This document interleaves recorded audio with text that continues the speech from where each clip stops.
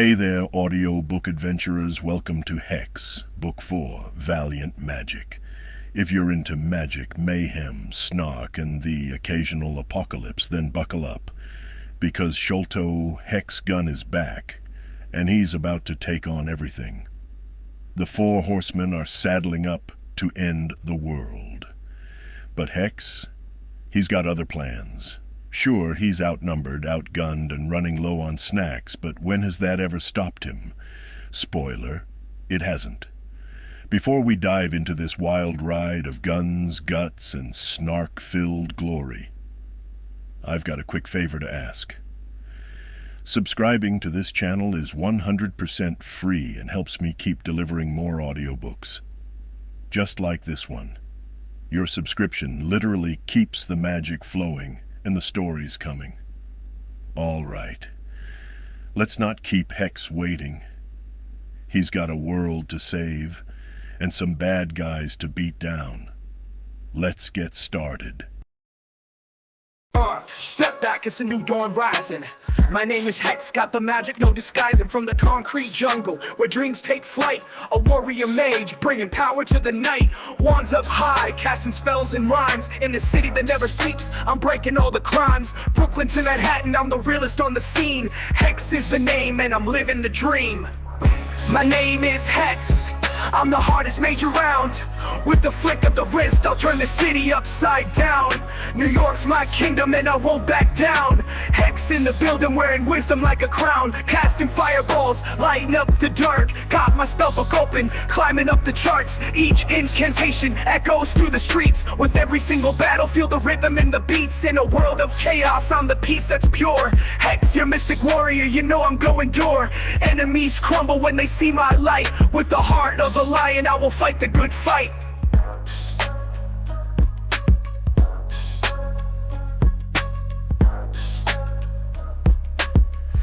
My name is Hex, I'm the hardest mage around. With the flick of the wrist, I'll turn the city upside down. New York's my kingdom and I won't back down. Hex in the building, wearing wisdom like a crown. Casting fireballs, lighting up the dark. Got my spellbook open, climbing up the charts. Each incantation echoes through the streets. From Harlem to Queens, I create my own fate. No foe power here, just a warrior state. I'm the voice of the struggle, the pulse of the street. With magic in my veins, I won't accept defeat. Enemies tremble when they hear my name. Hex the mage, I'm igniting the flame. With each spell I cast, I rewrite the game. This New York life, it'll never be the same. I'm fighting for the lost, bringing hope to the fight. In this urban sprawl, I'm the beacon of light. So don't mess with me, or you'll feel the strain. Hex is the name, and I'll reign with no chain. My name is Hex, I'm the hardest mage around. With the flick of the wrist, I'll turn the city upside down. New York's my kingdom and I won't back down. Hex in the building, wearing wisdom like a crown. Casting fireballs, lighting up. Hex, Book 4, Valiant Magic, an urban fantasy series. Written by Craig Zerf. Narrated by Chance Hartman. Chapter 1. I didn't like New Orleans much. Never have. And before all you residents of the Big Easy get pissed with me, let me explain. It's the magic, you see. New Orleans stinks of magic. It's everywhere. And it makes my teeth itch. Like wearing a cheap pullover that builds up a constant static charge and keeps shocking the crap out of you when you least expect it. On the pro side, you got the music, the people, and the food. Almost makes up for it. Almost. But I was here on business. The Dark Brethren had hired me to do a bit of find and return, plus a side of punishment with retribution sauce. Someone had stolen a relic from them. Strictly speaking, that shouldn't have been possible. The relic in question disappeared from a high-security area, guards, runes, and a full pentagram of protection. But it still went.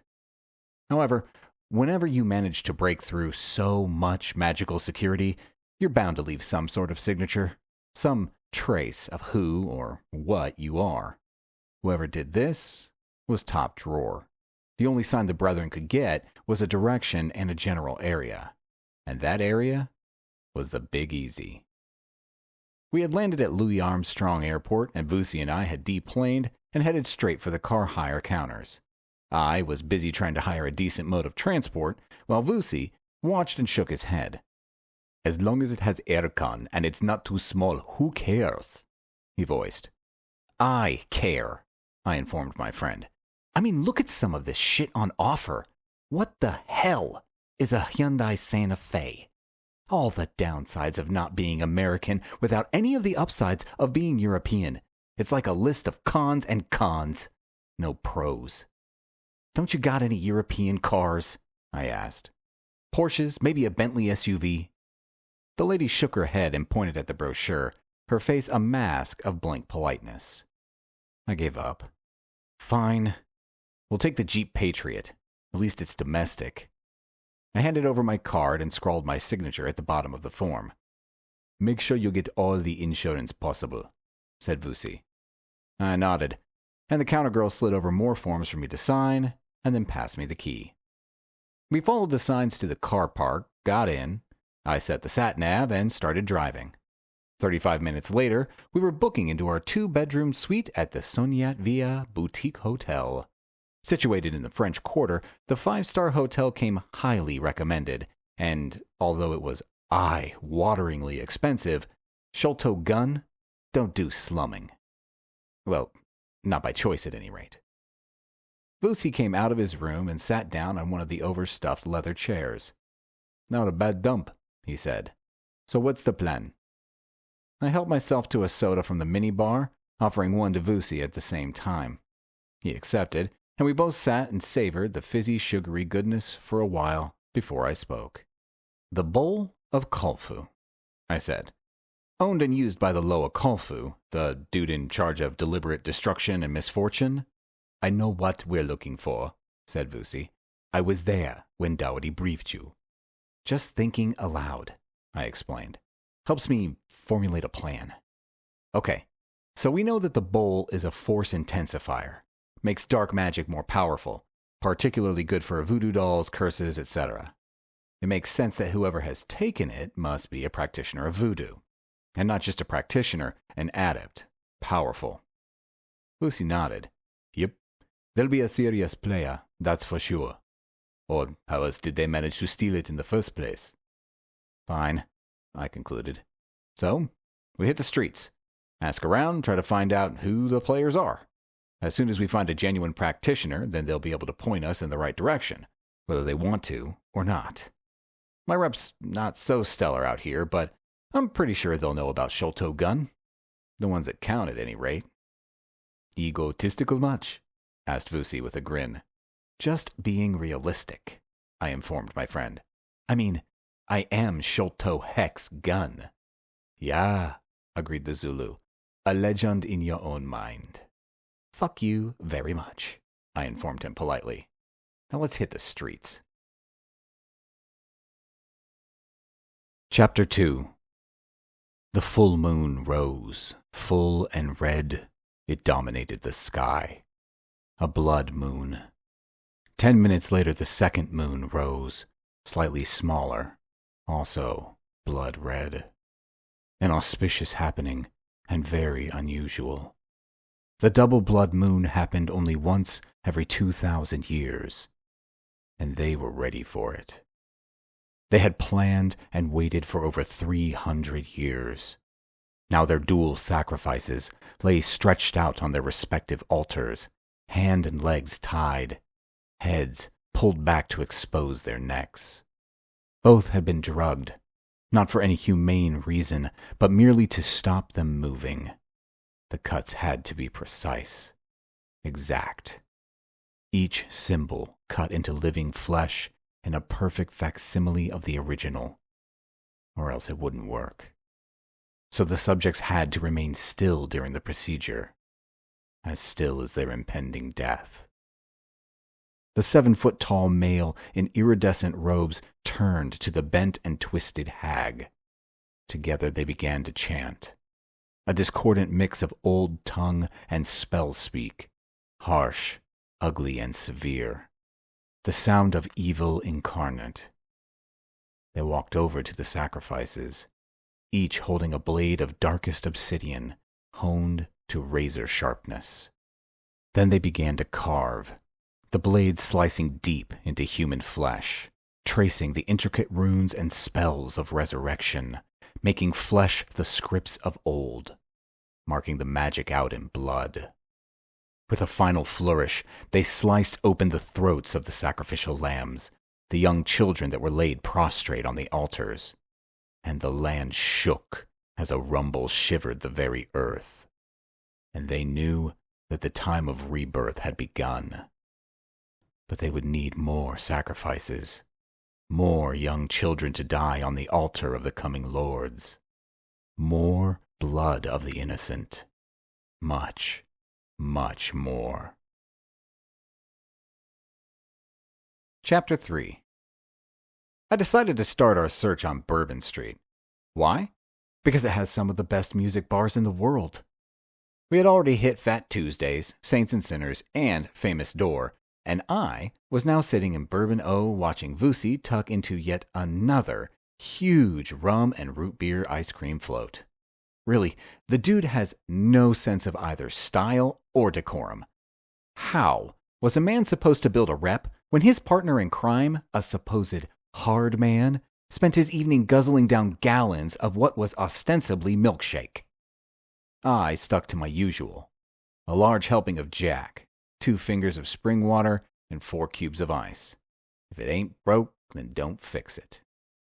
To be honest, we hadn't actually made any effort as of yet to question anyone regarding a local voodoo practitioner, and we both knew that, strictly speaking, Bourbon Street wasn't the right place to begin our investigations, but what the hell. Even 2 reprobates such as ourselves deserve a break every now and then.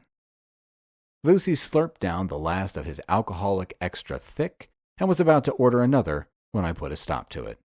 Enough, I said. I vote that we get a bite to eat and then go someplace more copacetic to our actual investigation. And right now, before you die of sugar shock from those milkshakes, or I die of disgust having to watch you down another gallon of that shit. Vusi wiped his mouth with the back of his hand and nodded. Fine. Was getting hungry anyway. Let's do it. We wandered out into the street and headed for Nola Po' Boys, where we ordered a mess of sweet potato fries, a dozen boudin balls, and a couple of foot-long oyster po' boys with hot sauce. The food was exceptional. Well-priced and filling. We need to find the local equivalent of the Dullahan, I said to Vusi. Whoever the proprietor is there, they'll know where to find any local big hitters. And how do you propose we do that? Asked Vusi. Can't exactly stop random people in the street and ask where the magic happens. True, I admitted. Reckon we just gotta wander around, try and get a feel for where it might be. Problem is, this high background magic screws with my radar. Vusi shrugged. Doesn't bother me that much. New York has a very low level of background magic. Where I grew up, it was more like this. Power everywhere. Thing with New York is that the new buildings, the hustle and bustle, the new power of money and politics have washed out the old powers. The magic is still there, but it's way in the background. Not like here, or Africa. So, you can tell if there's a concentration of magic around? I asked. Vusi nodded. Let's take a walk. I'll head in whatever direction seems right. Shouldn't take that long. We walked, stopping every now and then, popping into a bar, ordering a drink, and then getting a plastic go cup, so we could carry on searching while still maintaining the correct alcohol-to-blood level. Very civilized idea, the go cup. If I was POTUS, I would institute a nationwide law that everyone should allow it. Not much later, at the end of Bourbon Street, we came across the place. Mustard yellow door, a broken neon sign above, Pete's Irish. Outside stood a rat the size of a large dog. On its head, a baseball cap. New Orleans baby cakes. Door security. No one else on the street gave the humongous rodent a second look. They simply didn't register that he was there.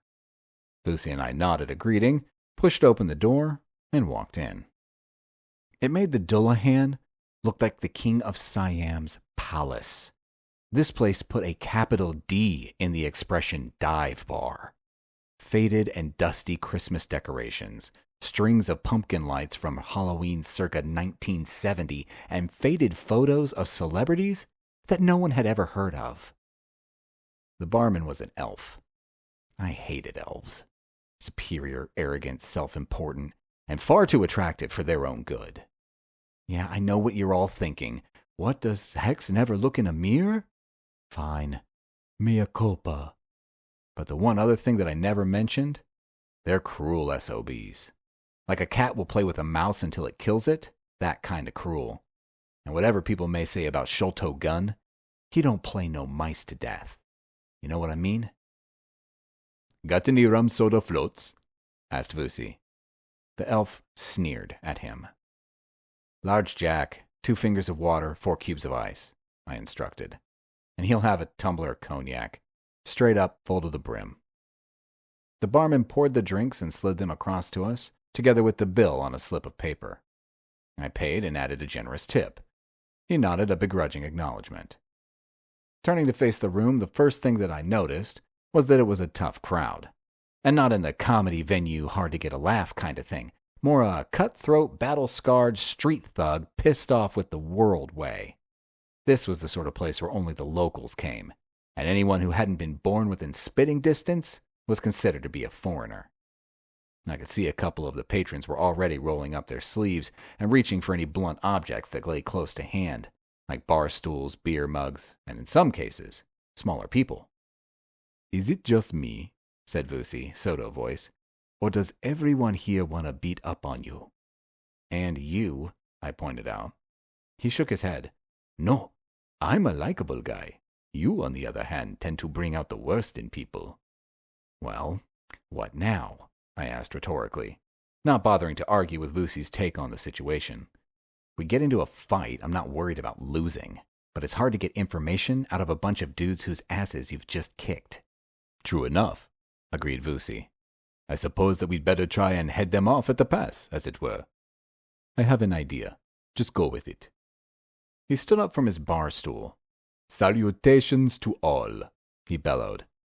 "I bring greetings from Will Tennant, the alpha of the New York City Werewolf Pack, and also from Mr. Dowty of the Dark Brethren, who has sent his nephew to bring acknowledgments and good tidings to our brothers in New Orleans. And now, may I present Mr. Dowty's nephew, Sholto Hex Gunn, slayer of the fallen angel, defeater of the demon army, destroyer of a clan of werebears, and warrior mage extraordinaire." I stood up and nodded my greeting. "Hi there," I said. "The next 3 rounds are on me. Order whatever you want. Thank you, and all the best from New York." There was a short silence, and then a buzz of appreciation as everyone flooded the bar with orders. "Good move," I said to Vusi. "It's not going to be cheap," he replied. "Not a problem. I'll expense the evening to the brethren at any rate." Vusi's ploy had been risky, but well thought out. He managed to get across the fact that he was connected to the Wolves and the Dark Brethren, as well as getting a few of my overblown exploits into the spotlight at the same time, without making me appear to be the braggart and putting people's backs up. Anyone who wanted to take on the pair of us after an intro like that would have needed their heads read. So instead, they accepted our offer of free drinks, along with our greetings, and dropped from DEFCON 1 to DEFCON 5. Happy days. It wasn't long before we had a circle of new friends around us, not one of whom I would have voluntarily chosen to spend an evening with, but what the hell. Small price to pay for a bit of worthwhile information. Or it would have been if I had gotten any. Turns out that whoever the main player in the Voodoo game was around town, these dudes weren't going to talk about it. If we had been in New York, my rep would have made them talk like a flock of parrots, but here, they were more scared of Voodoo Dude than they were of me. Eventually, after a few $100s worth of drinks and a load of talking crap, the elven bartender, who had warmed to us due to our prodigious expenditure, leaned over to talk. "A word of advice," he whispered. "You better stop asking for, well, whoever it is that you're asking for. They see all and hear all in New Orleans. Trust me. But if you want to pursue your quest, you won't find anything here. You need to frequent the less reputable bars, not the upmarket places like this. Try the lower Ninth Ward. Where's the lower Ninth Ward? I asked, marveling to myself that the elf considered this place to be upmarket. He shook his head. I've already said too much, he replied. As have you. Now, fun's over. I need you to leave before you bring any trouble to my doorstep. I nodded. The dude had ended up being pleasant enough, and I could see that he was getting real nervous. It was time for Vusi and me to make like chickens and cluck off. Chapter 4. If Pete's had been a dive bar, the drinking establishments that we were visiting now were positively deep sea. We're talking Mariana Trench deep, weird-looking fish with translucent skin and lights on dangly things in front of their faces and teeth like bunches of sticks. These places were full of the human equivalent of those Piscean types. But after 3 such establishments, we still hadn't come across another magical bar, or indeed anyone that knew anything about either the magical or voodoo communities. After leaving the 3rd bar, both Vusi and I were ready to give up, head back to the hotel for a scrub and a sleep, and begin again the next day, freshened up and fed. But then, we both smelled it at the same time. It could only have been a magical stench.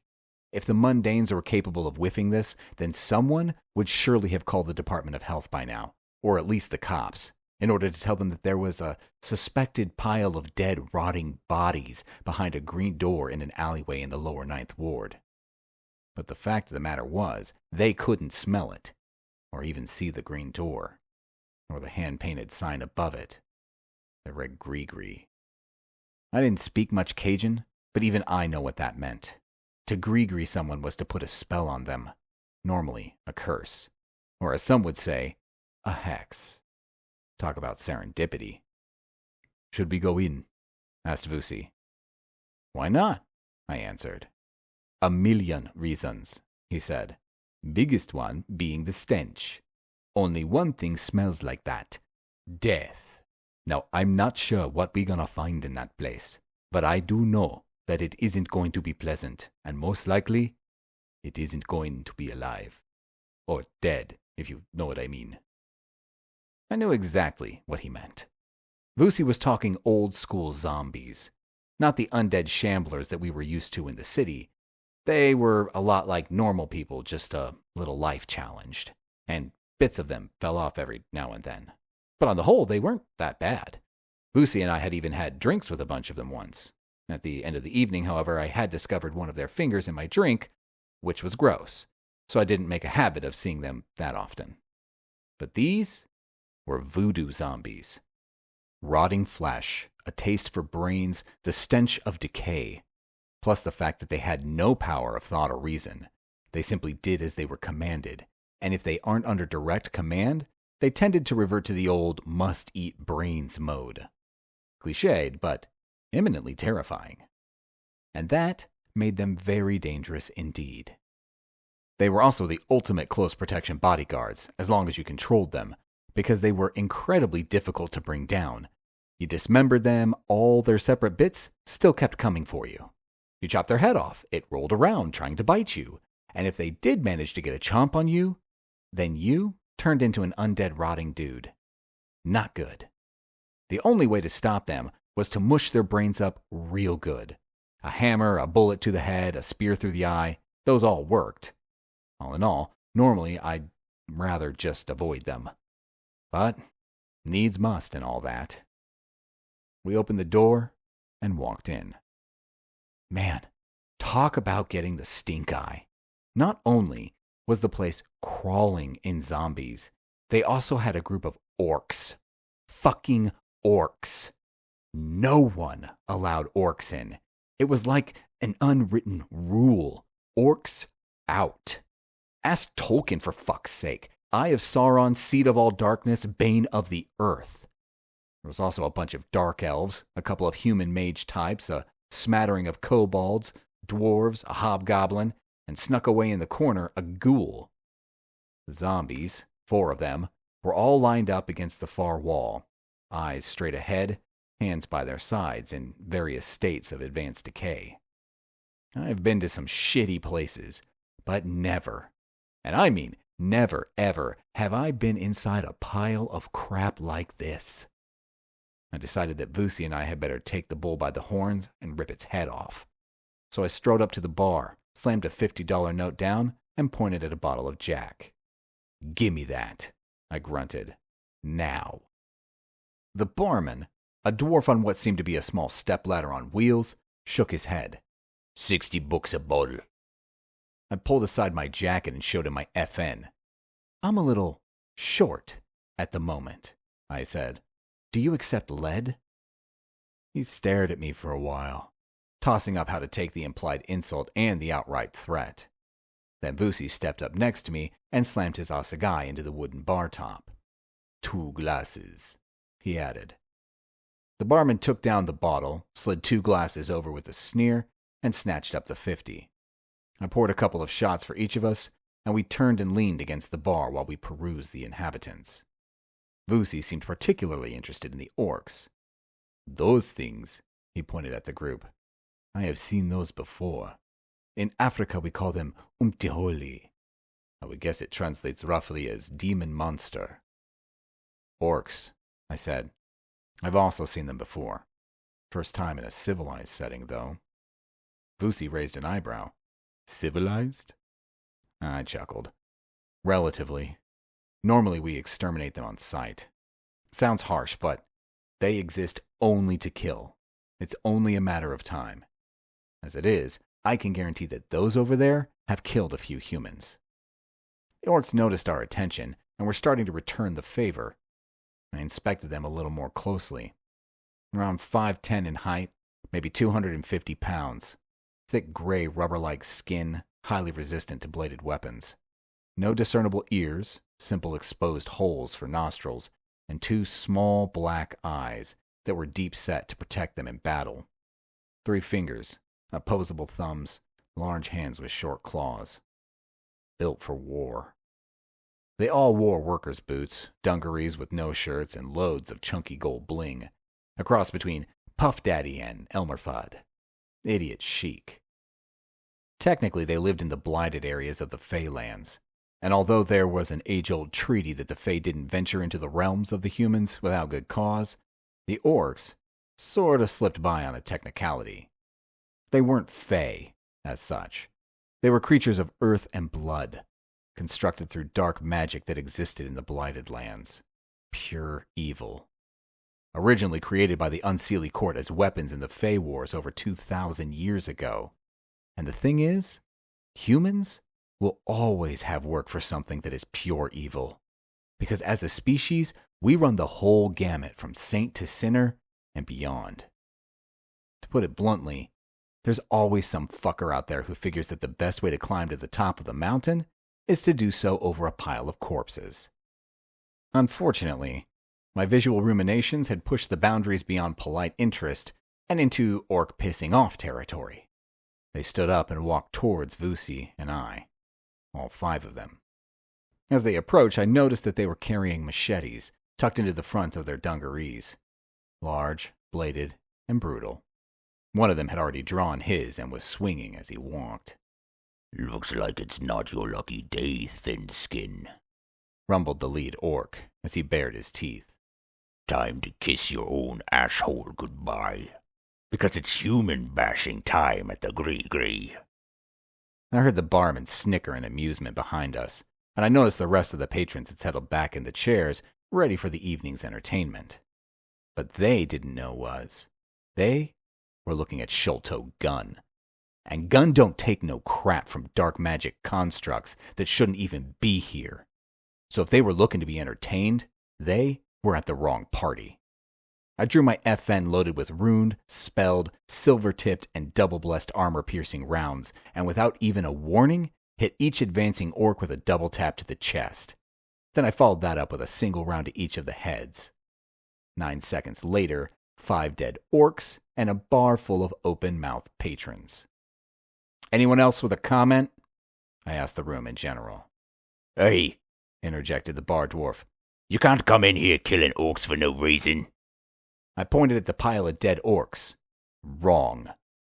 Anyway, I continued, there's no law against offing orcs. In fact, it's positively encouraged where I come from. Really? Responded the dwarf.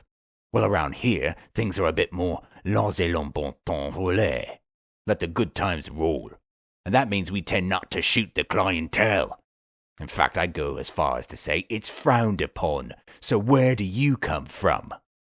New York, I answered. Name's Sholto Gunn. Some call me Hex. You may have heard of me. The dwarf flinched back like I'd just spat in his face. Behind me, I heard chairs being scraped back as people stood up.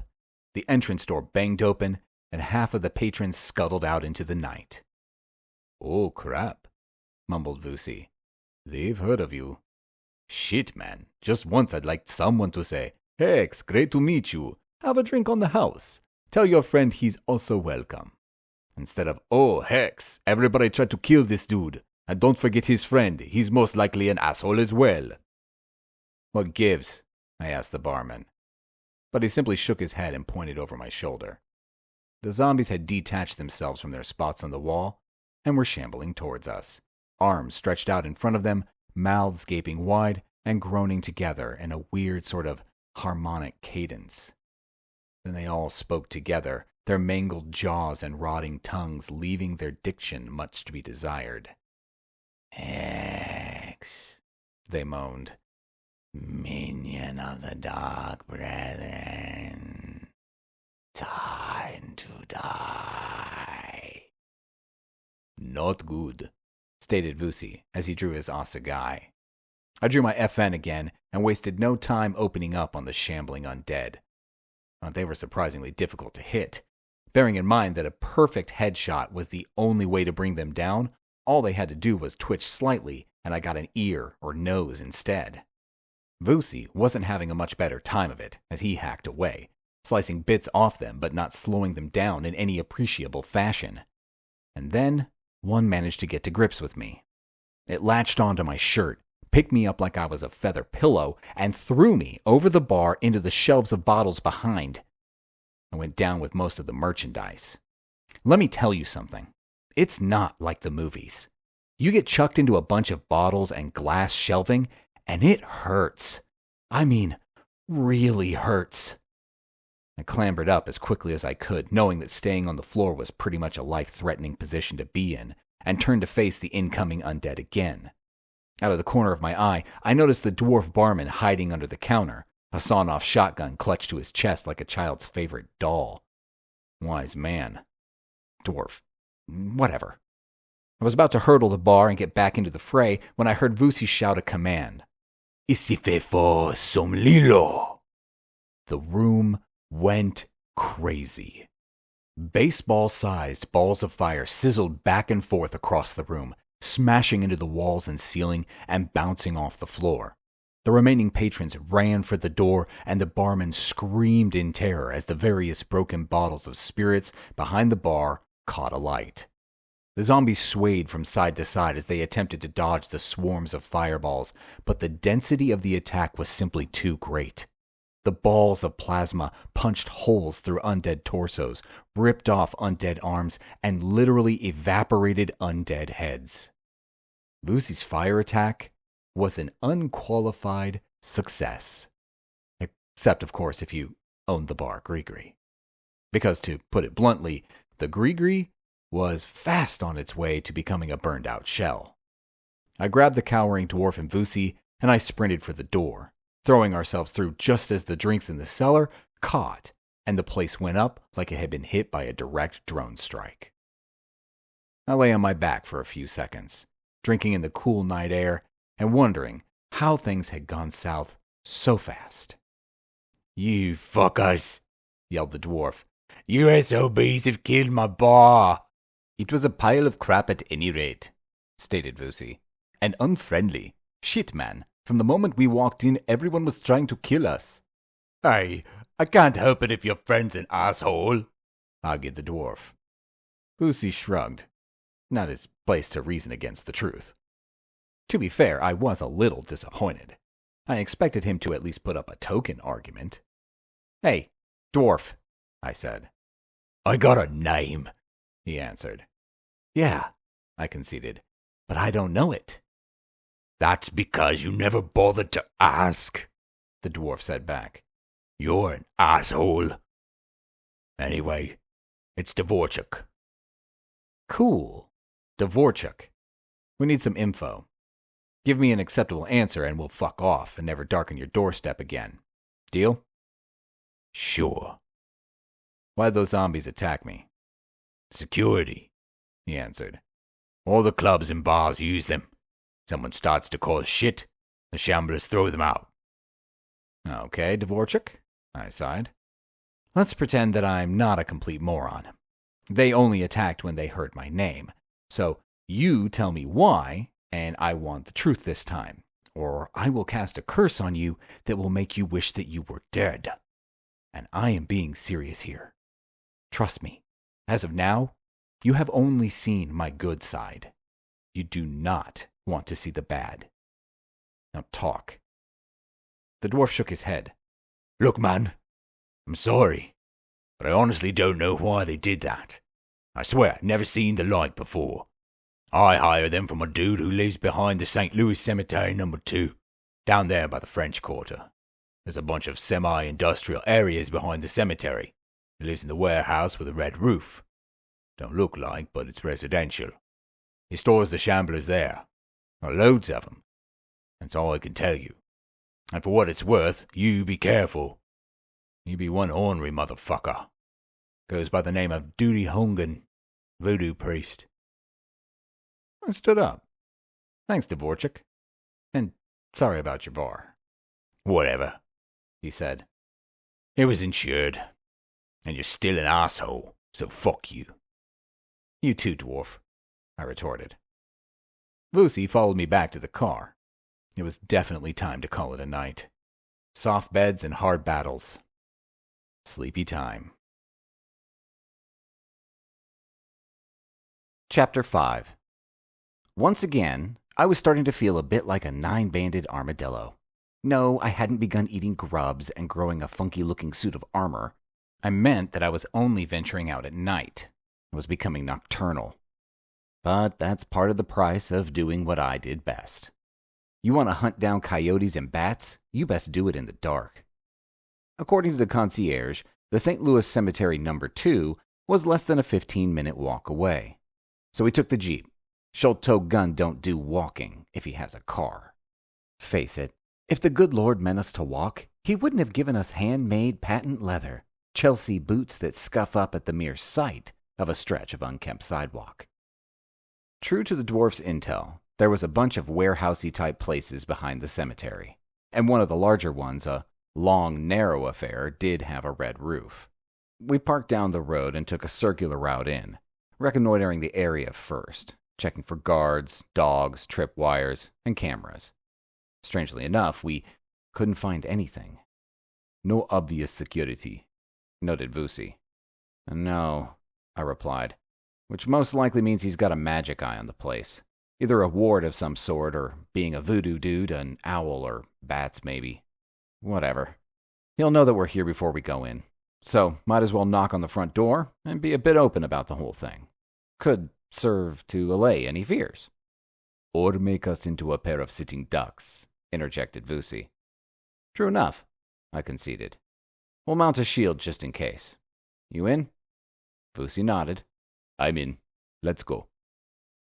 We sauntered up to the front door, both making an attempt to look unthreatening, while at the same time remain poised and ready for action. Truth told, it meant that we approached the door like we had consumed too many oyster po' boys with hot sauce and were looking for a public washroom. As I raised my hand to knock on the door, I felt a small nudge of power, and the door swung open. I glanced at Vusi, and he acknowledged the same feeling with a subtle nod. I took point, and we entered. Man, the place was like a set for the Wild Kingdom.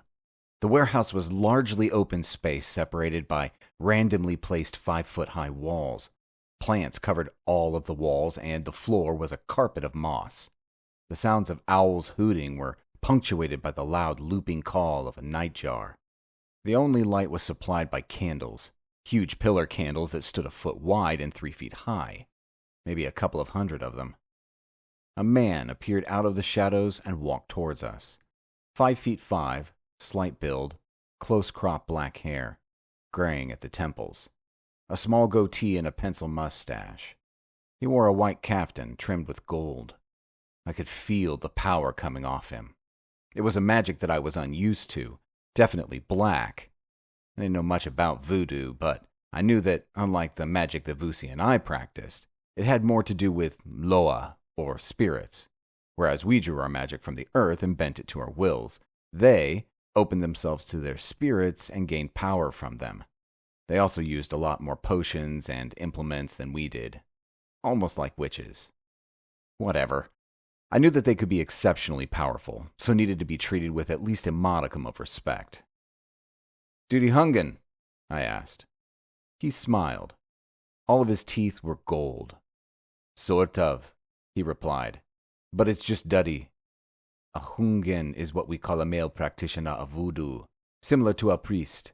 And you would be Hex, I believe." I nodded. "Word travels fast. This is Vusi, my friend. We've come for a chat. Need some information.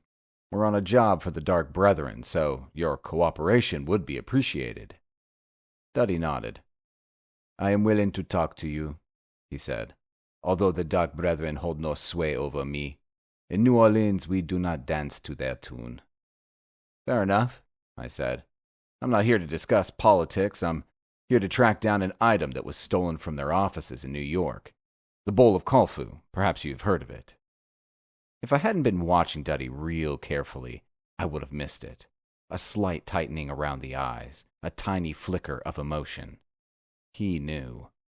"Of course I have heard of it," he said. "After all, I am a Hungan. It is said to have been owned and used by the Loa Khalfu, the god in charge of destruction and misfortune. However, it doesn't exist. It's a myth. Like the pieces of the Christian cross or the shards of Excalibur that keep showing up around the world." "Sorry, Dudy," I said. "I don't buy that. Firstly, if the Brethren say they had it and it went missing, well, that's pretty much written in stone. And secondly, you know where it is. Or at very least, you think you might know. So talk." The voodoo priest frowned. "Your assumptions are incorrect, Mr. Hex," he said. "I believe that our meeting is over. Sorry that I couldn't help." Neither Vusi or I moved. Dudy pointed at the door. "Gentlemen, that is the way out. Use it. Now." I shook my head. A shimmer of power rippled across the room, and both Vusi and I tightened the shields that we already had in place. But the wave of magic hadn't been an attack. If anything, it felt more like a call, the magical equivalent of a loud shout. And then it clicked. Who would a certified voodoo priest possibly be giving a shout-out to? "I think we may have incoming," I said to Vusi. As I spoke, two things happened. Dudy disappeared in a flash of smoke and fire, and a low moaning cadence filled the room. "More fucking zombies," said Vusi. "What is it with New Orleans and zombies? They're all obsessed with them." "Yeah," I agreed. "I suppose if you've got it, flaunt it?" A double door at the far right of the warehouse banged open, and a flood of undead shambled in. Arms outstretched to the front, jaws gaping, flesh falling off as they walked. All pretty gross. Vusi opened up with an ice storm. Thousands of jagged shards of ice slammed into the shamblers, ripping heads from bodies as it did. I followed up with lightning, throwing spell after spell until the whole warehouse rippled and shook to the strikes. Then a wave of darkness rolled out from the far side of the building, snuffing out my carefully constructed lightning storm as it did so. "What the hell is that?" shouted Vusi. "Some sort of spell nullifier," I answered. "Pretty good one as well. I can't cast anything with that in the air. As soon as I start it, something just smothers my spell." I drew my FN pistol and started firing at the incoming undead. Spell negation did nothing to my trusty semi-auto. The problem was, there were too many shamblers to deal with in any sort of mundane way. We needed our magic, and we were, to use the vernacular, well fucked. Maybe it's time to run away, said Vusi. Firstly, I said, the expression is, let's institute a tactical withdrawal, not let's run away. And secondly, Sholto Gunn don't run from a fight. Ever. Vusi crouched down on one knee and peered at the floor. Hey, he called. The cloud doesn't go right to the floor. It sort of hangs around a couple of feet above it like a cloud. Why don't we try some sort of fire blade or something at shin height? Cut the zombies' legs off. At least that'll slow them down. Might as well give it a go, I concurred, as I took out a spell cartridge. I rolled the cartridge along the floor and in the midst of the approaching zombie horde, and then gave the command. Fulminium. The spell erupted in a circle of lightning, flashing outwards and slicing into the legs of the shamblers. It wasn't as powerful as it should have been, so the voodoo spell negator was obviously still having an effect, but it was powerful enough to knock most of the zombies down. I could see that some of them had lost their lower limbs, some had taken serious damage, and others had simply been pushed over. I quickly followed up with another identical spell. At the same time, Vusi cast a massive wind spell, and it seemed to be doing a grand job of pushing back the cloud of darkness. Thanks to Vusi's help, my second spell had much more power, and the circle of lightning that flashed across the room dealt out some serious damage, slicing off heads and limbs and cutting entire torsos in half. Then, with a dull ringing sound, the negation spell collapsed in on itself. I could feel my power ramp up as it did so, and I could see more clearly now that the room was no longer covered in darkness. Our combined spells had done a real good job of fucking up the decor of the place. The walls had been smashed down, 30-plus zombies were scattered about the place. Some were properly dead, their brains spread out on the floor, and others were simply too chopped up to be of any threat at all. But there were still at least 10 that could do us harm, and at the far end of the warehouse stood Dudy, surrounded by a nimbus of light, his arms moving in an intricate pattern as he formed another spell. I couldn't take the chance that he would hit us with something that might prove to be terminal, so I drew a bead on him and shot him in the shoulder. He spun around and dropped to the floor as both Vusi and I rushed towards him and tied him with tight bonds of air. Then Vusi grabbed a handful of his cartridges and set about dispatching the rest of the shamblers, using fireballs to cremate their heads. A couple of minutes later, we were sitting on 2 wing-back chairs with Dudy bound tight and laid out at our feet. Right, I said. Time to talk, Dudy dude. Tell me about the bowl of Khalfu. Dudy shook his head vehemently. His eyes were wide open, and sweat poured off him like he had been drenched from a pail of water. The dude was obviously terrified. Come on, I insisted. Don't make me hurt you. Just tell me where to look. Tell me something. Anything. Again he shook his head. I can't, he said, his voice rough with fear. It was then I realized he wasn't scared of me.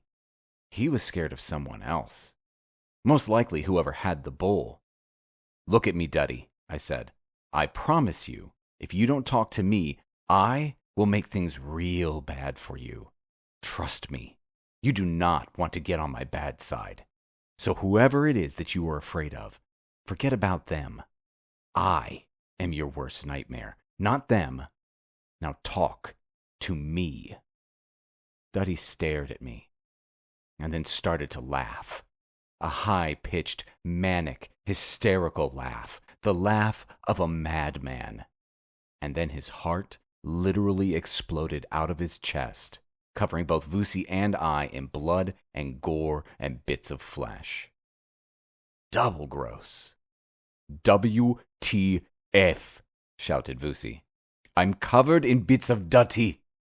Voodoo doll, I said. Someone had a simulacrum of this dude, and when they suspected he might talk, they just ripped the doll's heart out. So the same thing happened to the actual body. That is some seriously dark magic, dude. I shuddered. This was not good. This was the part of voodoo that I hated. Someone managed to get a lock of your hair, maybe some blood. Then they make a doll, and you are well and truly fucked. Okay, there were wards and stuff that you could put up against that sort of shit. but it was still scary. He obviously doesn't have the bowl, I said to Vusi, and I don't reckon that we're going to get anything else out of this place. I suggest that we head back to the hotel, make a few charms to provide some protection against this voodoo crap, and then rethink things. Vusi nodded. Sure, let's go. Chapter 6. His name is Papa Ebenezer, said Dowty. He's an old Jamaican Obe man. Look, he's not all there, but he may be able to help. Used to be very powerful before he burned out. I'll send you his address. And Hex, be careful, my boy. Sounds like the shit has most definitely hit the fan down there, and these black magic voodoo chaps are not to be trusted. Watch your back, and get home safe.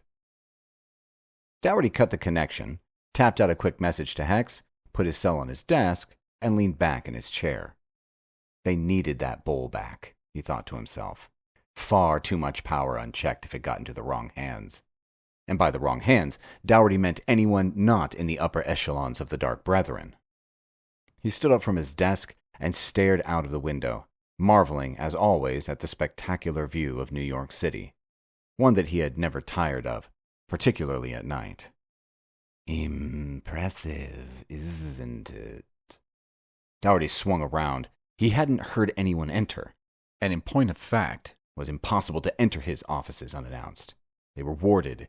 The building itself was contained within a pentagram cast from pure gold, and various spells of exclusion had been cast into the very walls themselves, not mentioning the troll guards, the succubus receptionist, and the various mundane mercenaries that patrolled the roof and surrounds. The figure that greeted him was not physically impressive, probably 5'8", thin, long gray hair pulled back into a ponytail, clean-shaven, old skin, thin as parchment, but unlined. The eyes, however, were like two pools of power, shining with an ethereal golden light. The pupils two vertical slits. They literally pulsed with pure energy. "How did you get here?" asked the second in charge of the Dark Brethren. "I willed it so," whispered the old man. "But that's impossible," stated Dowty. "Apparently not," countered the old man, his sibilant voice so soft as to seem that you heard it via your mind as opposed to your ears. Dowty blinked, and the old man was standing next to him. He did not appear to have moved. He had simply been in one place and then another. "What do you want?" asked Dowty, as he palmed a spell cartridge into his right hand and drew in earth power to supplement it, confident that whoever this was, they would be no threat to the second most powerful mage in the Americas, or perhaps the third most powerful, Dowty admitted to himself, not that he would ever admit that to Hex. "What do I want?" repeated the old man. "I want to make an example. I am here to kill you." Dowty laughed. "You obviously have no idea who I am, old man," he said. "Now go. Leave while you still can, and no more will come of this." The old man smiled indulgently. "I know exactly who you are," he whispered, "and I know how powerful the other humans consider you to be. That is why I have chosen you. Are you ready? Prepare to die." But before the old man could do anything, Dowty unleashed his spell, slamming it against the old man's chest and shouting out the command. It was the most powerful attack spell that he knew. Most likely it was the most powerful attack spell in existence. The Fist of Hellfire. Gehenna! A pulse of blood-red hellfire hammered into the old man's chest with more energy than a modern-day anti-tank missile, exploding in a shower of flame while at the same time remaining concentrated in the area that it had been directed. The old man shook his head and smiled, like you would smile at a recalcitrant child that simply refused to do as he was told, despite multiple warnings. and just for the smallest moment, his skin flickered and his true self showed through. Dowty blanched. "No," he said, his voice hoarse with horror. "That isn't possible. You were banished, exiled. There is no way you could have escaped your incarceration." "Oh, but I have not escaped," said the thing. "Not fully. This is but a small portion of my power that has managed to break free. But it will not be long now, and I will be in this realm once again, and I shall release my brothers and sisters, and then we shall ride once again, and all of humanity shall bow down before us." "Never!" shouted Dowty, as he struck again, using all of the power that he possessed. And the thing with the golden eyes laughed once more, reached forward, and with an almost delicate touch, tore Dowty's soul from his body. Chapter 7. Papa Ebenezer lived in a shack in the bayou, out on the outskirts of New Orleans, heading towards Baton Rouge. It took us almost 3 hours to find the place because, although Uncle Dowty had texted me coordinates, it turned out that the address was to a bait-and-tackle shop where we had to ask for directions to the Obey Man. And that had been like drawing teeth, the locals being as tight-lipped as a duck's ass. Eventually, a combination of the almighty dollar and a large quantity of serious pleading from Vusi had sealed the deal. And now, we stood outside the aforementioned shack. Perched on the edge of the swamp, it looked like it might topple into the water at any moment. The wooden walls were weathered to a silver gray. The roof had obvious holes in it, and the door hung open at a drunken angle. One of the windows had been boarded up with a faded tin sign that advertised Big Shot Soda in various flavors. There was a bullet hole in the middle of the O. As we approached, I called out, "Papa Ebenezer!" A shadow appeared in the doorway. "Maybe. Who wants to know?" "Just two strangers passing through," I responded.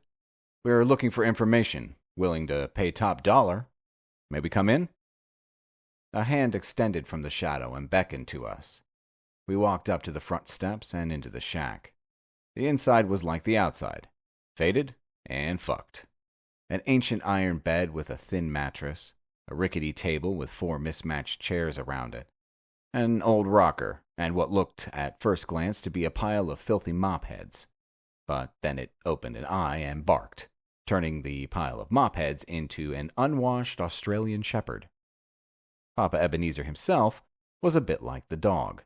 Dreadlocks hung past his shoulders, and his face was covered by a massive beard and mustache. Even his eyebrows were heroic in size. It was obvious that at one stage he had been a large man, but now both his clothes and his skin hung loosely on him, like a giant's clothes on a beggar. And when I looked into his eyes, I could see a combination of unbelievable sadness and barely controlled insanity. He sat down in the rocker. Vusi and I each took one of the dining chairs, turning them to face the Obey Man. "You have the curse," he stated. "It lays heavy on you both." "Curse?" I questioned. "Of magic," he answered. "The true way. It is a terrible burden to bear. Trust me. It is only a matter of time before it breaks you." "Why do you say that?" asked Vusi. "Has it broken you?" Papa nodded, but said nothing. "We seek an object that was stolen from us," I stated, "taken from the archives of the Brethren." "The boiler Kalfu," said Papa. "The bringer of death and destruction, the receptacle of evil." "How do you know?" I asked. The old man frowned. "How could I not? Its very presence is a stench in the nostrils of all that is good. It is an all-encompassing evil. It must be destroyed." I nodded. "Yes, fine. But we need to find it first. Do you know where it is?" Papa nodded. I know where everything is, he said, except for Bo's collar. That is gone forever. Bo? The dog, explained Papa. I know not where his collar has gone. Bad Bo. Tears slid down Papa's cheeks, and he collapsed in on himself, becoming even smaller. And now that the collar has gone, he continued, the dog shall not be far behind. He is all that I have. Bad, naughty Bo. No collar, no Bo. This dude is a sandwich short of a picnic, whispered Vusi to me. I think that he's gone bye-bye. Papa glared at Vusi. You think me insane? Because I mourn the passing of my faithful pet. Who are you to judge me so? Sorry, old man, responded Vusi. I meant no harm. Think before you speak, boy, snapped Papa. And look with more than your eyes so that you can see what is actually there. He pointed at the dog, and when I looked, I saw that it was just a pile of mop heads. I wondered how I could ever have seen a dog, or heard one. It was so obviously a bunch of dirty, used cleaning equipment. Suddenly, Papa stood up and strode over to me, grasping me by the shoulder, his eyes ablaze with purpose, standing tall, powerful. I see him, he shouted. I see Dambala Voodoo. He comes for you. He comes for us all. He has broken free, and already part of him strides the earth. Not long, and his brothers and sisters will join him. You must stop him. He looked into my eyes. You must stop him. Then he sat down again, and just like that, he was a wizened old man once more. Bo has gone, he whimpered. Dude, said Vusi, we're not getting anywhere here. Maybe we just go, leave the old man some cash, and let's move. Truthfully, he's freaking me out a bit.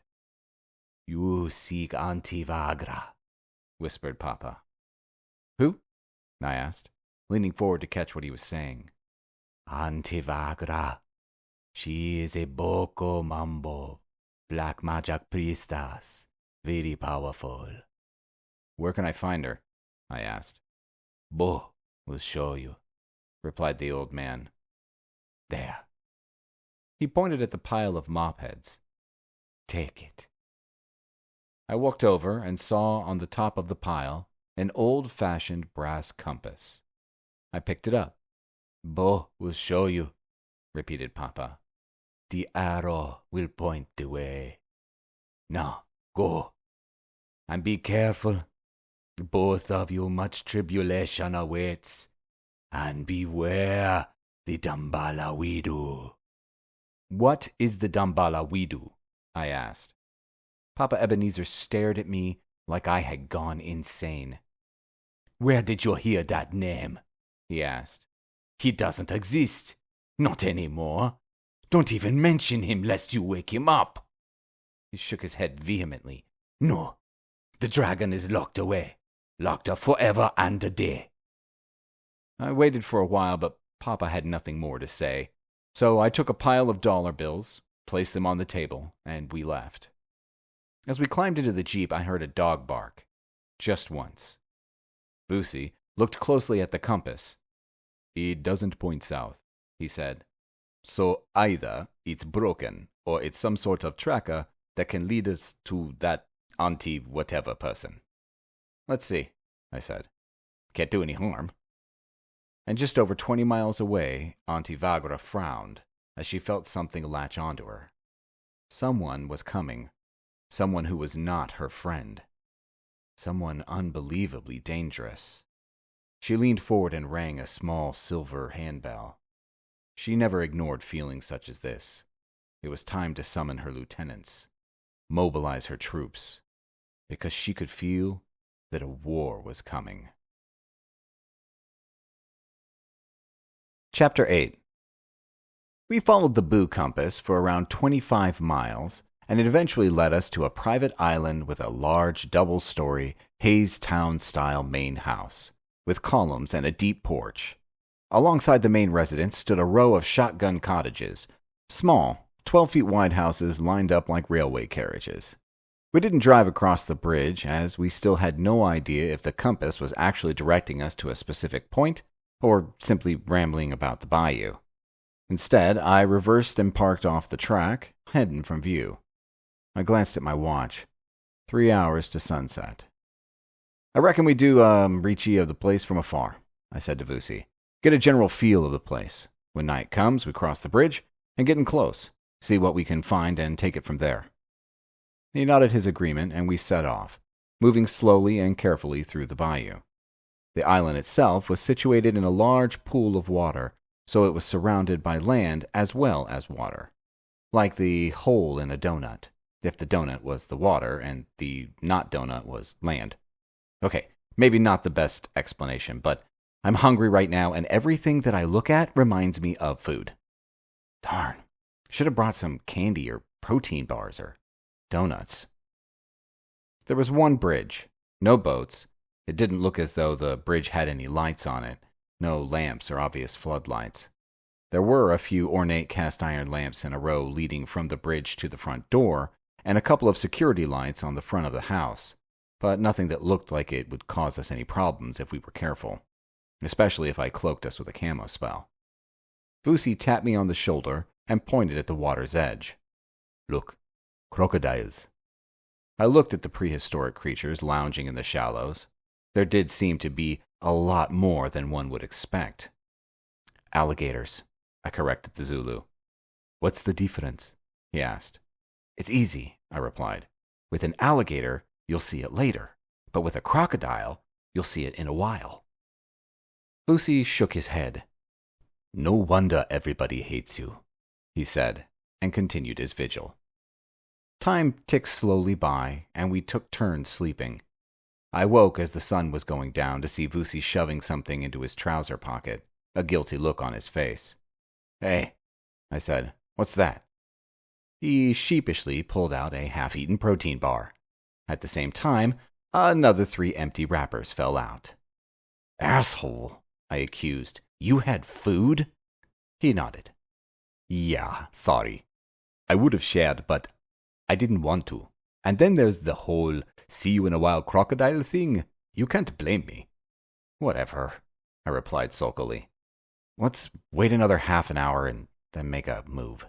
After all, we're still not sure if this is Auntie Vagra's hangout or just some random dude's holiday home." Vusi nodded, but we both had a feeling. Nothing overt, simply a slight nagging in the gut. The feeling you get when someone stares at you behind your back. We knew. Something wicked this way comes. I checked my watch again. Not long, and we would know for sure. Chapter 9. Bloody hell. When night fell, the bayou really came alive. Croaking, snorting, grunting, and buzzing.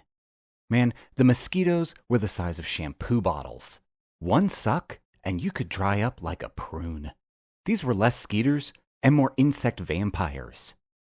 I cast a camo spell over the two of us, and we ghosted across the bridge, keeping low and staying in shadow. Even with the spell, I found it good practice to exercise caution. You never knew what another mage could see, so best treat every situation like you had no concealment spell. As we moved across the bridge, I took my suppressor out of my pocket and screwed it onto the barrel of my FN. I had a feeling that if things went south, we might want to keep it as quiet as possible for as long as possible. Vusi bent down, picked up some mud, and rubbed it on the blade of his assegai to stop any moonlight reflecting off it, his version of a silencer. A gust of wind rippled across us, bringing with it the smell of the bayou, the dank swamp, fish, the funky whiff of methane from rotting vegetation, and then the smell that we had been dreading. Death. "Zombies," whispered Vusi. I nodded. We were in the right place. Boo's compass had come through for us. Eyes peeled, we advanced on the main house. Maybe 50 yards out, the first line of defense activated as 3 zombies erupted from the vegetation. They had been lying on the ground, covered in dead leaves and branches, totally undetectable. Honest truth, I almost squealed like a little girl in a funhouse when they stood up. Luckily, I managed to maintain my manly demeanor, because if I had yelped, Vusi would never have let me forget it. Vusi decapitated 2 of the shamblers within seconds, and we both stomped vigorously on their heads to bring an end to them. Then I filled the third one's brain with lead. Now, a suppressor is a great thing. It stops the sound of your pistol echoing across the swamps like a clarion call. But unlike the movies, it is still pretty loud, especially in the dead of night. Imagine hitting a tree with a hammer and you get the basic idea. The lamps leading from the bridge and the security lights on the front of the house came on at the same time. They didn't exactly flood the area with light, but they sure didn't make it any darker either. I pulled the camo spell around us a little tighter, and we kept going forward. But as soon as we got within 20 yards of the house, we hit a wall. Not a literal one, a ward of some sort, and it ripped the camo spell from us like a stripper tossing away her shift. Both Vusi and I backpedaled frantically, throwing up a shield at the same time. As we did so, a fusillade of bullets ricocheted off them, hurling up a swarm of sparks. A chorus of moans to our left drew my attention, and I glanced over to see another gaggle of shamblers lurching towards us. More gunfire hammered at our shields, threatening to pin us down. The bulk of the shots seemed to be coming from the roof of the main house. I could see the muzzle flash and the vague shadows of men lying prone on the roof firing down at us. Grabbing a spell cartridge, I chucked it on their direction and called out a command. Fiore tempestas! A storm of fire leaped from the spell and scoured the roof, but the ward that surrounded the house stripped the spell of much of its power, and although the flames gave the shooters reason to pause, it didn't kill any of them. Vusi was busy with the approaching zombies. He had cast a series of fireball spells, scattering hundreds of golf ball-sized balls of fire at the horde. It slowed them down as the balls punched through their rotting flesh, tearing off limbs and breaking bones. But it wasn't doing anything to actually stop them. Fortunately, the attacking zombies were outside the influence of the ward, so we could wield the full effects of our magic on them. Deciding to go in the opposite direction of Vusi's multiple missile theory, I created a massive single fireball and cast it in front of the shamblers. It exploded like a bomb, shearing off legs and throwing them back some 50 paces. Result. I followed up with a lightning storm that rampaged across the fallen foe, grinding their fallen corpses into sundry bits and pieces. Vusi followed with another of the same, decimating the last of them. Then we both ran for cover, hiding behind a row of cypress trees. "We need to bring that ward down," yelled Vusi. "Any suggestions?" He shrugged. "Sorry, not really." I thought for a bit, then pulled a couple of cartridges from my bandolier. I slammed one into the earth in front of me. Metalla fodienta. Then I immediately hammered another spell on top of that one. Rescendentes. Both spells disappeared deep into the earth, and seconds later, a massive wave of blue fire erupted inside the ward, billowing outwards and striking the wall from the inside. There was a brief moment of resistance, and then the wards crumbled. "Yes!" I punched the air. "How the hell did you do that?" asked Vusi. I figured the ward was one way, reflecting magic away from the building. I also reckoned that it didn't go deep underground. I mean, why should it? So I tunneled a nullification spell in between the wall. Hey, fucking presto! Genius, admitted Vusi. Moderately, I had to admit. Now, let's hit that place with everything that we got.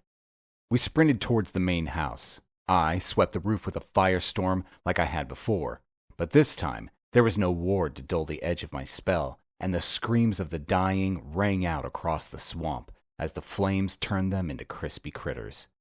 Another horde of undead came groaning out of the house, and Vusi and I hit it with our tried and tested method. Massive fireball to chop them off at the knees and drop them to the ground. 2 lightning storms to reduce them to itty-bitty pieces. Then a wave of green and purple flames swept outwards from the house. We threw up our personal shields, but the magic fire punched them aside, picked us up, and threw us back at least 20 yards. I hit the ground with a thump and lay still for a second as I tried to regain my breath. Out of the corner of my eye, I could see Vusi's jacket had caught alight, and he was rolling around on the grass in an attempt to put it out. I cast a quick spell over him. Aqua effusorium. A wave of water materialized in the air and drenched him, immediately quenching the flames. Thanks, said Vusi as he stood up, peeled his burnt coat off and discarded it. No worries, I said. But it looks as if we got worse problems to sort out right now. I pointed at the opened front doors of the house. Vusi shook his head. Come on, he shouted. Seriously. It was more zombies. But these ones weren't human. They were dogs. Huge dogs. Looked to be some sort of cross between a Neapolitan Mastiff and a horse. Obviously, a magical crossbreed of some sort. There were like 50 of them. And behind them, a staff of power in her hands, walked Auntie Vagra. The waves of magic rolling off her were palpable. I could feel them bashing up against me. She was strong. Real strong. But I was stronger. How did I know?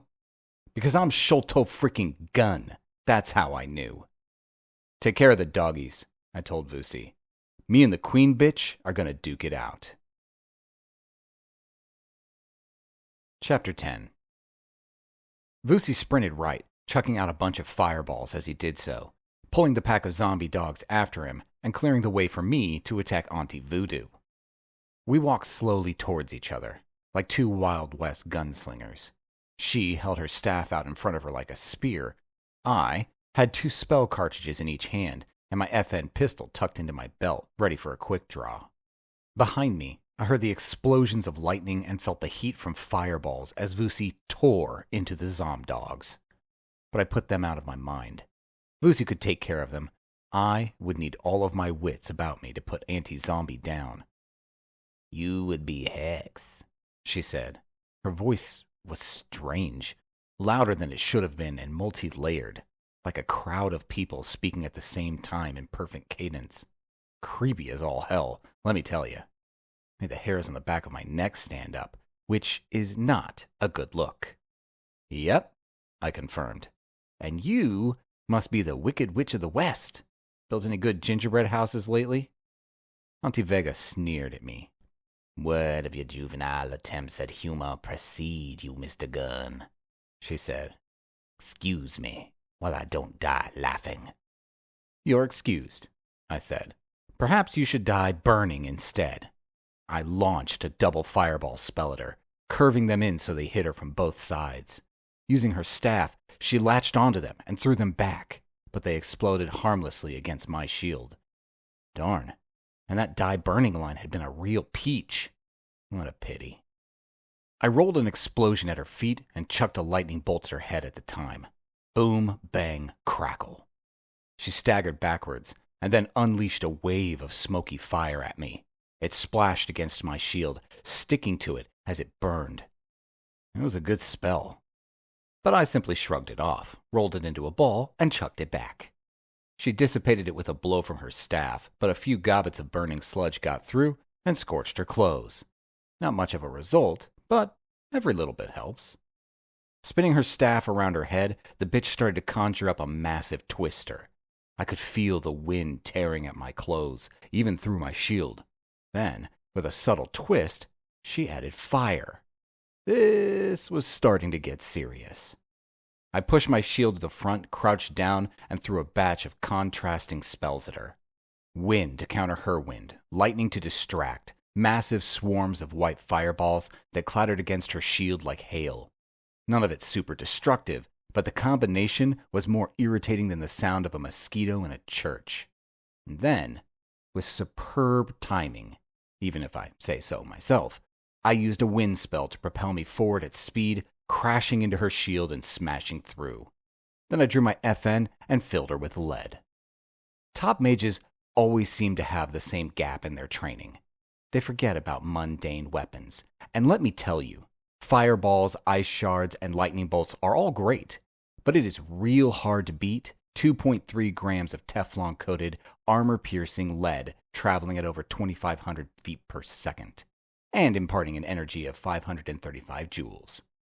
I fired 9 rounds in under 2 seconds. Every one entered her chest and punched out her back, shattering her spine, ribs, lungs, and squidgy bits with gay abandon. In other words, I turned her torso into a badly dressed bag of minced meat. Happy that Auntie Assface was no longer a problem, I turned to give Vusi a hand. I wasn't surprised to find that my friend had already taken care of business. "Hey," I said. "Good job. 50 Zomdogs. I'm impressed." Vusi shrugged. "Actually," he said, "I was getting the crap kicked out of me. They're all even tougher than the human versions. But when you blew Auntie Voodoo away, they all just fell over and started rotting away at speed." I raised both hands above my head like a prizefighter. "Yeah! Hex wins the day. What a hero! And the crowd goes wild!" "Asshole," noted Vusi. I laughed. "Come on, let's search the house for the bowl. Keep a spell or two ready. Not sure if there is anyone left, but let's not take chances." We headed for the front door, weapons and spells at the ready. Chapter 11. We moved into the house like a 2-man SWAT team. Oh, go, go, go, and clear, and cover me. Vusi started to laugh first, and I was only seconds behind him. Eventually, we gave up playing Super Cops and just walked around normally, but with our spell cartridges ready to rock and roll. "Hey, check this out," said Vusi. It looked like a door to a cellar, triple locked and covered in steel. Various runes were scattered around the door jamb. This was a serious do not enter door. I wound up a huge fireball and smashed it down. Sure enough, a flight of stairs, dark, dank, scary. I conjured up a ball of light, and we entered. This was definitely witchy woman's inner sanctum. Human skulls hung from the walls, bunches of dried herbs adorned the rafters, and hundreds of black and red candles lay stacked in bundles. 2 rough wooden work tables against the far wall were covered in more magical paraphernalia. But slap bang in the middle of the room was the money shot. A large circle surrounded a pentacle, a 5-pointed star enclosed in a circle of power, and at each point stood a zombie. Vusi was about to cut loose when I grabbed his shoulder. "Wait," I said. "Look at them. They're not moving." And it was true. They stood stock still, heads lolling on their chests, mouths hanging open and eyes closed. And in the middle of the pinnacle, the bowl of Khalfu. Both Vusi and I walked around the circle, searching for any point of ingress, but it was powerfully warded. Runes covered every part of the circle, and if you approached too close, then 5 red candles around the bowl would splutter into flame. I wasn't sure what that meant, but there was no way I was going to step into the circle. I took out a spell cartridge. Rascendentes! The blue fire of the negation spell washed over the pinnacle. As it did so, the zombies threw their heads back and howled and gibbered like a troop of insane monkeys. Then the 5 candles flared bright, guttered, and melted down to a pool of tallow. The zombies returned to their previous immobile positions. I took a tentative step into the circle of power, grimacing and gritting my teeth as I did so. Nothing. So I picked up the bowl of Khalfu and stepped out. Done. As one, the zombies turned to face me, eyes open, mouths shut, a look of animation, if not life, on their ravaged, rotting faces. Together, they spoke in one voice, the same multi-layered choral voice that Auntie Vagra had addressed me in, the uber creepy one. "You have lost," they chorused. "Dambalawido comes for you, Hex.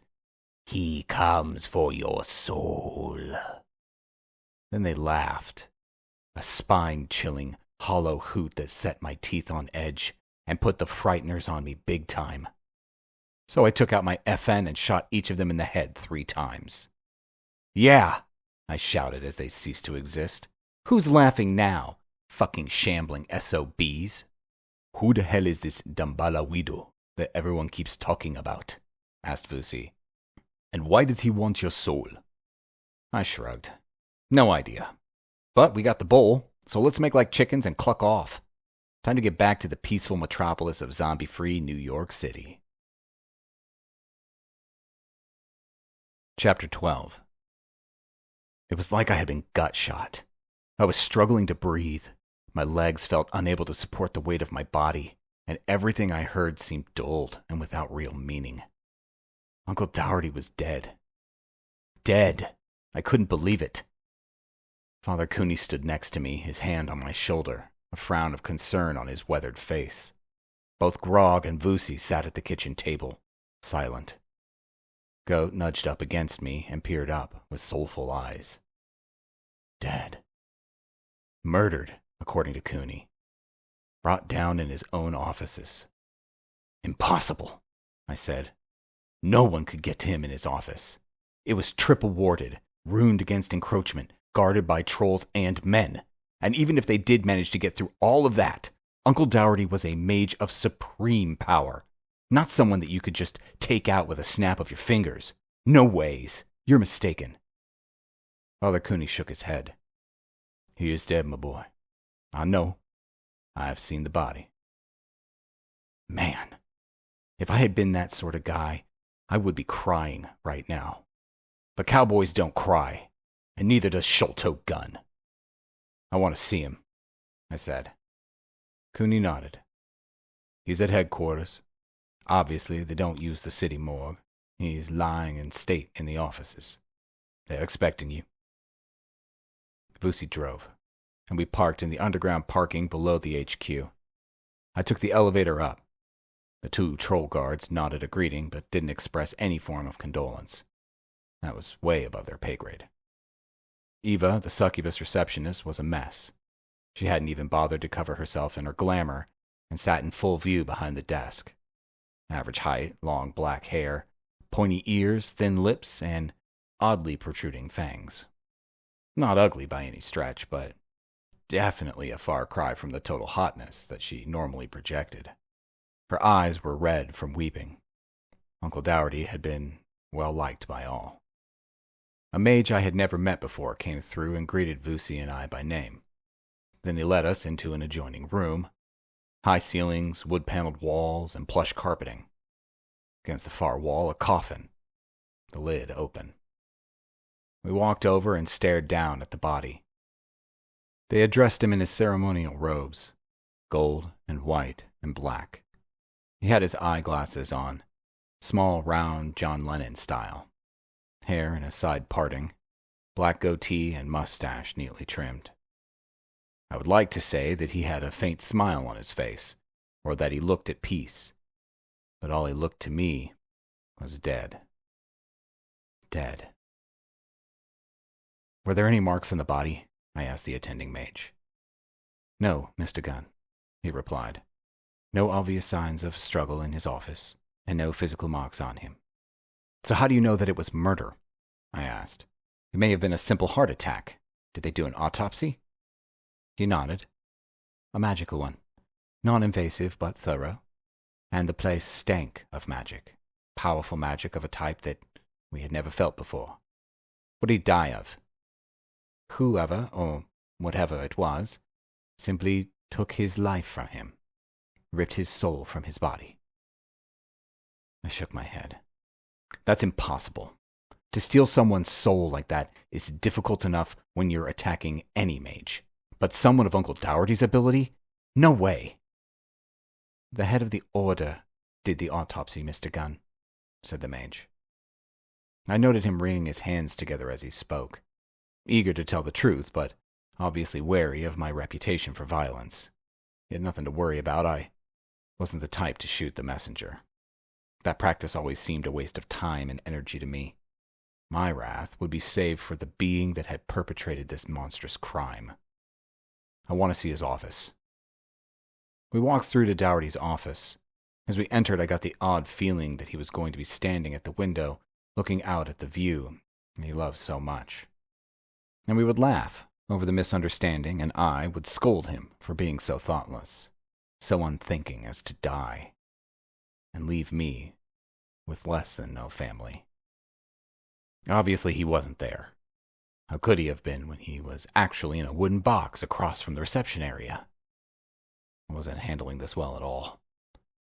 Vusi put his hand on my shoulder, and just for a moment, I leaned against him, letting myself go for just a fraction of a second.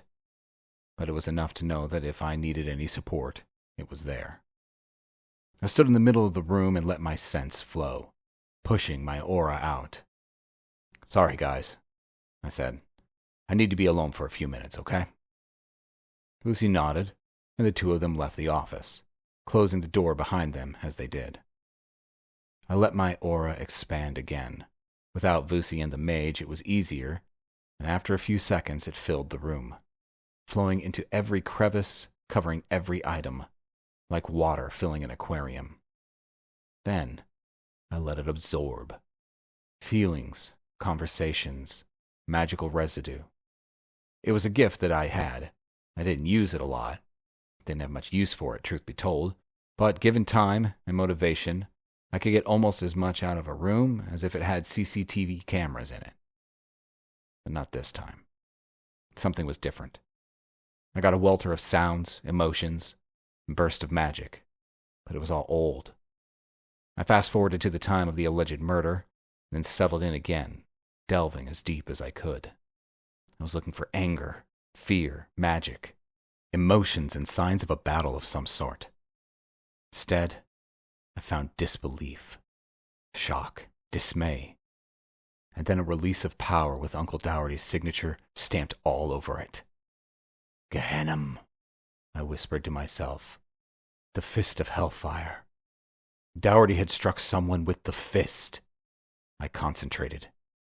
He had hit them twice, and he had held nothing back, given it all he had. I did a visual search of the walls and the floor, but there was no sign that such power had been released in the room. No burn marks, no scorched wood, nothing. Which meant that the target must have simply absorbed the fist.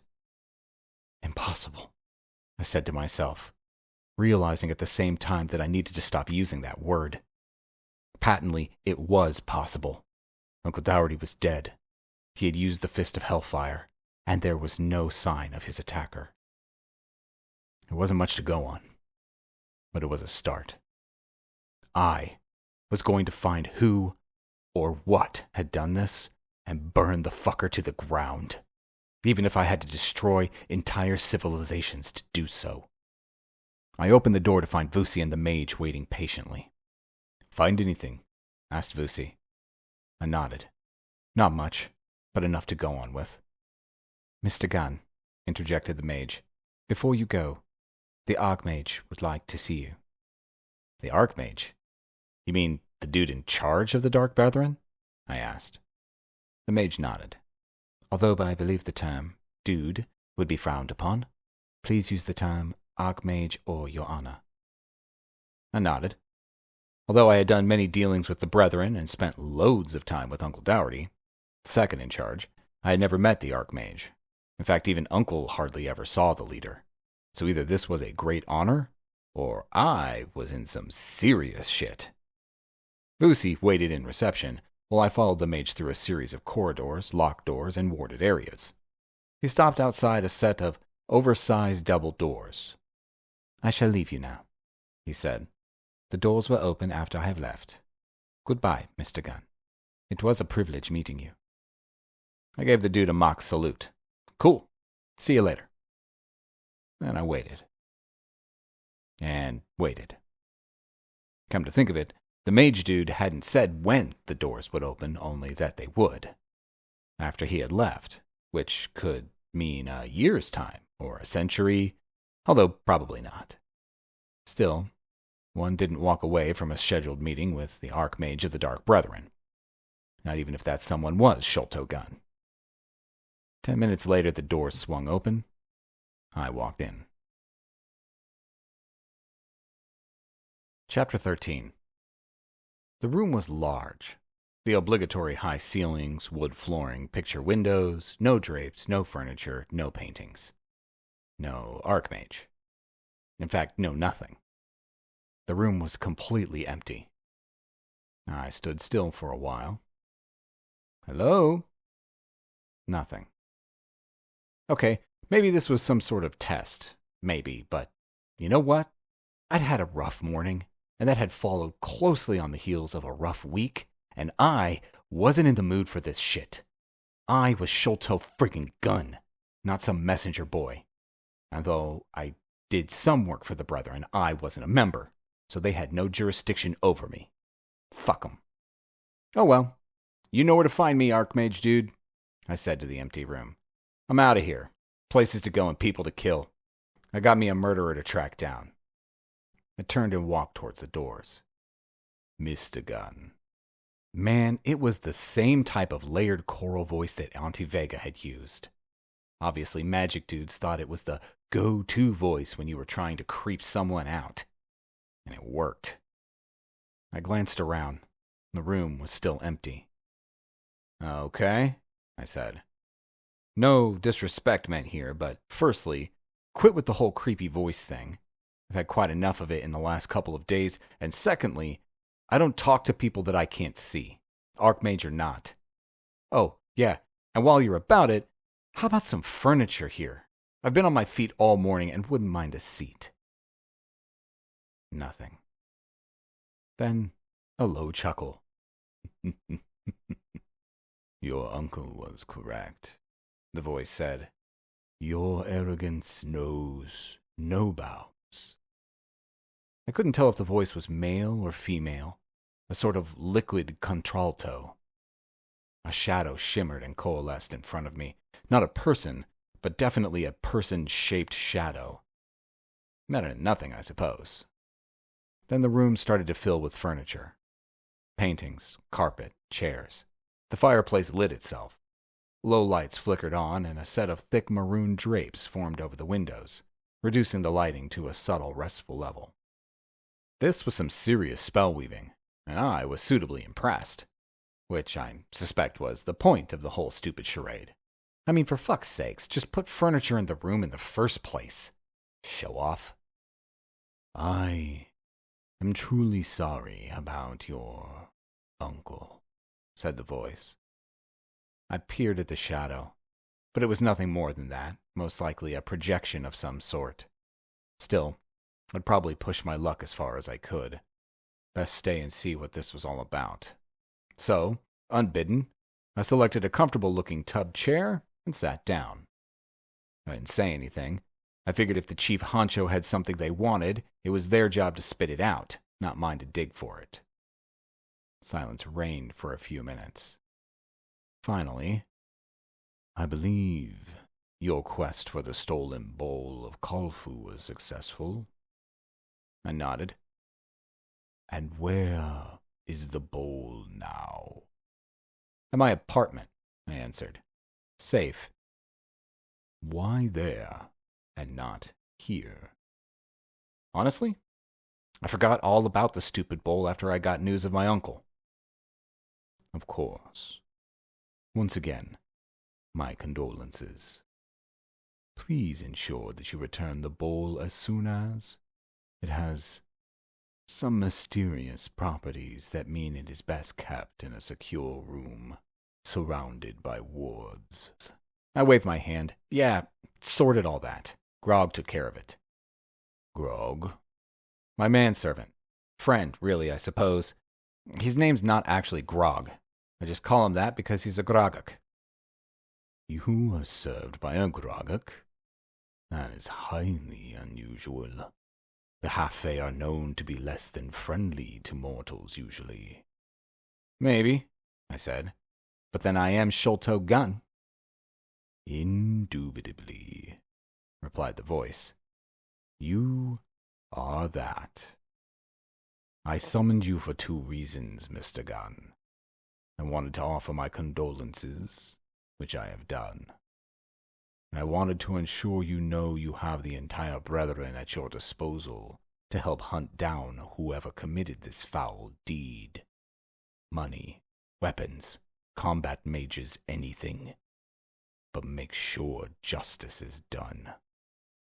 Justice can never be done for what happened, I said. But I shall have revenge. However unsatisfactory that is, rest assured, they will pay. Good. Our meeting is over. One last thing, though. Make sure that you return the bowl of Kalfu as soon as possible. Today, preferably. Yeah, sure, I said. Or bad things will happen. Cats and dogs living together, plagues of locusts, the Dambala Weedu will come for me, blah, blah, blah. I would have continued my mini diatribe, but before I could, the room shimmered like tiny bolts of lightning were flickering across it, and instead of shadow, I clearly saw the form of the Archmage. A woman, ageless, beautiful, long gray hair, flawless skin, black eyes. Then there was but shadow once again.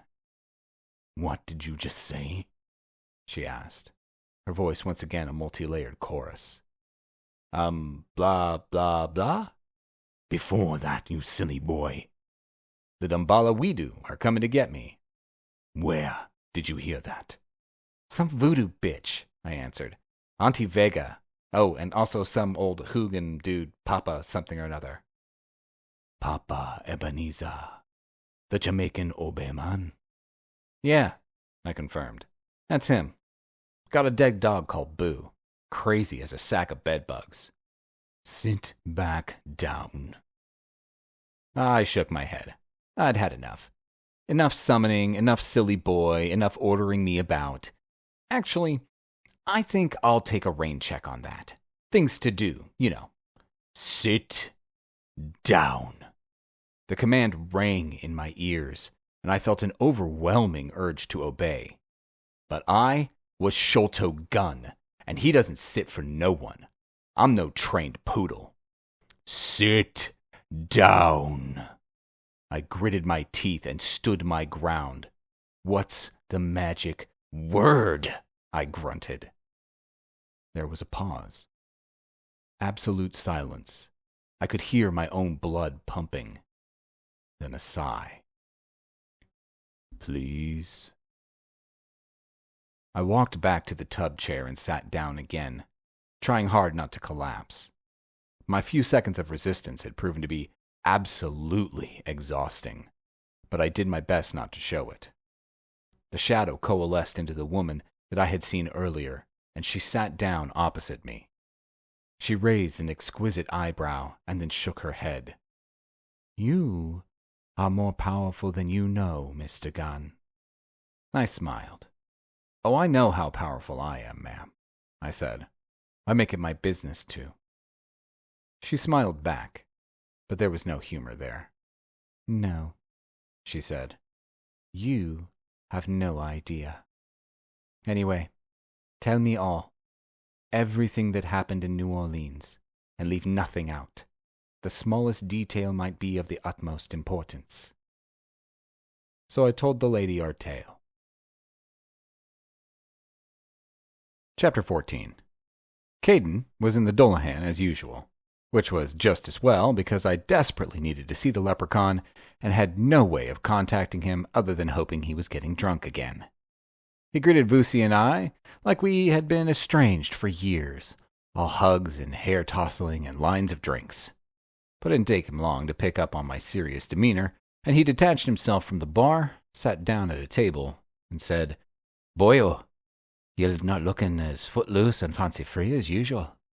What would be bothering ye? I told him about losing Uncle Dowty, and he was suitably concerned. Although he had never met him, he knew about him, and his condolences were short but sincere. Then I got to the reason that I was so desperate to see him. Caden, we need to talk. I need your help. Well, advice at the very least. Ask and you shall receive, my friend, he replied. We've been through enough together to know that we can rely on each other for help if we're in a bind. Okay, I said. Full disclosure, before I start, I was told to seek you out by the Archmage of the Dark Brethren. She knew of our relationship and said that you were the one to approach. The leprechaun nodded. Fair enough. Mind you, I didn't know the Archmage was a she. That's new to me. Also, I doubt that there's anything I know that the Archmage isn't just as knowledgeable about, but whatever. Shoot. What do you know about the Dambala Weedu? Caden went pale. Now you shouldn't be saying that name out loud like that, boyo, he hissed. That'd be right dangerous. Where did you hear it anyway? And told him about Vusi and my latest adventure, the Bowl of Khalfu, the zombies, the mention of Dambala Weedu by both the Obe man and the priestess.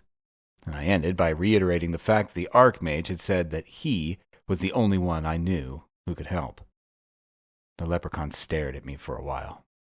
So long, in fact, I thought he might have slipped into some sort of reverie. I was about to jog him when he nodded and asked me a question. How did your uncle die? I did a mental double-take before I answered. The question didn't seem relevant to the current conversation, but I replied nevertheless. According to the Archmage, he had his soul ripped from his body. Caden nodded. Any signs of a struggle? Did he fight back? Yes, I said. He invoked Gehenna. The Fist of Hellfire, said Caden. And what? What effect did it have on his attacker? I shook my head. None whatsoever. It's like the attacker absorbed the hellfire completely. The leprechaun stood up. I'm popping out for a short while, he said. Wait here for me. And he disappeared. Vusi shook his head. Man, that teleportation thing that he does causes me some envy, I must admit. Very cool spell. It's not a spell, I said. It's an innate ability, like birds can fly or anteaters have sticky tongues. Not a skill that we could learn. Well, not to the best of my knowledge. More's the pity, said Vusi. Wonder how long he's going to be. Long enough, I responded. Let's get some more drinks in. Chapter 15. It was almost 3 a.m, and the Dolaham bar was close to empty, save Vusi, me, and a group of 3 dwarves who were busy quaffing large tankards of ale as only a dwarf can. Last round, methinks, slurred Vusi. Looks like the leprechaun isn't coming back. The Zulu held up his hand to summon Gan's body. Another brandy and another jack, he said. And 2 Jamesons and a pint of Guinness, added Caden, as he materialized out of thin air. Yay! Cheered Vusi drunkenly. He's back. I stared owlishly at the Caden and said, Ooh-wee. I shook my head, realizing that I had spoken only in vowels, but for the life of me, I couldn't quite remember what I had meant to say. Caden raised an eyebrow. This won't do, he said to himself. Right. Look here, fellows, he continued. As much as I hate to do this, I need your full attention, so I apologize in advance for ruining your buzz. He made a complex gesture with both hands, and a golden glow enveloped both Vusi and me. I felt as though someone had just chucked me into the Antarctic Ocean. Sobriety swept through me, as unexpected and about as welcomed as a douse of the bubonic plague. I heard Vusi swear next to me. Son of a bitch, he cussed. I'm sober. Caden hung his head. Sorry, chaps, he said, but I have important things to discuss. He pointed at me. And he couldn't even put a single coherent word together, let alone follow a protracted conversation. Well, we wouldn't have gotten so drunk if you had been a little more prompt. You told us to wait here, and you disappeared for 8 hours, I pointed out. Caden smiled. True be that. But actually, I've been gone for 3-day fey time. Been in meetings and traveling the realm, shooting across the very annals of time and space itself. Let me tell you, while you two have been cavorting and imbibing, yours truly has been having an exceptionally shit time. So quit complaining, drink your drinks, and listen to what I have to say. Begrudgingly, we sat down and let Caden tell his tale. Right, he began. How much do you know about dragons? Vusi shook his head. Nothing. I raised an eyebrow. They don't exist, never did. Children's stories, myths, and fairy tales. Caden nodded. Yes, he confirmed. You're correct. Yet, you're also dead wrong. They did exist, and they still do. However, not as the public think of them. Not as big green flying lizards that breathe fire and steal princesses. Although if they feel the need, they can summon a passing resemblance to the myths. Wings, armored skin, fearsome teeth. One even has the ability to spout flames. You see, They can shapeshift at will. One can spout flames? I asked. You mean there are different types? Again, yes and no, answered Caden. I mean one as in singular, a single dragon. You see, there are only 4 of them in existence. The red, the white, the black, and the pale dragon. 4. You've both heard of them before. You simply didn't know they were dragons. Both Vusi and I shook our heads in denial. Nope, I said. Sorry to sink your boat, but I never heard of the 4 multicolored dragons. Caden raised an eyebrow. I see. You may have heard of them under a different nomenclature. Does it ring a bell if I call them war, pestilence, famine, and death? The 4 Horsemen of the Apocalypse, whispered Vusi. Aye, that be them, confirmed the leprechaun. Okay, I said. Consider Vusi and me newly educated via dragons. So what? What have dragons got to do with anything? The pale dragon, said Caden. Death. He is the leader of the 4, the most powerful, and he has many names. One of those names is Dambala Widu. That is not good, I admitted. What with at least 2 powerful magicians warning that he is coming for me personally. So where are these dragons that exist but don't exist at the same time? Please, illuminate me. It's a long story, sighed Caden. Make it short, I snapped. He nodded. Many years ago, I'm talking millennia here, the 4 were the master of all, earth, wind, water, and fire. All bowed down before them. This was before the lands of the Fae became separate to the realm of the humans, when we all still lived together. The dragons were harsh but fair rulers, but over time, the old maxim, power corrupts, reared its head. They became more capricious, unpredictable and full of greed, avarice, hence the old legends of dragons lounging on piles of gold. Then, even power and wealth were not enough for them. Finally, they started to demand sacrifice. Human sacrifice.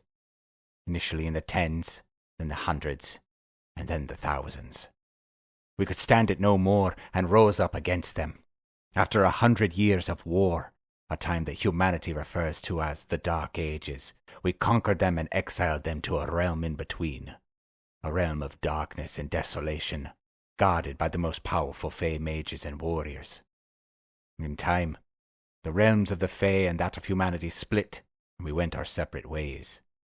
And that, my dear Hex, is the short form, albeit an unsatisfactory and altogether too precise diversion. I nodded. Fine. I get it. Dragons bad. But no worries. If they're trapped in some dark and ghastly realm of no return, I can relax. Sod what the voodoo dude said. There's more, admitted Caden, an obvious look of guilt on his face.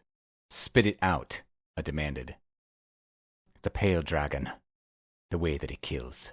Don't tell me, I interrupted, as a wave of horror washed over me. He rips the souls from his victims.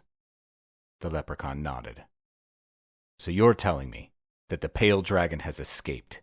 You let death escape his bonds, and he's here on Earth? He's killed my uncle, and now he's looking for me? Look, it's more complicated than that, said Caden. But essentially, yes. Well, fuck me, I said. This is like the worst thing ever.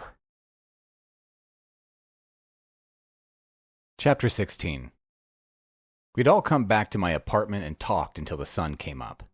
My life had taken a serious turn for the worse, and the more that Caden Moriarty told me, the worse it got. For a start, I wasn't actually who I thought I was.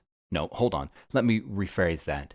I was still Sholto Gunn, but it turns out the man I called Uncle Dowty, even though he wasn't actually related to me, was related to me. Albeit in a very roundabout, distant way. Sort of like a third uncle twice removed via an intermediate cousin type of thing. Still, to an orphan, that was real family. Okay, he was dead, and now I knew that he was an actual blood relative. Losing him felt even worse. Also, Uncle Dowty was the sole human representative of the Board of Guardians that kept the dragons imprisoned in their realm of darkness. Or were meant to have kept them imprisoned, so as I was now his only living relative, I had automatically inherited his mantle, which was a bummer, because that's why Dambala Widu was after me. Apparently, the only way to undo the binding spell was to kill every member of the Board of Guardians, including any offspring capable of assuming their power. Great news! Death, actual death with a capital D, had a hard-on for me. And until he ripped my soul out, his fellow horsemen, dragons, whatever, would stay imprisoned, unable to start the apocalypse. Theoretically, this shouldn't have been a problem, due to the fact that he was supposed to be fucking incarcerated in another dimension, like that phantom prison zone in Superman. But somehow, the Pale Rider had managed to escape. Although according to Caden, the dragon wasn't yet up to full strength. For that, he would need human sacrifices. Preferably children. And preferably thousands of them. Not on my watch. As it happened, Caden had not been idle for the 3 days Fae time or 8 hours human time that he had been away. His time had been spent in meetings, chasing down Fae notables, and generally doing a lot of talking and planning. And all of it had involved me, Sholto Gunn. "This is the thing," said Caden.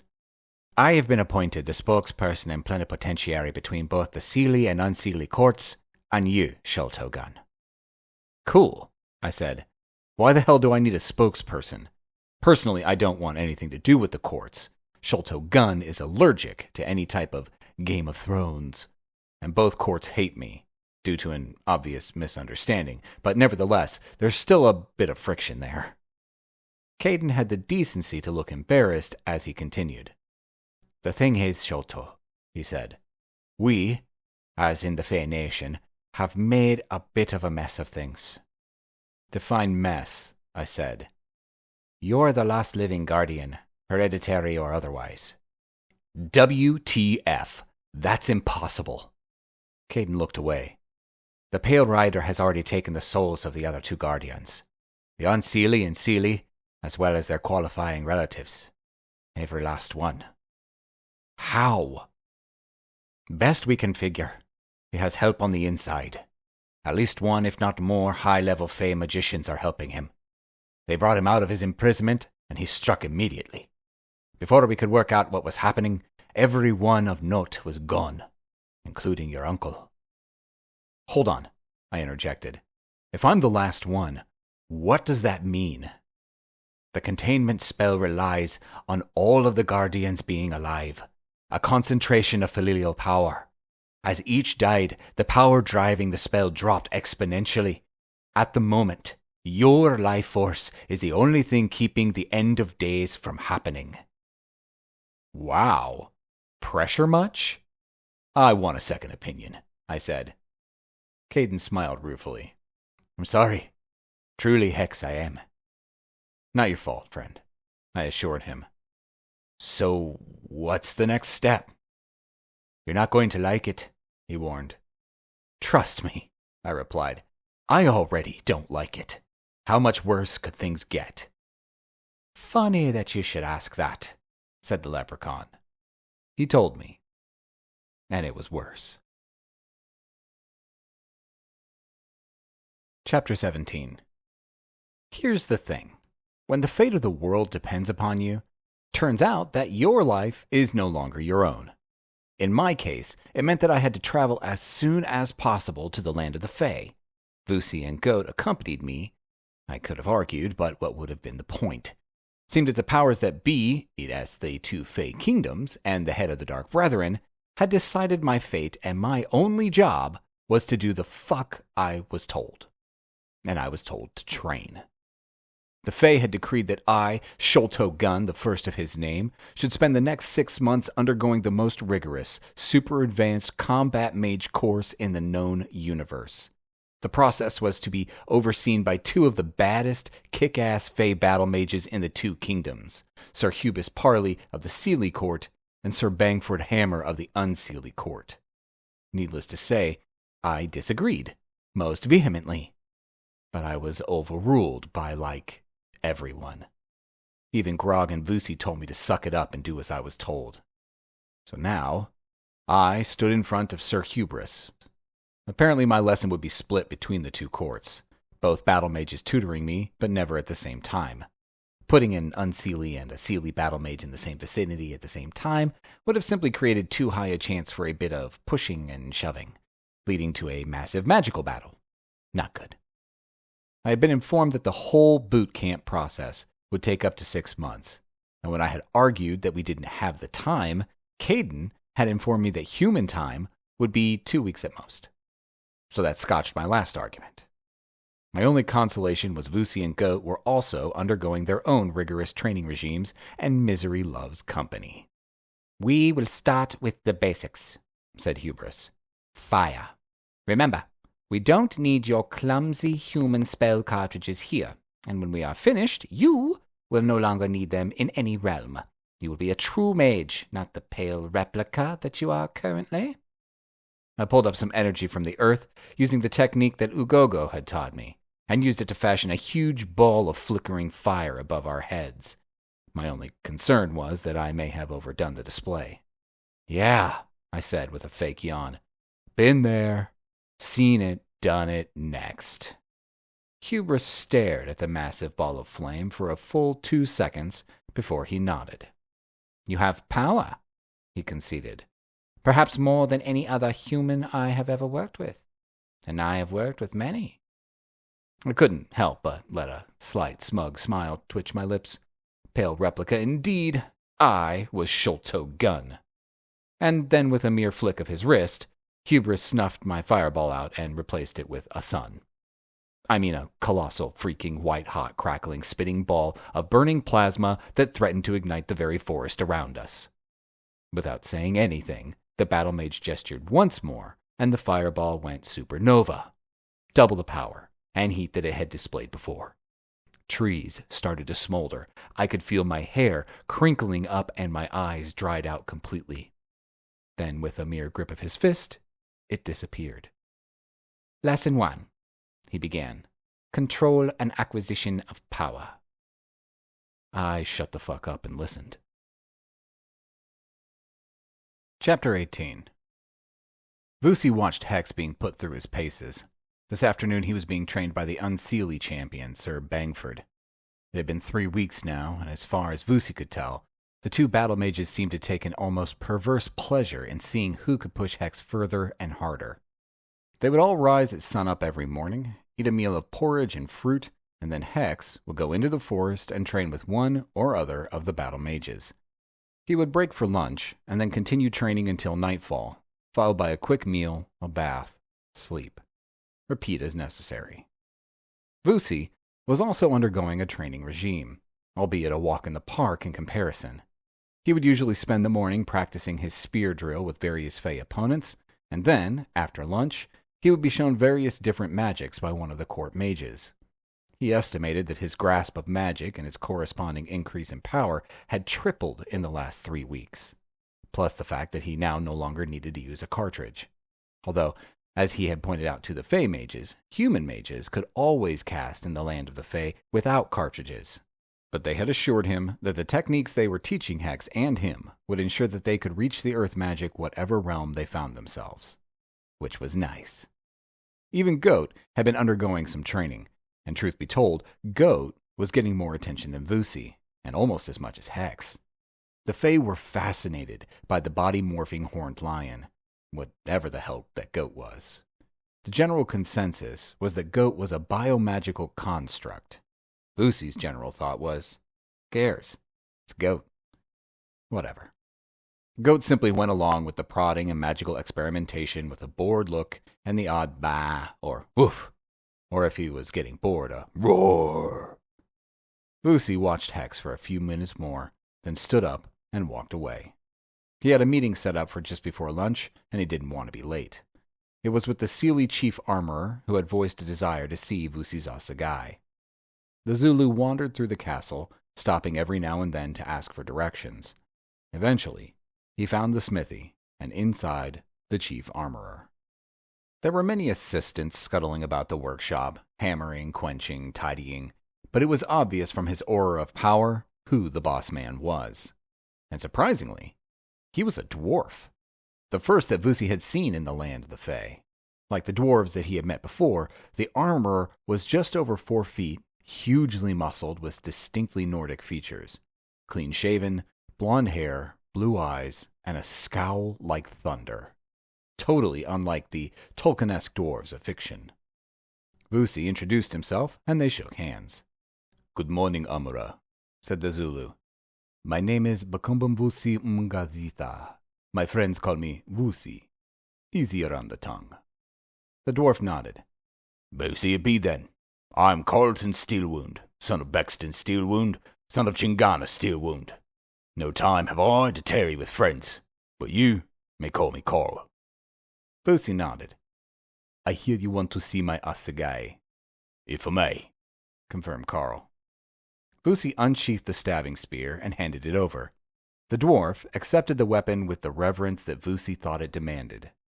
"This is an old blade," said Carl, "and imbued with much ancestral power." Again, Vusi merely nodded. Carl turned the blade over in his hands, studying it in minute detail. Finally, he ran his hand along the edge and nodded. "I can improve this blade," he said. "I think not," laughed Vusi. "I was forged by the Sangoma Mikilikazi himself over 300 years ago. It is perfection." Carl raised an eyebrow. "I am over 700 years old," he said. "I am sure your smith was good. However, I am better, I assure you." Vusi pondered the offer for a moment, as 300 years of pride and tradition warred against the obvious fact that the Fae armorer was likely the most talented smith in the known world. "Okay," he said eventually. "My thanks, Carl. Do what you can. How long do I need to leave the blade with you?" Carl scowled. "You need to be here. It shall not take longer than a couple of hours. We will start at the forge." For the next hour, Carl did nothing but heat the blade, and then, when it was almost white hot, plunge it into one of 5 vats of different liquids, quenching it in a huge cloud of steam. After an hour, he began to sharpen the blade in between quenching, first with a file, then a whetstone, then a strip of leather, and finally a wisp of silk. Then he called Vusi over. "Give me your arm," he commanded. Vusi held his right arm out. Without warning, Carl slashed the blade across the Zulu's forearm, cutting swift and deep. Blood flowed freely from the wound, and Vusi tried to pull away, but the armorer's iron-hard grip held him in place. "What the fuck?" yelled Vusi. "Quiet," said Carl. "I'm binding you to your blade." "You're cutting my arm off is what you're doing," interjected Vusi. But as he looked down at the wound, it was already closing. Carl kept hold of his arm and began a chant, obviously weaving a spell of some power. Vusi felt lightheaded, and then a rushing sound filled his ears, like he was standing under a waterfall. Louder and louder, until he could barely stand it. Then silence. "It is done," gasped Carl, and Vusi noticed how utterly exhausted the armorer was. Sweat dripped off him, black rings marked his eyes, and he was breathing like he had run a marathon. Then for the first time since Vusi had met him, the dwarf smiled. "It is a great blade," he said softly. "Perhaps one of my best." He handed the assegai to Vusi. The differences were small, while at the same time being vast.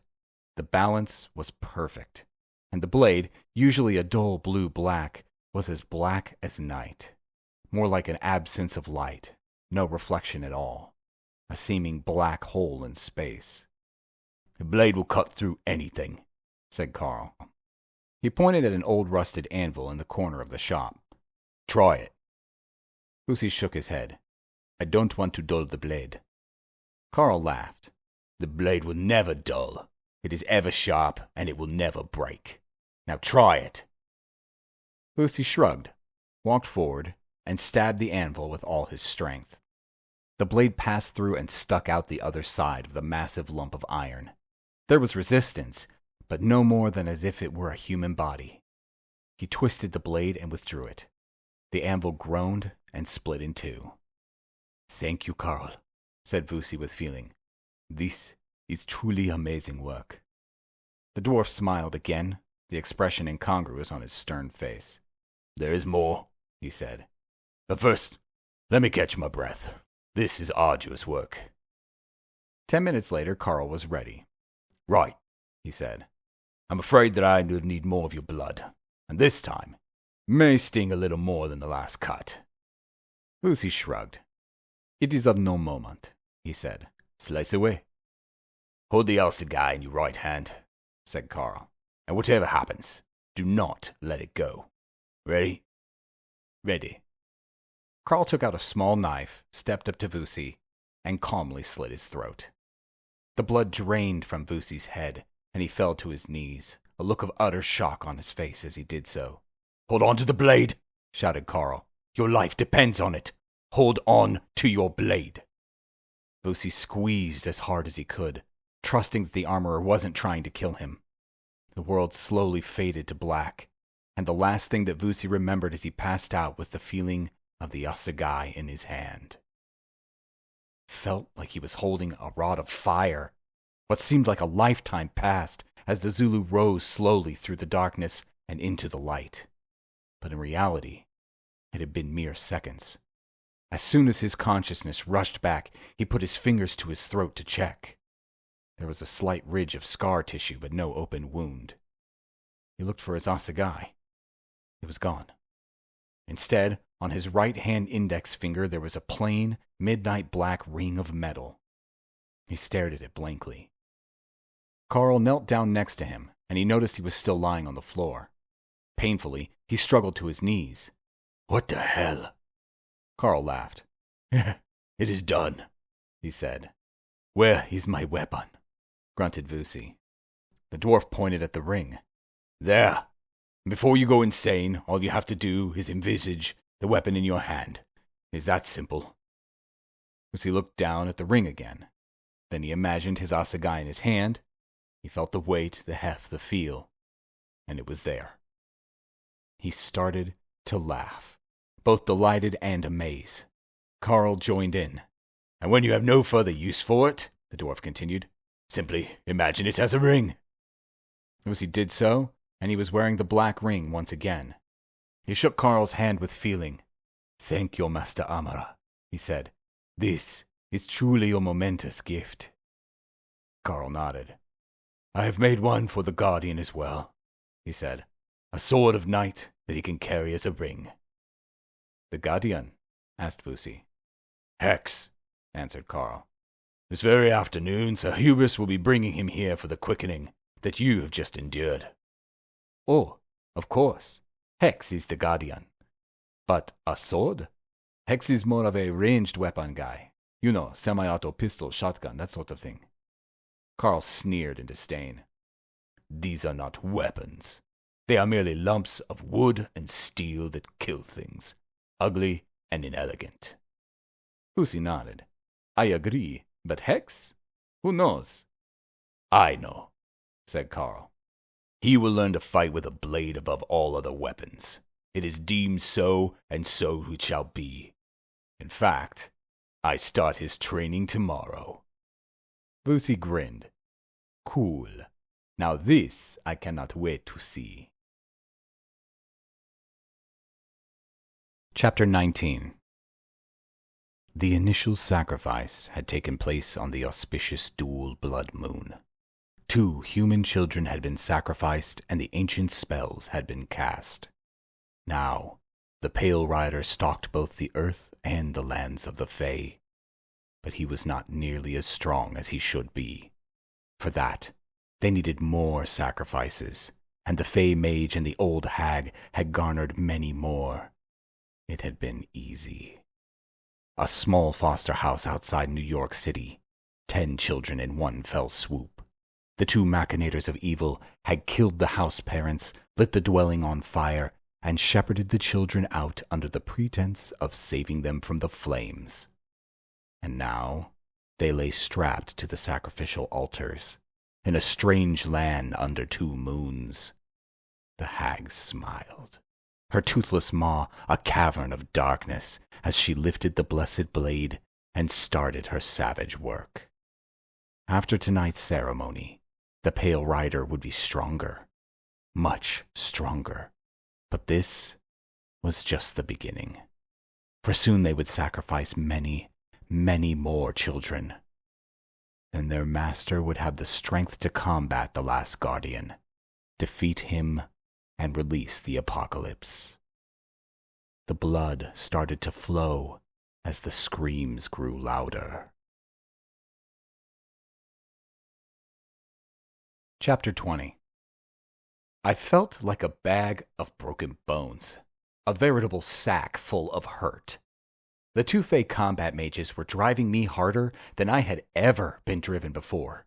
And if you think that casting magic all day, every day, isn't difficult, think again. It's like digging ditches with a log instead of a pick. And then yesterday, the fuckers had taken me to meet some dwarf dude who had given me a sword and then, wait for it, literally killed me. Okay, I got better. But still. Now I had a sword that could cut through anything, and when I wasn't using it, it was a simple black ring of metal on my finger. Pretty cool, I must admit, but still. A sword? How can you reach out and touch someone at 50 paces with a sword? Give me my trusty old FN pistol and some triple blessed rounds, thank you very much. Say goodbye to the Iron Age and say hello to my little friend. Bang, bang, bang, yeah. Firepower rules. Anyway, now I was being given a break from maging so that the dwarf who killed me yesterday could teach me how to wield my medieval weapon. No thank you very much at all. I think I'll give this a miss. So I told him. Hey, Carl, I said. Thanks for the sword and stuff, but I reckon that as it is a weapon of last resort anyway, I'll be giving this training a big miss. Maybe if we got some time left over at the end of this whole thing, we can spend a couple of hours playing Knights of the Round Table. That okay with you? The dwarf ignored me, and with a thought, filled his right hand with a broadsword, black like mine. Defend yourself, he said in a blank voice. No, I responded.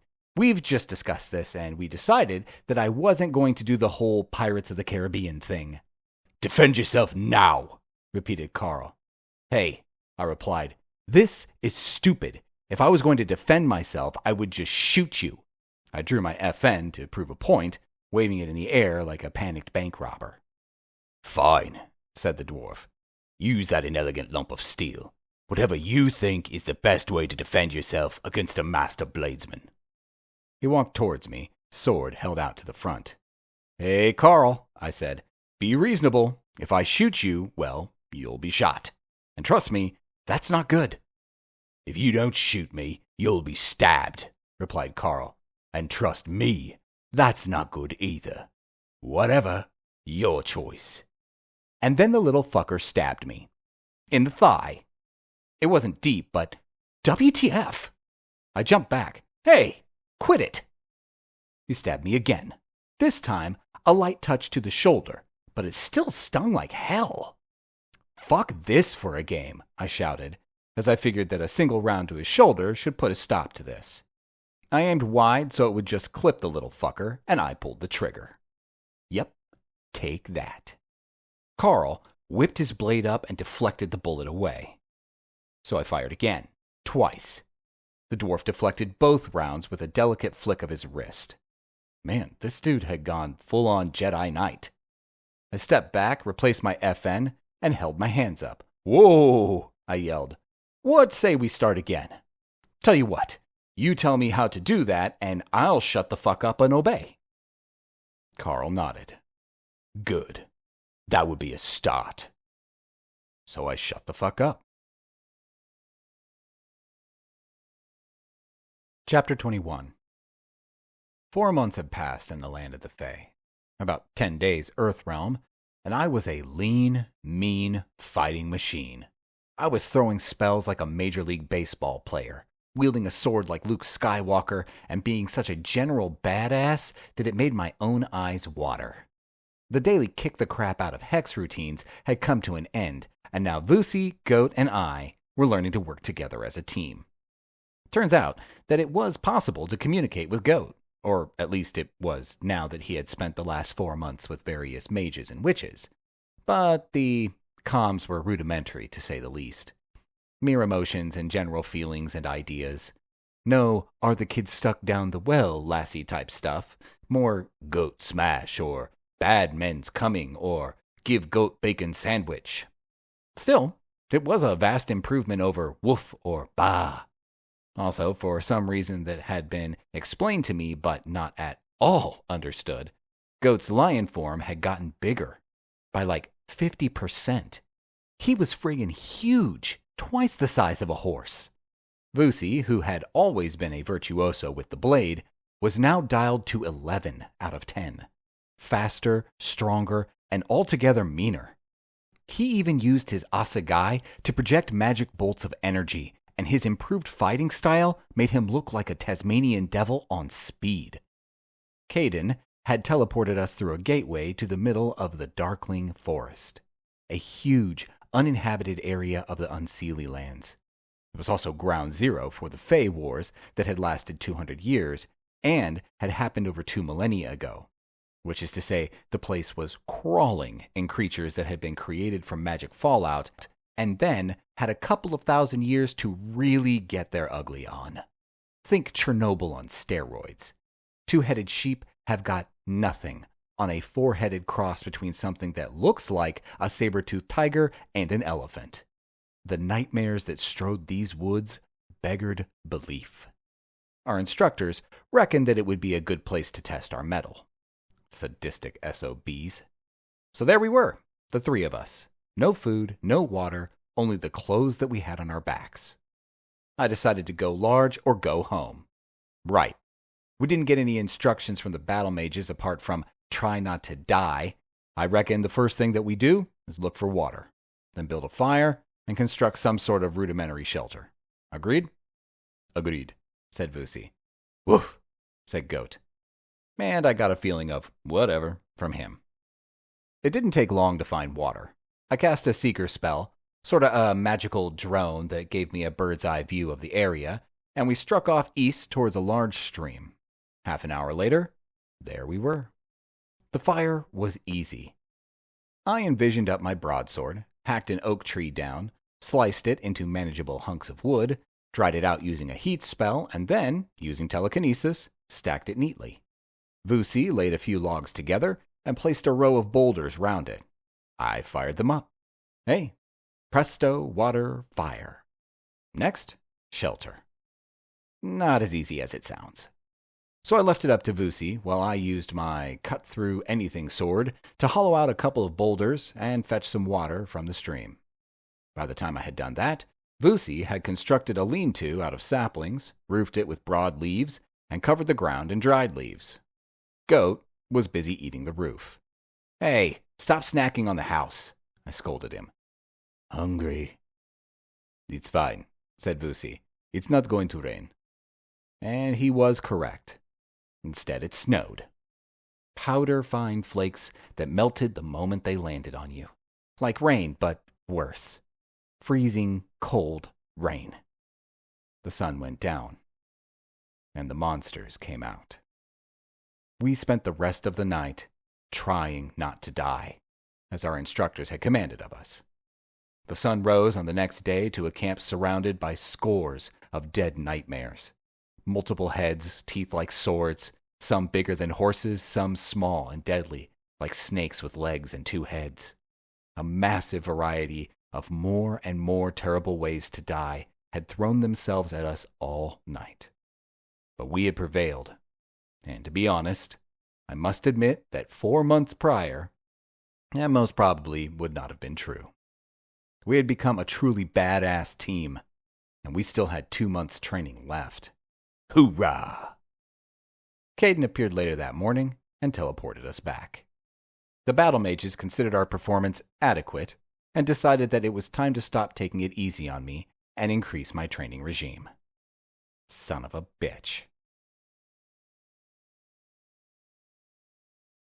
Chapter 22. And then things just got weird. After the team got back from the forest, the Fey battle mages got all Shaolin monk on me. there was like literally no magic involved. In fact, I was forbidden to use any magic at all, which was darn difficult because they had really pushed the boat out when it came to new ways to torture me. Every morning would start with a 10-mile run, followed by me standing naked under an icy waterfall for anything up to 6 hours, and if they picked up the fact that I was using magic to keep myself warm, I would be lashed with a bolt of lightning, and the clock would reset. Then they would make me meditate. Now, I'm pretty good at achieving a meditative state. You have to be in order to commune with earth magic, but this was different.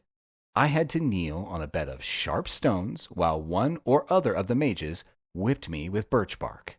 Not hard enough to bleed or even leave welts, but hard enough to hurt like hell and break your attention. This would carry on until nightfall. Then the 10-mile run back. And the worst of it was all I got to eat was a thin bowl of gruel in the evening and as much water as I wanted. Eventually, I was in a constant state of half-starved introspection. Nothing mattered. Not the freezing water, not the whipping, not the sharp stones, nor the lack of food. I slept alone in a hut and did not see either Vusi or goat, only my teachers. And my mind opened. Colors became more vivid than ever before. I could hear bird song and tell what it meant. I could feel the moods of the weather, able to tell if it would rain or blow or shine, hours or even days before. Pain existed only in my mind, and I decided to banish it. I was freer than I had ever been before. And after what must have been 6 weeks, Sir Hubris approached me and knelt before me. I smiled at him. "My Lord Guardian," he greeted me, "your penance is at an end, and the kings of both courts humbly request your presence." I rose and followed my trainer. He led me to a room where I bathed and was clothed in robes of finest silk.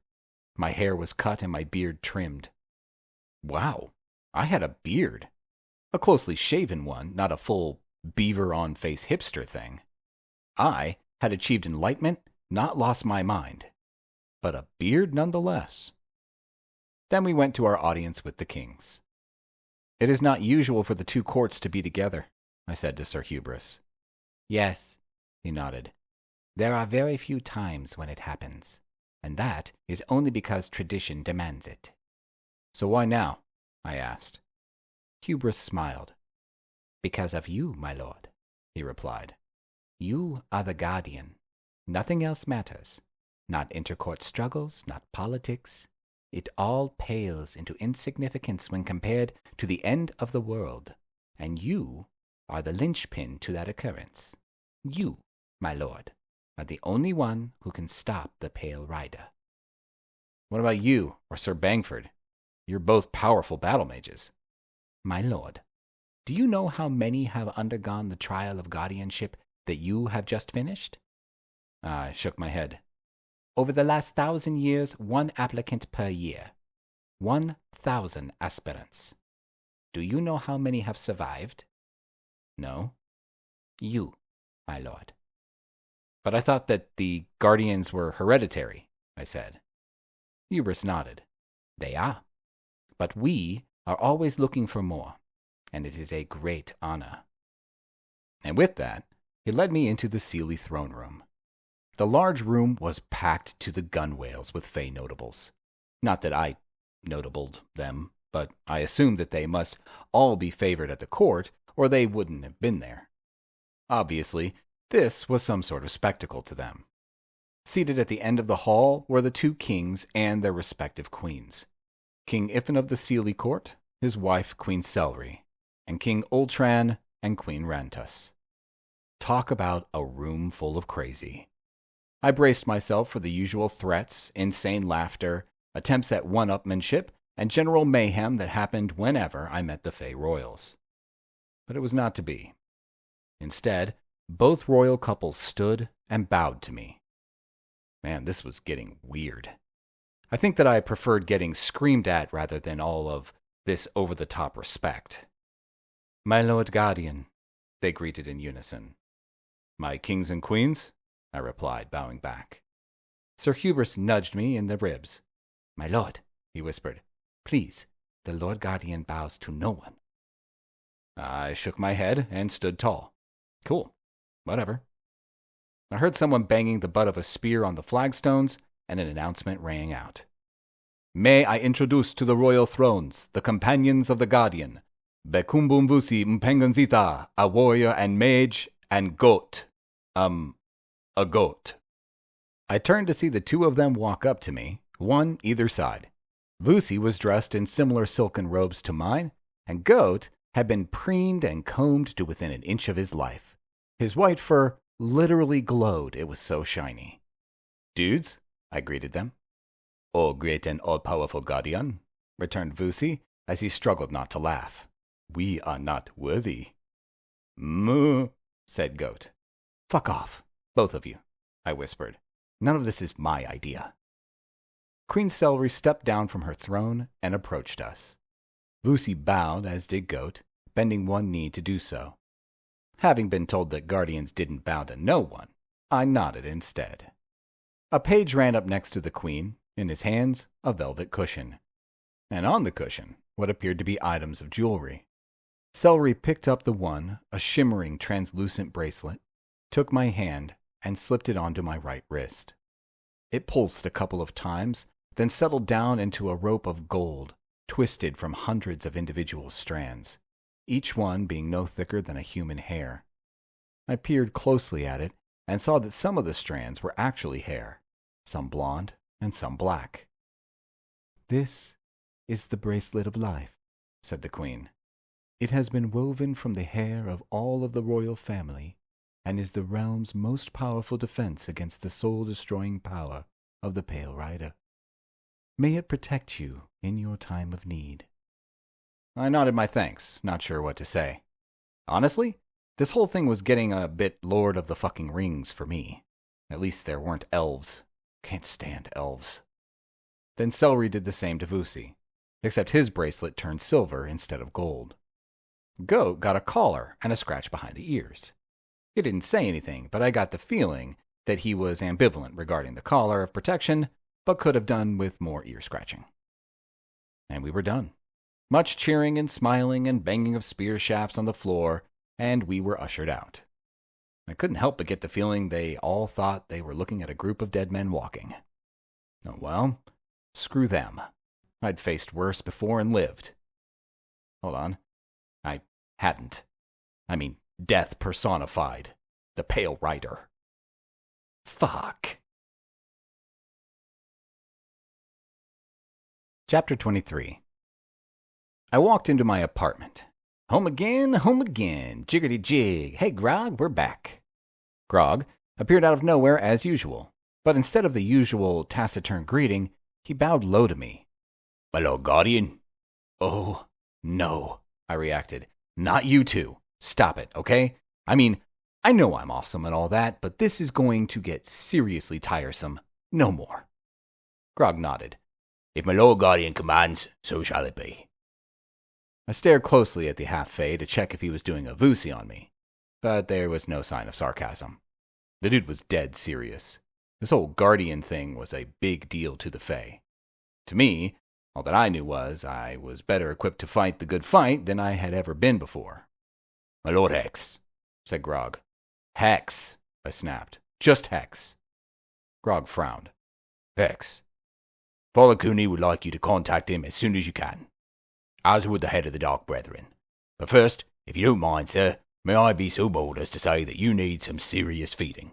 Your suits will not be fitting well. You seem to have become a little scrawny since I last saw you. Scrawny? Vusi nodded at me. Fairy dude is right, he said. I looked down at myself. I'm ripped, I countered. Yeah, whatever, responded Vusi. If I balanced a quarter on your head, people would think that you're a nail. Get something to eat, then do your chores. I nodded. Fair enough. Feed me. Grog fried up stuff, and I ate until I could hardly breathe. I was so full. Then, after half an hour's lie-down, I changed into a suit, and Vusi and I went to see Father Cooney. Grog was right. It looked like I'd stolen my big brother's clothes. Still, One thing that I was certain of was Grog's super high-calorie cooking and my appetite. It would only be a matter of days before I was back to my usual fighting weight. We found the father in his study. "You look like a stick insect," he grumbled as we walked in. "And what's with the beard? Going for the starving hippie look?" "Hippies don't exist anymore," I replied. "And hi, father. How are you?" "Where have you been?" "Oh, I'm fine, thanks," I answered his unasked question regarding my health. "I've been away for a year and a day to the land where the bong trees grow." Cooney stared at me for a few seconds and then shook his head. "We have a problem," he continued. "A foster house outside of the city. It burned down. They found the bodies of the 2 house parents, but the 10 children were missing." "That's not good," I admitted. "But what has it got to do with me?" "There were tracks from the door into the driveway," replied Cooney. "Obvious tracks. All of the children plus 2 sets of adult tracks. Most likely a tall man. Really tall, like 7 feet judging from the length of the stride, and a small woman. They were most likely kidnapped, I deduced. Sad, but still not my problem. I don't do missing persons, you know that. The tracks led onto the dirt driveway and then disappear." "They got into a van," I said. Father Cooney shook his head. "No tire tracks. Also, from the CCTV footage of the area, there was no van or truck or bus capable of holding that many people. Not even a large SUV. They simply walked out onto the driveway and then gone. And as far as I'm concerned, that is your sort of problem." I sighed. "Look, Father," I said, "usually I'd take a look. But I have some serious shit on my plate right now. Important shit. So I'm gonna have to give this one a miss." Cooney stood up. "More important than the lives of 10 orphan children." "I know this sounds bad," I argued, "but in the long run, probably, yes." Cooney stared at me. His expression a combination of ire and disappointment. "Sholto Gunn," he said, his voice low and slow. "You will go to the foster house. You will find out what happened to those children, and you will bring them to me. Do we understand each other?" I nodded. After all, he was right. The whole needs of the many outweigh the needs of the few shtick doesn't always add up. For example, when you're looking at the abduction of 10 little orphan kids, they should be your top priority, Lord Guardian or not. Fuck the Pale Rider for now. I had some kids to find. I stood up. "I'll do my best, Father." Cooney nodded. "I expect no less of you." Vusi and I left the church and headed for the offices of the Dark Brethren. Vusi waited in the reception area with the succubus, while I was shown into the Archmage's office. This time there was no screwing around with empty rooms and magical furniture. I think I had made my point the last time. Don't fuck around, just tell me what you want to say. The Archmage sat behind a desk. Granted, she was masked by a shifting shadow that wasn't natural, but I figured that a gentleman should allow a woman some sense of mystery. Not that I was a gentleman, but at least I made an effort. "Archmage?" "My Lord Guardian." "What's up?" The Archmage chuckled. It was as throaty and as sexy as damn. "Still hung up on etiquette and social norms, I see," she said. I shrugged. Never seen the point. Bow to this person, eat with that knife. Get the job done is my reasoning behind all things. "Nice to see you again, Archmage. What can I do you for?" "Nothing that I haven't said before, Lord Guardian. However, I wanted to reiterate that the full weight of the Dark Brethren is yours to wield as you see fit. I wanted to make sure that you understood how important you are to humanity. And I would like you to take this." She handed over a small, star-shaped onyx amulet attached to a golden chain. "Put it on and keep it on," she instructed. "It will serve 2 purposes. Firstly, it is an open pass to show that you speak with my voice. Your command to any of the brethren is my command. Disobedience is death. Secondly, it has been runed and spelled so that you will be able to pick up the dark energy given off by the Pale Rider." "Cool," I said. "So I'll know when the fucker's close." The Archmage wafted her hand in front of her face, a sort of maybe not gesture. It will tell you if he has been in a place. Pick up residual energy. It will also tell you if he is close. Plus, it will pick up if any of his familiars or minions have been around. Basically, anyone who has come into prolonged contact with him. But it's not a metal detector. It's a magical amulet. Put it this way, if it changes color from black to gray, pay attention. The chances are that the rider has been there or is approaching. Okay, I said. Better than nothing, I suppose. Anything else? She shook her head. Only my blessings, Lord Guardian. Be safe. Find the Pale Rider and destroy him. And soon, before he gains enough power to release his fellow riders. Chapter 24.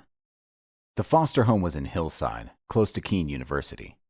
Maybe I should say, used to be, because nothing was left save a couple of feet of broken walls, a basement full of water, and a burned-out backyard. The place stank of dark magic, a sickly sweet smell that caught at the back of your throat like fish oil. There was no question that foul play was involved. Fey magic started the fire, stated Vusi. I nodded. The last 6 months had familiarized us with the different types of magical powers, and we could differentiate between earth magic, fey magic, and voodoo with consummate ease. I glanced down at my amulet. Instead of the usual jet black, it had a tinge of gray. I held it up so Vusi could see. Pale Rider? He asked. I shook my head. No. I'm guessing there would be a bigger reaction if he had been here. Most likely one of his worshippers. Servants, that sort of thing. Shit, said Vusi. We know what that means. I nodded. The kids are most likely already dead. Sacrificed to the asshat of the apocalypse. Can you follow the trail? Asked Vusi. I'm not a magical bloodhound, I snapped. Sorry, man, apologized Vusi.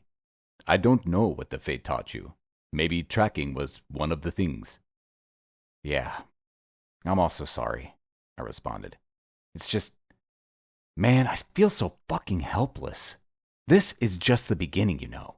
Pale Rectum needs thousands of kitties sacrificed to get to full whack. We gotta stop this somehow. Come on.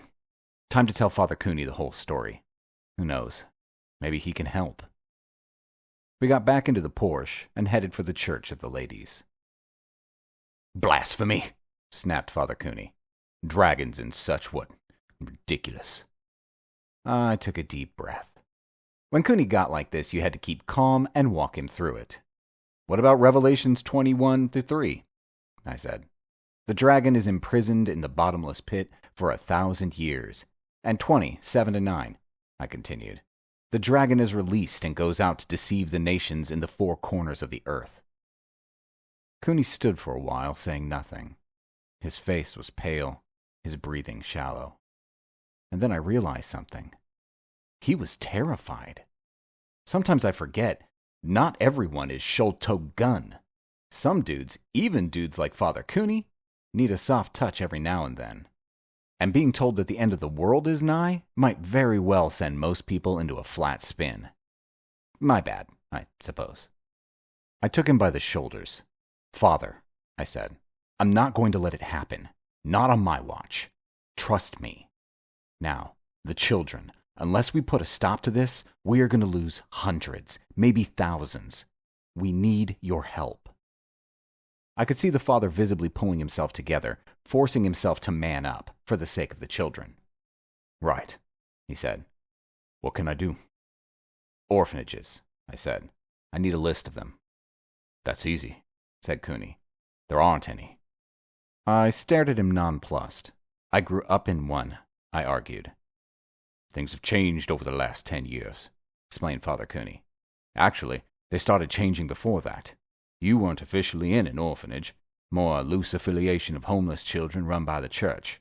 Then, of course, you left and went to that place. Yeah, magic school. Cooney hated that. He wanted me to be a doctor. Personally, I liked being a kick-ass mage. Now it's all foster homes, continued Cooney. Cool, I said. I need a list of the largest foster homes. Cooney shook his head. It doesn't work like that. The most children that you can foster at one time is 10. There aren't any homes with more than that. Fine. Give me a list of all foster homes with 8 or more kids. I reckon that's where these dickheads are going to strike next. Soft targets, maximum reward. There's schools and shit as well, but the foster home worked for them before, so they'll try it again. It'll take a few hours, informed Cooney. Might be as many as 60 or 70 homes, but I'll get straight onto it. What's the plan? Asked Vusi. I'm going to flex some muscle, I answered. Get to the brethren and send one person to each foster home to keep an eye on the place. They have to be someone with at least some magical ability, so if they see anything suspicious, they give me a call, and I can home in on their magical aura. Teleport us straight there. Then, we kick ass. Should work, admitted Vusi. As long as the bad dudes strike a home next, and not a school. Truth said, I responded. But it's all we got to work with, so let's run with it. Chapter 25.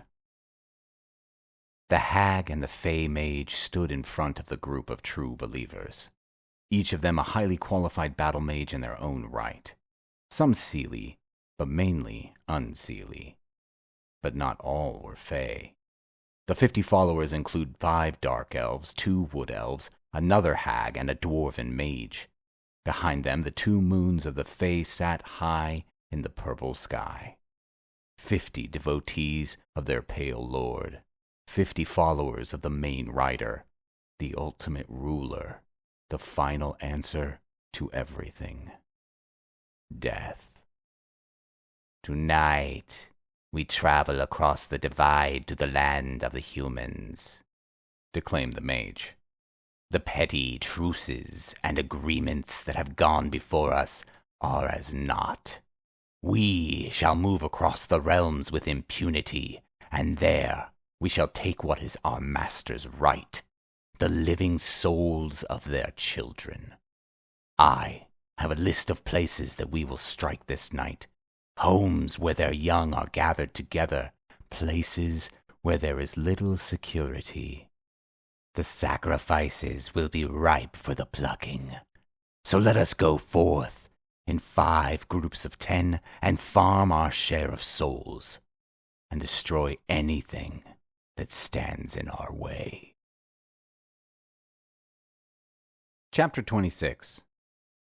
Carlton Fielding had celebrated his 22nd birthday the day before. This was his first field placing for the Dark Brethren, and man, did it feel good. If he was honest with himself, Carlton would have admitted that as a teenager he was, well, no other way to put it, a real nerd. And not one of those cool nerds. No, he was one of those permanently wedgie-affected types. Even people who despised bullying took one look at Carlton and wanted to flick his ear or steal his lunch money. Simply put, he had what is often referred to as a hit-me face.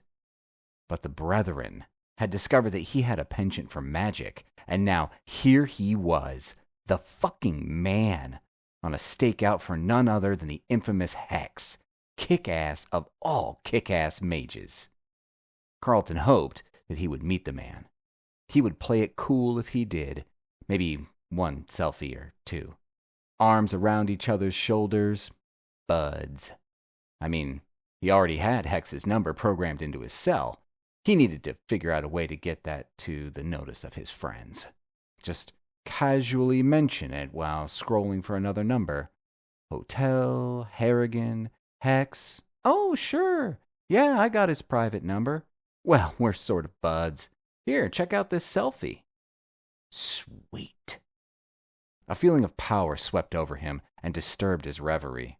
Turning full circle, he finally picked up a spot where something was starting to coalesce. A shimmer of color. A gateway. With fumbling fingers, he pulled his cell out and hit the button. Seconds later, the call was answered. Hex, talk to me. Carlton Fielding here, Mr. Hex, sir, he gabbled. Outside the foster home in Melville, sir? They're coming. I'll be there in 5, replied Hex. Hide and watch. Do not engage. Yes, sir, replied Carlton as he dropped his cell.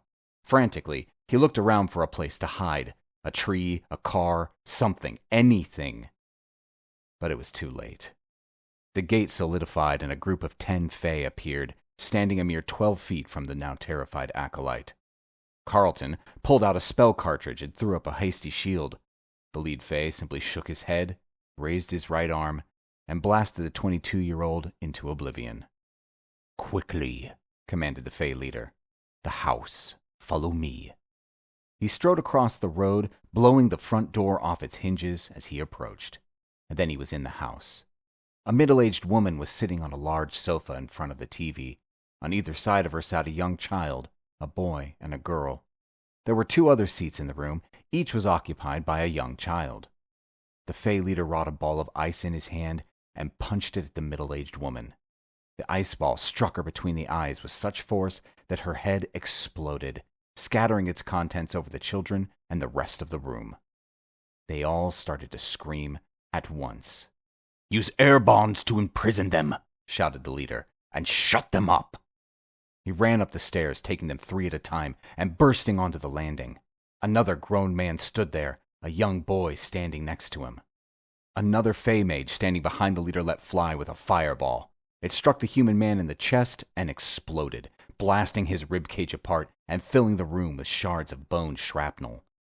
2 of the shards of bone hit the young boy in the stomach, ripping into his intestines and punching out his back, killing him instantly. Idiot! Screamed the leader. Not the children. They are for the master. He backhanded the battle mage, knocking him backwards and down the stairs in a tangle of limbs. Then he marched through the rooms searching for more children. He found the last of them huddled together in one of the bedrooms. 5. 2 boys, 3 girls. Using his air magic, he bound them together and dragged them behind him, yanking them down the stairs as he did so. As soon as he reached the first floor, he called his mages to him. Let's move, he shouted. Grab the children. Follow me. Chapter 27. I concentrated hard, zeroing in on the Dark Brethren mage that had just called me. But as we started to teleport, his life force disappeared. Shit, I cussed. He's gone. They must have taken him out. Can you still get us there? Asked Vusi. I nodded. Sure, just gotta start again, build up the power. There's enough residual life force to hone in on. I bent my mind to the task once more, built up the power, and stepped. And appeared right in front of a group of Fey mages. Next to them, a group of terrified, airbound children. In Mortal Kombat, time is counted off in microseconds, especially when a group of highly trained combat mages start slinging spells at each other. Vusi and I reacted first, but we were hampered by the fact that we didn't want to harm the children. The Fey, however, had no such constraints. Also, we were outnumbered more than 3 to 1, and they were all obviously high-level mages. The first thing that I did was surround the kids with a shield, while at the same time pushing down on it to make them all lie flat. Then I opened up, and with no need to use spell cartridges, I literally chucked out attack spells at the speed of thought. Vusi did the same, although to be fair, he wasn't as quick as me. Goat went lion on us and launched himself at the 2 Fey mages that were nearest to the group of children. Obviously, the Fey struck back. In the next 10 seconds, almost 70 different spells filled the air in a fusillade of magical mayhem.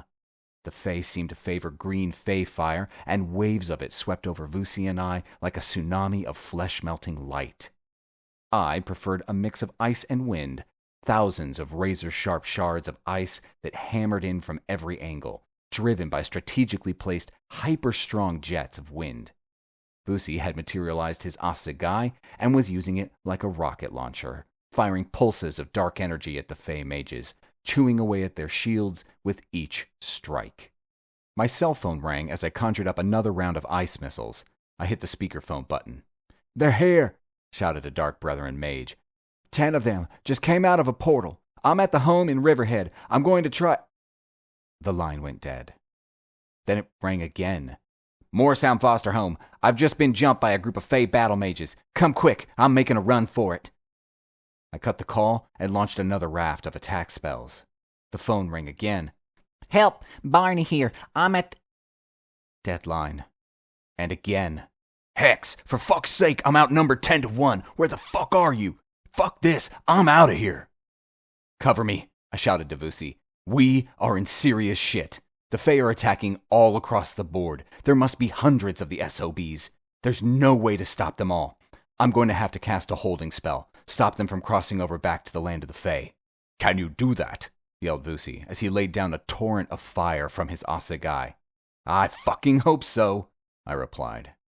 Ducking behind a car for cover, I reached deep into the earth for power, shutting off the battle around me, becoming one with the all. Then I opened my arms wide and let the power loose. A blue-green wave of power spread across New York and surrounds, cutting through the ether and grounding itself to the earthly plane, cutting off any access to the lands of the Fae, like a massive dome of bulletproof glass.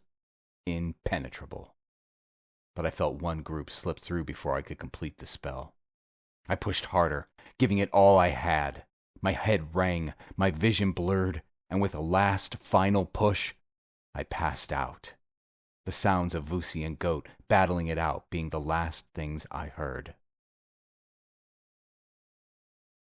Chapter 28. I felt like I was swimming up from a deep, dark well and into the sunlight. Opening my eyes, I shook my head in an attempt to wake up. Man, how long have I been out? I asked Vusi. Not long. A minute, no more. Sorry, dude, I apologized. That took a lot out of me. But it worked. Well, almost. One group got away. You can only do what you can do, said Vusi. We sorted the Fae mages here, and the kids are fine. I phoned 999 and gave them directions to here, as well as to all the other foster homes. Not sure what the cops can do, but I had to tell someone. I assumed that your spell stopped them opening a gateway to their lands, but they can probably still teleport themselves around here. I nodded. Yep. They will have moved themselves and the kiddies to a place of hiding. But the way I understand it is, they need to sacrifice the children under a Fae sky, so as long as they are still in this realm, they'll be safer than if they were in the Fae lands. As I spoke, I could hear the sirens getting closer. Cops are almost here, I said to Vusi. The kids will be fine. I think that I can track the group that got away. I got a feel of them when they left. So if I do it now, I reckon we can find them. You ready? Vusi nodded. Goat nodded. Woof. I latched onto the signature of the escaped group's last teleport. It was strong, but fading fast. Pulling in the necessary energies, I wove a bond to it, latched on, and stepped. Trees, snow, forest, green-tinged sun. We were in the land of the Fae, and judging by the weather, in the unseelie kingdom. Vusi spotted their tracks almost immediately. Come on, he said. This way. We followed in single file, attention on a knife edge, eyes swiveling from side to side like we were at a tennis match, wary of an ambush or some sort of trap. They're moving fast, said Vusi. We'll never catch them at this rate. Let's pick the pace up. Goat grunted and moved to the front, taking point. We both allowed him to. We all had to be the head of the spear at some stage. 10 minutes later, we ran into the ambush. A bunch of cougar-sized crab spider things with jaws like hammerhead sharks broke cover and swarmed all over Goat. Goat expanded into lion with horns mode and went at it like a rabid pit bull, biting and goring left, right, and center. Neither Vusi nor I could get any licks in, as the creatures were all over Goat, and any stray fireball or ice shard could easily have hit him as well. But that was fine, because a second later, we had our own problems. 2 dark elves appeared, one each side of the footpath, and next to the one on the right, a massive cyclops, complete with hammer in one hand and a real live thunderbolt in the other. Shotgun on the elves, I said. You get the old stinky one-eye. Thanks, yelled Vusi. With that show of generosity, you don't owe me a birthday present anymore. Shit, sorry, I shouted back as I started running to the left. Did I miss your birthday? Not yet, replied Vusi, but I'm sure that you soon will. You've become a bit self-absorbed lately. That's not true, I responded. It's just that I find myself to have become very important, vis-a-vis the whole saving of mankind thing. I'll make it up to you. Hey, are you lovers going to fight or what? shrieked one of the dark elves. Or what? I answered, and hit him with a storm of ice shards, followed closely by a wave of green fey fire. He went down hard, clothes burning as merrily as a 4th of July firework. Nice. The second elf started to bombard me with pulses of dark energy, and I whipped and weaved back and forth to escape being hit. Meanwhile, Vusi had decided to go full-on WrestleMania with the Cyclops and was trading blows like a champ. I threw up a hasty shield and then pushed it towards the dark elf. He in turn blasted it with dark energy, and I used his monetary shift and concentration to lob a spear of white-hot plasma at him, throwing it high into the sky above so that it came down vertically. It worked spectacularly well, striking him on the crown of his head and barreling into the ground with great force, splitting the Dark Mother in two. Yes! Man down! I decided to give Goat a hand, but on quick inspection saw that it was unnecessary. He had destroyed the spider shark thingies and was busy chewing on one of their legs. Gross, I said to him. He replied, and I heard, tastes like chicken. So I settled back to watch Vusi slug it out with Single Eye Boy. You see, the thing with the Cyclops is that they are extremely resistant to magic. Fireballs, fey fire, dark energy, and such. But as Vusi was busy proving, they were no more resistant to a smack in the teeth with the butt of an assegai than any other large, slow-witted animal. Basically, Vusi was reducing the Cyclops to hamburger. Blow after vicious blow landed as the Zulu danced from side to side, cutting and hitting and kicking as he did so. The Cyclops lashed back with both hammer and thunderbolt, but whenever he struck, he hit only empty space, and it was exhausting him. After 5 minutes, I could see that Vusi was starting to drag things out a little. "Hey!" I shouted. "Finish it! Places to go, kids to save. Move it!" With a final flurry of punches and kicks, Vusi brought the monster to his knees, and then, with one massive strike, he lopped his head off with the blade of his assegai. "Happy forthcoming birthday," I said. Vusi grinned, and we picked up the trail once more, moving fast, trusting that there wouldn't be a second ambush. Chapter 29. An hour later, the sun was sinking below the horizon, bringing with it the unseelie fey night, and all the things that go bump. The monsters under the bed, the shadow in the cupboard, the squeak in the stairs. The nightmares that we are told not to believe in, even though they are all too real. I hate nighttime in the lands of the Fae. And do you know why? Because I shit myself, that's why. Stick to the footpath, I informed Vusi, and be vigilant. As the darkness falls, all is not what it seems. You too, Goat. Bah. Whatever. Not 10 steps and Vusi stopped. "Father," he said, "I can't believe that you're here. Wait, I'm coming." I grabbed his shoulder. "Hey, what did I just tell you?" Both Vusi and Goat started laughing at the same time. "Got you," said Vusi. "Man, you should see your face. Priceless." I shook my head. "You're not funny," I responded. "Childish, actually. Really fucking childish." And then they actually did appear.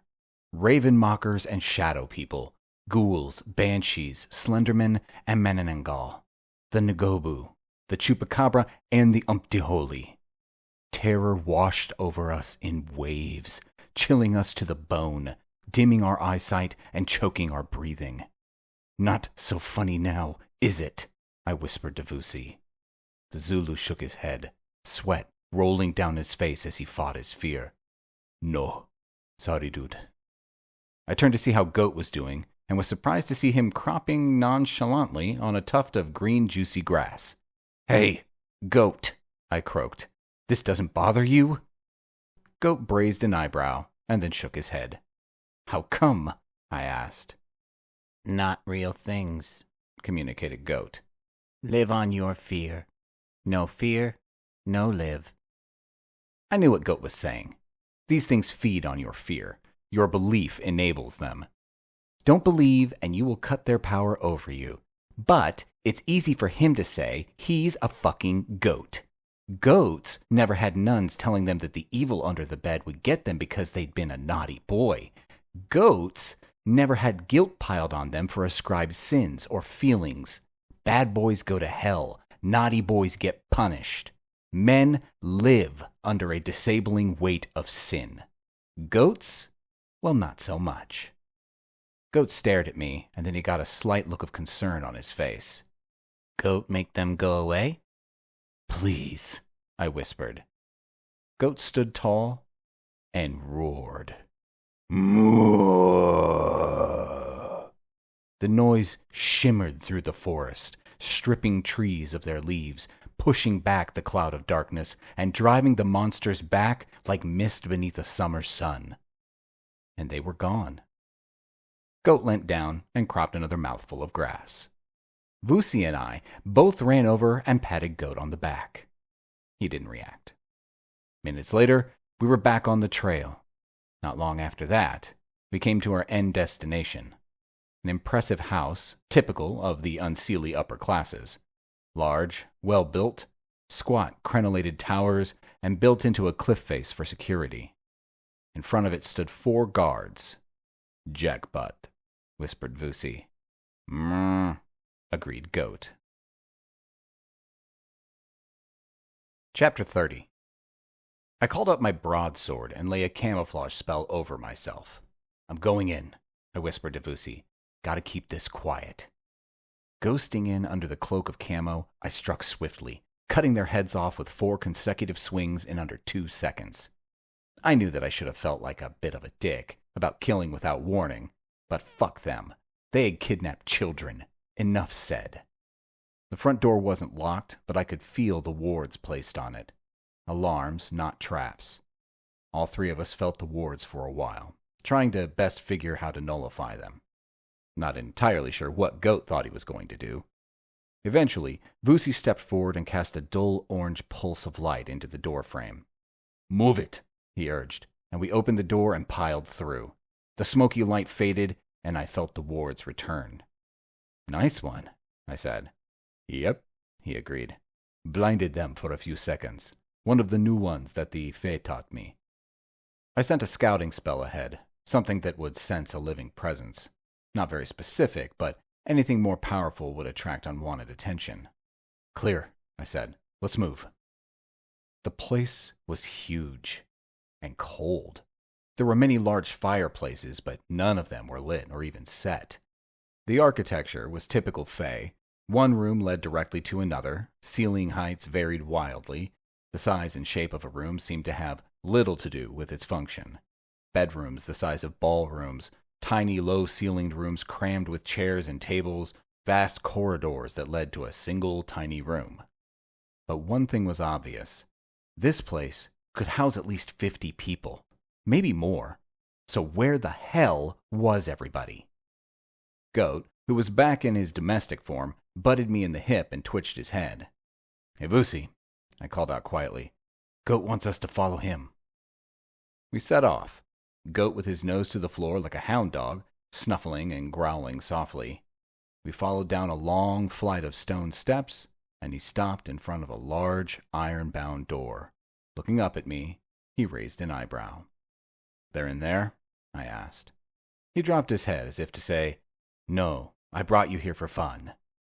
"Sorry," I apologized, as I felt the door for wards. "No wards," I whispered, "but it is locked, and there are more than 10 people inside. I would guess maybe 12, maybe 14. Vusi ran his hand over the door. "I wonder how we can spring the lock without them hearing." We were both thinking about it when Goat went large, pawed at the floor, and charged, smashing through the door and launching himself into the room. There they were, the 10 children, all relatively unharmed, and 3 Fae guards. The guards lasted a full 4 seconds as Goat tore into them, all teeth and horns and attitude. Shrinking back to his normal size, he went, "Bah." Then he walked amongst the kids, brushing up against them and looking up at them with sad, soulful eyes.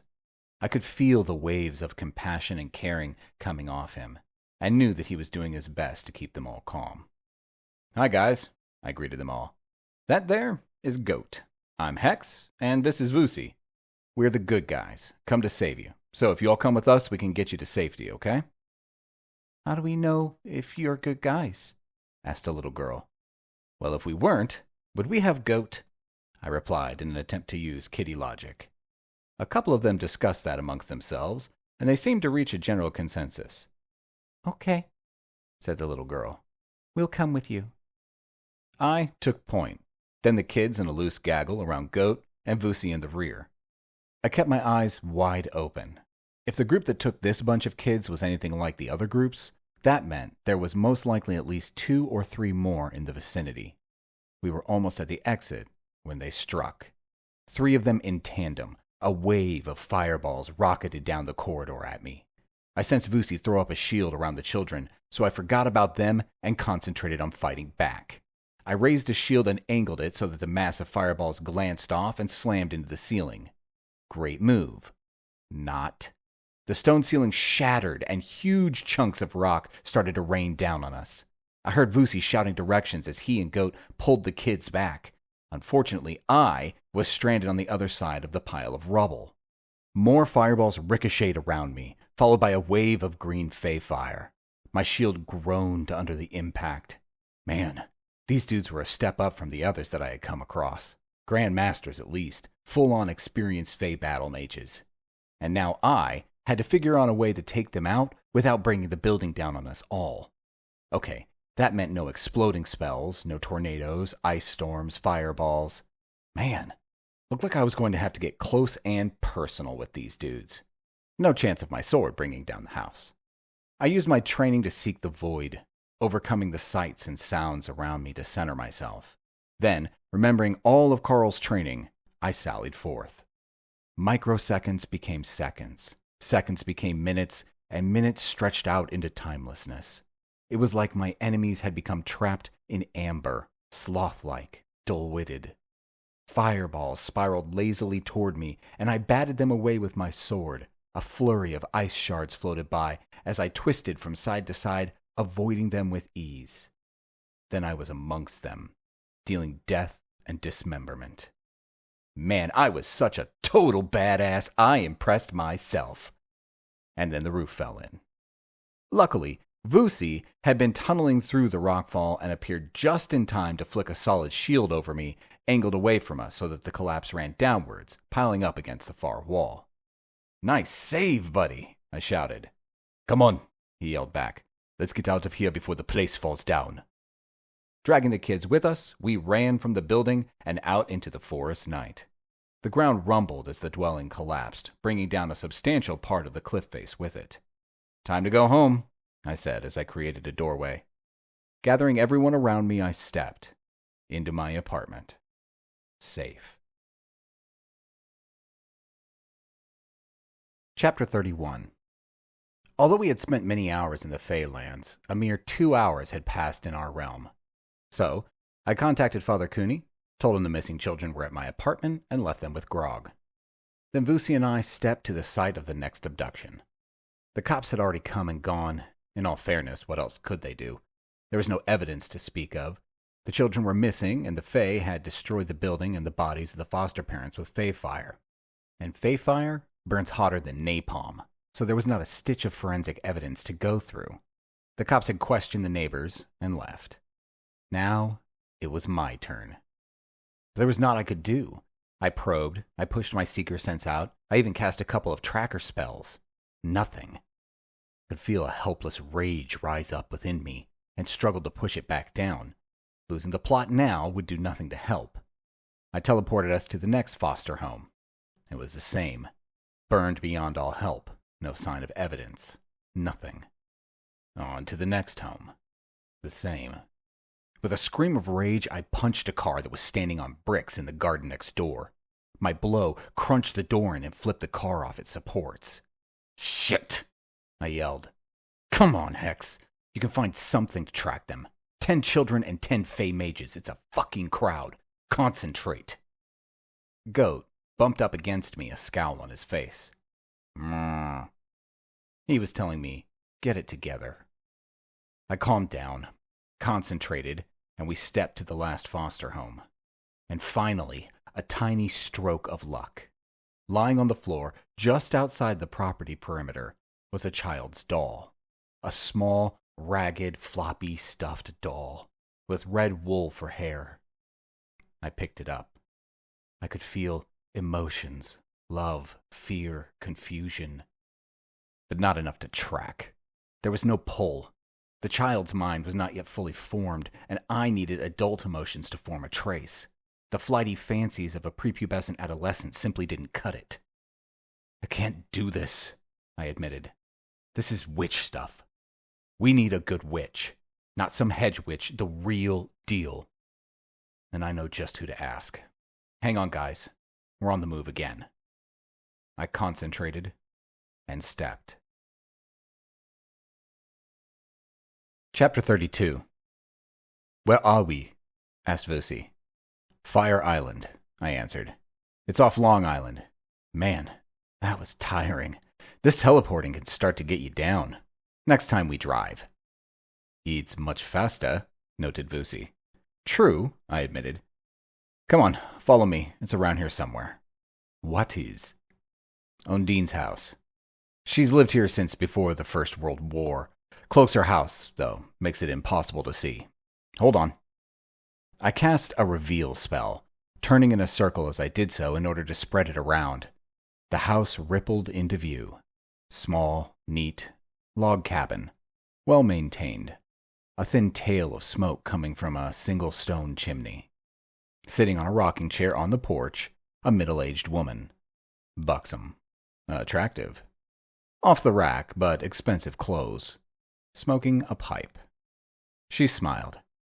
Young Hex, she purred. My, how you've grown. Impressive reveal spell. There's maybe 3 people in the world who could have pierced that glamour, and none with such ease. She stood up and gave me a hug, curling her body around me like a cat and kissing my cheek. Then she pulled back like she had been shocked. Curtsying low, her languid smile became an expression of respect. My Lord Guardian, she said to me, my apologies. I had no idea. Oh, not you as well, I complained. I thought it would be cool having a bit of bowing and scraping, I admitted. But to be honest, it's just exhausting. How did you know? Asked Vusi. Undine turned to face the Zulu, and her smile blossomed again. When I touch him, I could feel the power, she answered. And who might you be? He might be Vusi, I said. Mage, warrior, and friend. Oof. Oh, yeah, and that is Goat. Not sure what he is. Undine stroked Goat on the head, and he started to purr like a cat. What can I do for you, Hex? Asked the witch. I handed her the doll. Tracking spell. Urgent. Undine turned the doll over in her hands and nodded. Doable, she confirmed. How much are you prepared to pay? It's to save the children, said Vusi. You would charge for that? I charge for everything, replied the witch as she ran her finger down Vusi's cheek. And for this, she leaned forward and sniffed at Vusi, a predator scenting its prey. Blood, she continued. Yours. A small amount will suffice. Vusi stared at me, and I nodded. No one liked to give up their essence to a witch, but I knew through experience that Undine didn't bargain. Everything had a cost, and it was non-negotiable. Vusi held his right arm out, and Undine flicked a small blade open, nicked his wrist, and guided the small flow of blood into a glass vial. She stopped the top and rubbed her thumb over the cut. When Vusi looked at the wound, it had completely healed. There, she said. That wasn't so bad, was it? Now, wait here. I need to make a potion, and I can't have you 2 oafs stumbling about my place and knocking things over. She beckoned to Goat. You can come in if you want. Goat raised an eyebrow at Vusi and me. The 2 of us stared at the sea for a while, comfortable in our silence. What you reckon she wants my blood for? Asked Vusi. I shrugged. No idea. I don't do witch stuff. All these potions and herbs and chanting and shit. Too weird. We watched the waves roll in and the seagulls fly by, and said nothing for the next 20 minutes. Then Undine appeared, Goat trailing behind her. She held out her hand and gave me a crystal on a string. It was about the size of my ring finger, and the one end glowed with a soft blue light. "Here," she said. "It acts like a compass. You suspend it from the string, the blue end will point in the direction you need to go. The closer you get, the brighter the light. When the entire crystal glows blue, you're there. Should last a couple of days. Good hunting." I thanked her with a quick kiss. Goat butted against her hip, and Vusi waved as we teleported out of there to the underground parking at my apartment. "We need the Porsche for this," I said as we arrived. We climbed into the SUV, I hung the crystal from the rearview mirror, and we set off. Chapter 33. The crystal took us north and then west. We traveled across the city, Macebeth, Long Island, through the Queens Midtown Tunnel, and, as it grew brighter and brighter, right into the meatpacking district in Greenwich Village. Not the best place to be with night approaching. Well, not if you were a normal dude, but for Vusi, Goat, and me, this was no worse than taking a walk through a kindergarten at lunchtime. Actually, it was most likely a darn sight easier. The crystal led us to a non-residential section, turning completely blue outside a square of dilapidated office buildings. We climbed out of the SUV and did a quick reachie. In between two of the buildings was a small steel door with obvious protection and alarm wards on it. Stupid, really. If the Fae were trying to lay low, they should have eschewed all magic and simply put a normal, mundane alarm on instead. Idiots couldn't see the wood for the trees. Vusi did his ward-blinding spell, and Goat rammed the door down. Not quite as subtle as I would have liked, but we were all spoiling for a fight and didn't really care how much noise we made. The doorway opened to a long concrete corridor, dark and dank. We sprinted through and came out into an open courtyard in the center of the square of buildings, an area much larger than it seemed from the outside, and it was full of trees, great mature oaks and firs. Magnificent. The ground was soft with moss and fallen leaves, and somewhere, unseen, water trickled down rocks, creating a musical, brook-like babble. Above us, a series of tree houses were built into the trees, walkways stretching between the individual dwellings. The place was a genuine oasis of calm and beauty in the city. Apart from the fact that it was a refuge for a bunch of child-murdering, unseelie SOB Fae dickheads. Talking of which, there they were, 10 of them, standing in the middle of the courtyard, and each of them held one of the children next to him, bound by air. "Who the fuck do you dicks think you are?" I shouted. "ISIS? Forming a human wall out of children? Fuck you!" But they knew that there was no way that Vusi or I could open up on them without injuring the children. Also, we couldn't approach and take them on hand to hand, or they would still hurt the kids. But they, on the other hand, could throw anything they wanted at us. And they did. The usual waves of green Fae fire washed over our hastily constructed shields. Ice shards ricocheted off, crashing into the surrounding buildings, smashing windows and raining bits of concrete and steel down on us. One of the kids tried to make a run for it, and the Fae dragged him back with a vicious yank, smashing him to the ground like a piece of lumber. A volcano of anger erupted inside me as I saw the child hit the dirt. Enough. No one hides behind kids on my watch. Not in my city. Not in my fucking lifetime. Without thinking, I drove my essence deep into the earth, pushing it out from me until I felt the roots of the trees opposite us. And then I fed them my rage, my anger, and my fury over what these unseelie SOBs were doing to the innocent.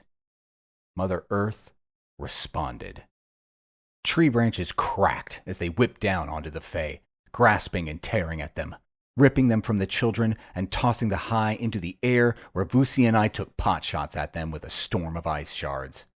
By the time their bodies hit the ground, they were little more than broken sacks of meat. I pulsed a thank you towards the trees, not sure if they understood, but hoping they knew they had done good. Then Vusi and I tried to get the kids together and calm them down. But we were fighting a losing battle.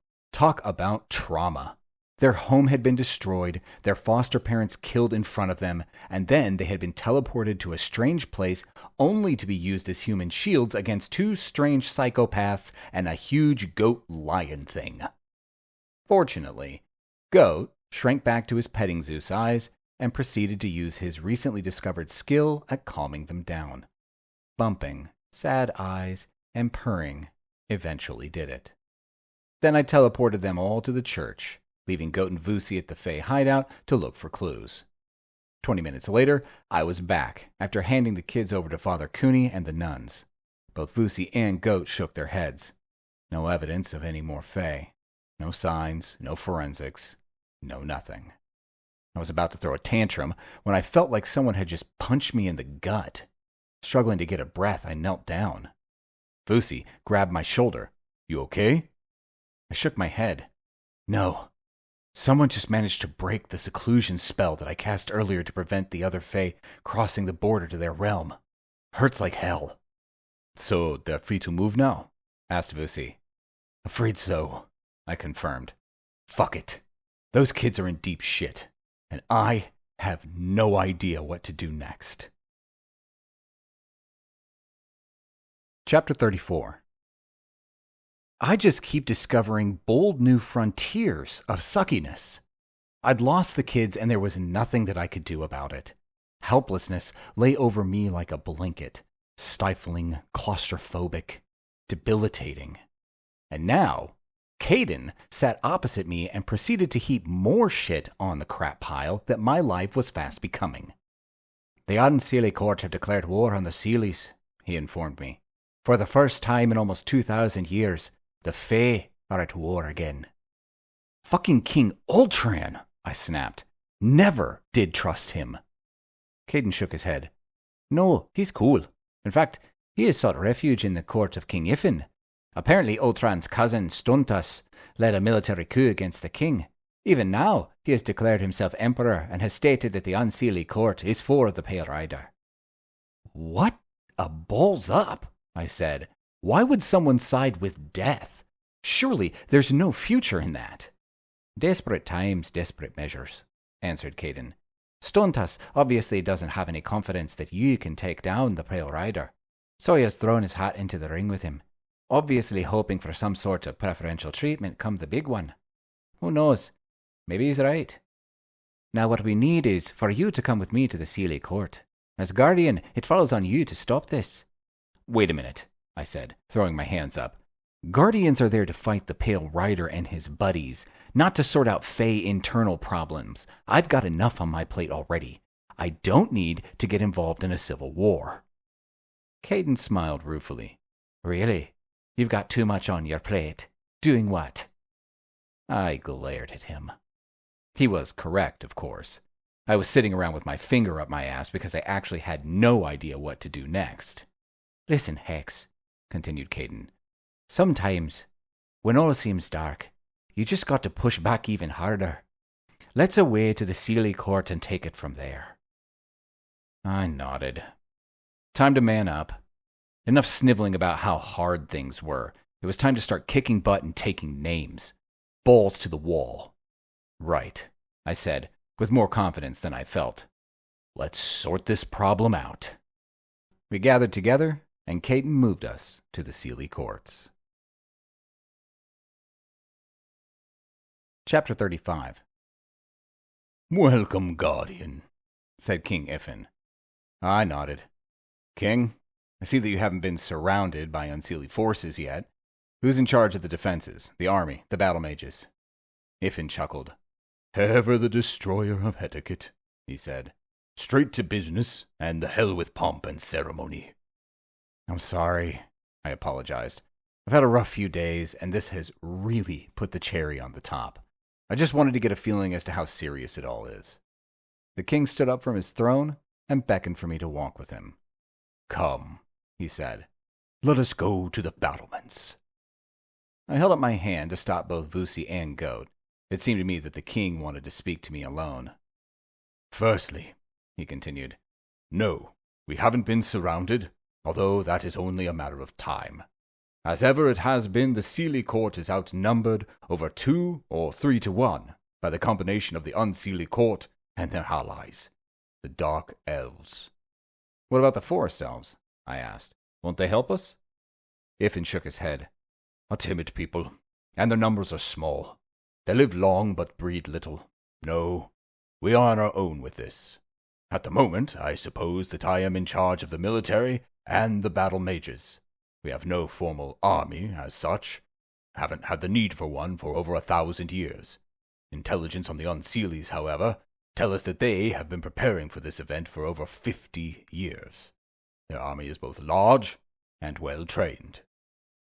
Man, I sighed. Any good news? Iffin nodded. Due to the different ways that we access magic, I would say that our battle mages are more powerful than theirs, although they too are vastly outnumbered. How many battle mages have we got? I asked. As we stepped out from the tower, we were ascending and onto the wall walk behind the battlements. The view out over the verdant valley was spectacular. 100, but only 20 or so with any real talent. Some are more dedicated to the academic side of the magic, as opposed to the destructive. Was a day when the battle mages numbered in the thousands, but now, no army, no battle mages. Rumor has it that the unseelies have 300 or more. As you can see, continued King Iffin, the castle is protected from 3 sides by the mountains. When they come against us, it will be from the south, directly down the valley. We have water and food to withstand a long siege. I shook my head. They'll want to finish this as quickly as possible. No long drawn-out anything. They'll strike hard and fast and with overwhelming force, and there is every chance that they will be reinforced by the Pale Rider himself. You are saying there is no hope, stated Iffin. Saying no such thing, I replied. But bear in mind, I'm a New York City detective with some skills at magic, not a general skilled in medieval military tactics. I can only do what I can do. Iffin laughed. You are not some callow detective, he said. You are Hex, smiter of fallen angels, conqueror of demon armies, destroyer of the werebears, and defeater of the Russian mafia. And now, you are the guardian of all hope. I have full confidence in you, my lord. I raised an eyebrow. Oh, well, when you put it like that. Geez, talk about being bigged up. Even I couldn't have done a better job. I suppose that the least I owed the king was to give it my best shot. Right. King, I said. I've got a few ideas. First, I'm going to teleport out of here. Got some shit to do. Won't be long. I put out my hand and we shook. Tell Vusi and Goat to wait, I informed the king. Then I stepped straight into the reception area of the Dark Brethren's head offices. My favorite succubus squeaked in shock as I appeared. Then, when she saw who it was, she became even more flustered. Jumping out of her chair, she ran around her desk and curtsied to me. My Lord Guardian. In the flesh, I confirmed. Is the head cheese in? She looked puzzled. The Archmage, I clarified. Is she in? Before she could answer, I blew her a kiss and showed myself to the Archmage's office door. I knocked and waited for all of 3 seconds before letting myself in. She was sitting at her desk, shrouded in shadow as usual. Hex, she greeted me. One of these days, your impudence will be your downfall. I shrugged. Maybe. More likely that death or one of the other riders is going to be my downfall, but whoever or whatever it is, they can take a number, like everyone else. The Archmage sighed loudly. Fine. What can I do for you? Long story. But it appears that the Unseelie Court has declared war against the Seelie Court. They've taken side with the Pale Rider, and everything is about to go wildly pear-shaped, so they called on me to put a stop to it. She sat bolt upright in her chair. Yeah, I thought to myself. Got your attention, didn't I? War? What is that idiot old chum thinking? Not him, I informed the Archmage. It's his cousin. Who? Stuntus? I nodded. Ye gods, she snapped. The man's 2 IQ points shy of being a moron. What do you need?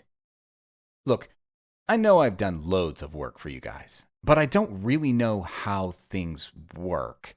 What sort of resources you actually have. So, I'll ask, and you tell me if I'm barking up the wrong tree. She nodded and waved her one hand impatiently for me to continue. Fine. I don't need battle mages. I'm up to my eyeballs in them, and the Fae are better than anyone we could put forward at any rate. The Archmage nodded her agreement. I'm looking for some good old-fashioned American firepower. Something that will provide a bit of shock and awe. They've never fought against modern conventional weapons before, and I think that they might give us an edge. Got anything like that? As it happens, yes, she replied. We have a small standing strike force, 10 soldiers, ex-special forces, Rangers, Force Recon, 2 British SAS. Would that suffice? I'd prefer a battalion, I admitted, but that will certainly help. How soon can I get them? They're a standing force, she repeated. 10 minutes. They will be waiting in the car park downstairs. Thanks. I'll teleport them back to the Feylands with me. Will they be comfortable with that? They are all up to speed on what we do, although none of them have any particular skills at magic, so yes, they will be comfortable. I gave the Archmage a thumb up. Exceptionally cool, I said. I'll be in touch. As I left her office, I heard her sigh theatrically as she flopped back into her chair. I took the elevator down to the car park and waited for 6 minutes. 2 black Ford vans pulled up and disgorged a group of the hardest-looking men that I had ever seen before. And I was friends with Vusi, for fuck's sake. These dudes were like blocks of granite that had been animated. They were all dressed in fleck-tarn Russian camo, a dark multi-purpose tactical gear that could be used in jungle or urban environments. Body armor, tactical boots, aviator shades. No weapons. One of the men approached me and saluted. Lord Guardian, he said, I believe we have been seconded to your unit. I am Sergeant McCall, at your service. Word is that we're going to the Feylands. I nodded. Yep, going to kick some fairy butt. What weapons you guys got? What do you need, sir? Maximum firepower against troops. McCall nodded, and then turned to his men. Right, you lot. Unload 4 by SAW squad support weapons, 4 by VOG automatic grenade launchers, 2 by 60mm mortars, 12 by M16A4s. Johnson, bring your sniper rifle.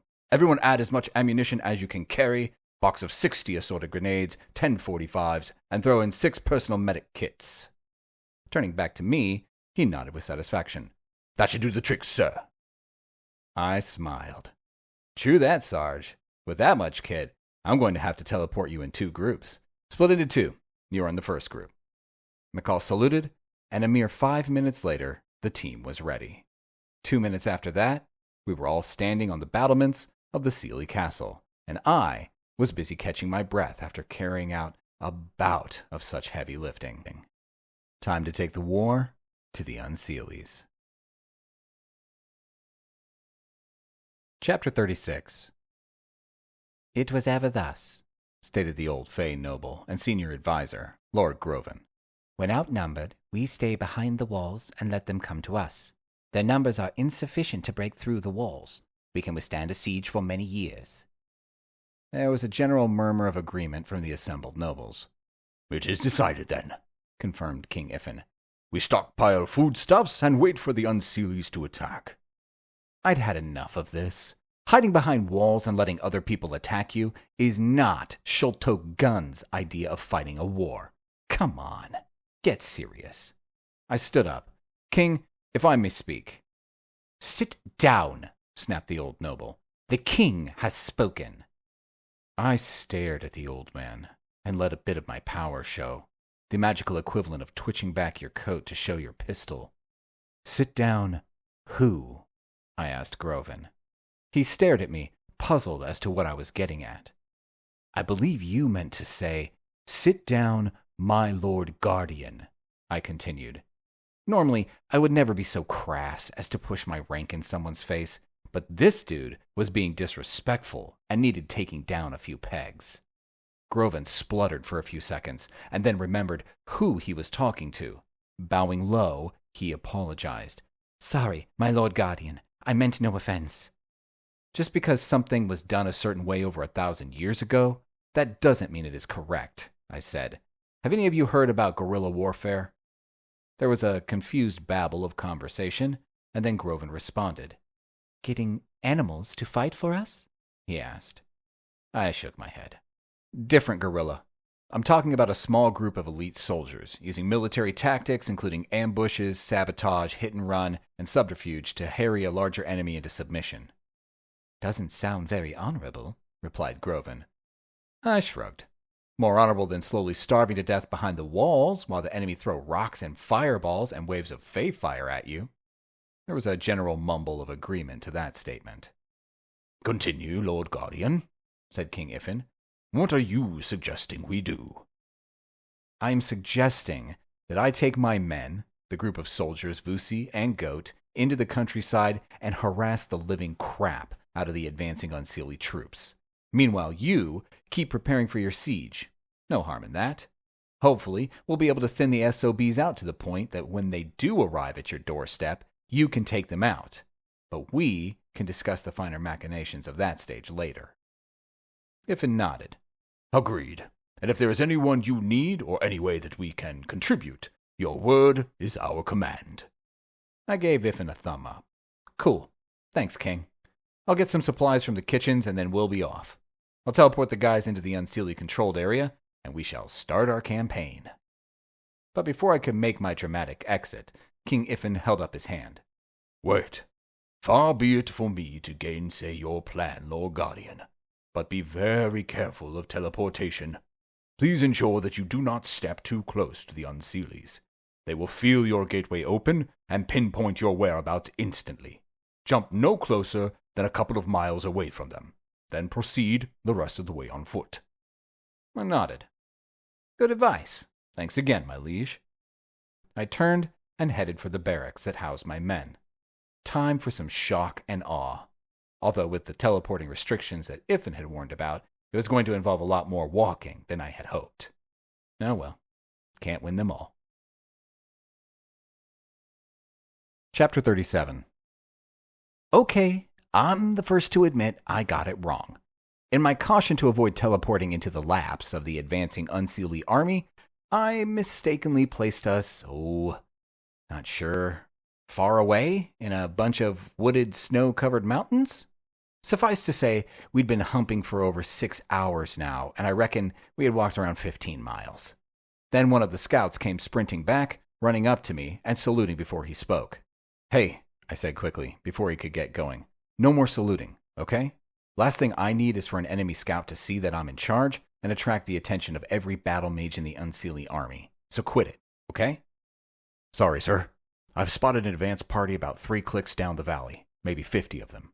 3 on horseback, no wagons. Lightly armored, pikes, swords, 10 bowmen. 2 of the dudes on horses weren't carrying any weapons. The third was obviously an officer. Fancy uniform, shiny sword. Most likely 2 battle mages and an officer, I surmised. How long until they get here? They aren't moving at any great speed, answered the scout. I would guess 10 minutes or so. Sergeant? Sir. We'll take them here. As good a spot as any for an ambush. I want a machine gun on each side of the trail, 2 more here. Spread the rest of the men out as you see fit.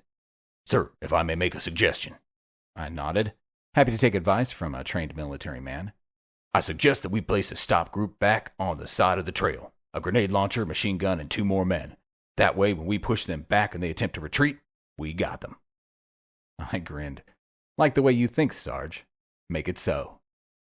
6 minutes later, we were ensconced in our designated positions. I told the 2 flanking machine gunners to concentrate their initial fire on the 2 mages and the officer. We had to take out their ability to communicate, and I assumed that the best way to do that was to ice the mages as fast as. The next 5 minutes of waiting took 2 days. Nerves wound as tight as piano wire, that sick feeling in your gut. I don't care who you are. Those moments before a battle are shitty in the extreme. 2 forward scouts appeared on the trail, moving slowly, eyes swiveling from side to side. I was confident that Sergeant McCall's men would keep still and let the vanguard through unmolested. Sure enough, no one moved, and a couple of minutes later, the rest of the party came forward. The 3 men on horseback leading the foot soldiers. As the last soldier crossed our back marker, the saw opened up. An insane, prolonged hammering, spewing out superheated lead at a combined rate of over 2,400 rounds a minute. The officer and the two mages were literally shredded as hundreds of rounds struck home, throwing them off their horses and dashing their lifeless bodies to the ground. The ground shuddered as the automatic grenade launchers added their voices to the hammering. Neither Vusi or I used any magic. We wanted to ensure when the bodies were discovered, the Fae had no idea what had caused the destruction. They would immediately suspect battle magic, but would find no sign or trace of it.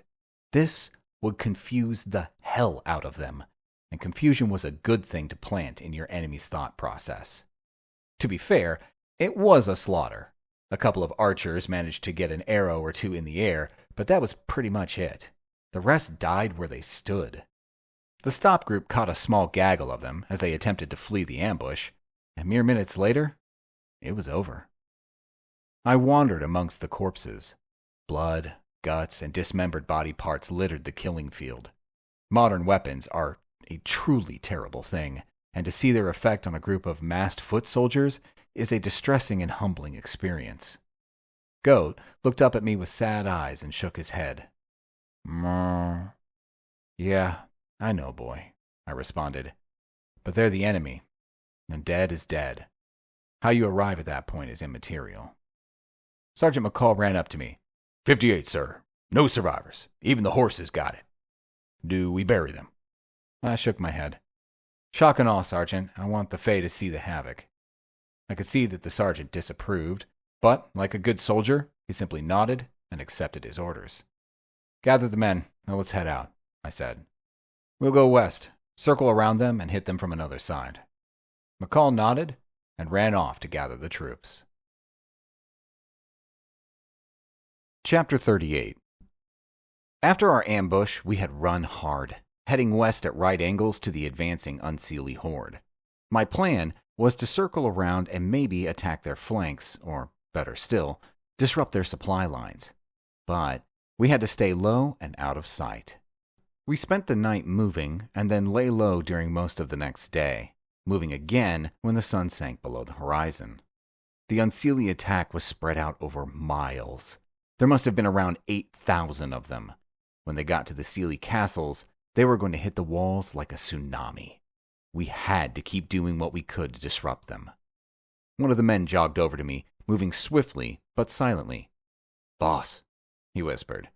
About 2 clicks from here, it looks as though the enemy has built a temporary supply depot. Johnson took a run down the track, and he can confirm that they're setting up more depots along the route, every 10 miles or so. What sort of protection? I asked. Walls, moats, talk me through it. Wooded palisade, earth banks, sturdy gates, low tower on each corner. I beckoned to Vusi and Sarge. Let's go take a look at this depot, I whispered. Sounds like just the sort of place that we should be fucking up. They grinned their agreement, and we set off, following the scout. After almost a minute, I noticed that Goat was with us, full-sized and moving as silently as a shadow. It didn't take us long to get within eyeballing distance, and we all lay prone and checked the place out. It was larger than I had expected. A simple walled area, inside piles of stores covered by oiled tarpaulins. Bows, arrows, spears, food, and armor. What do you think, Sarge? I asked. No-brainer, he replied. We don't even have to get our feet wet, figuratively speaking, of course. He pointed to the left. See that hill there? We all nodded. It was a low, tree-covered mound just under a mile away. Both the grenade launchers and the 60mm mortars could hit this structure from there. We got high explosive rounds, 40 grenades, and 20 mortar rounds. We set up on the hill at night, lob our ordnance in, and light out. The barrage should take no longer than 2 minutes. There will be F.A. left of this place, but we'll be out of ammo for the big stuff after that. You got more ammo in the truck back at the HQ? I asked. Yep, 100 mortar rounds, 220 grenades. I can teleport them to the Seelie Castle later, but instruct the boys to only use half of their ammo. That should still leave enough to level this place. Then we can still take another bite at them somewhere else before we go back to resupply.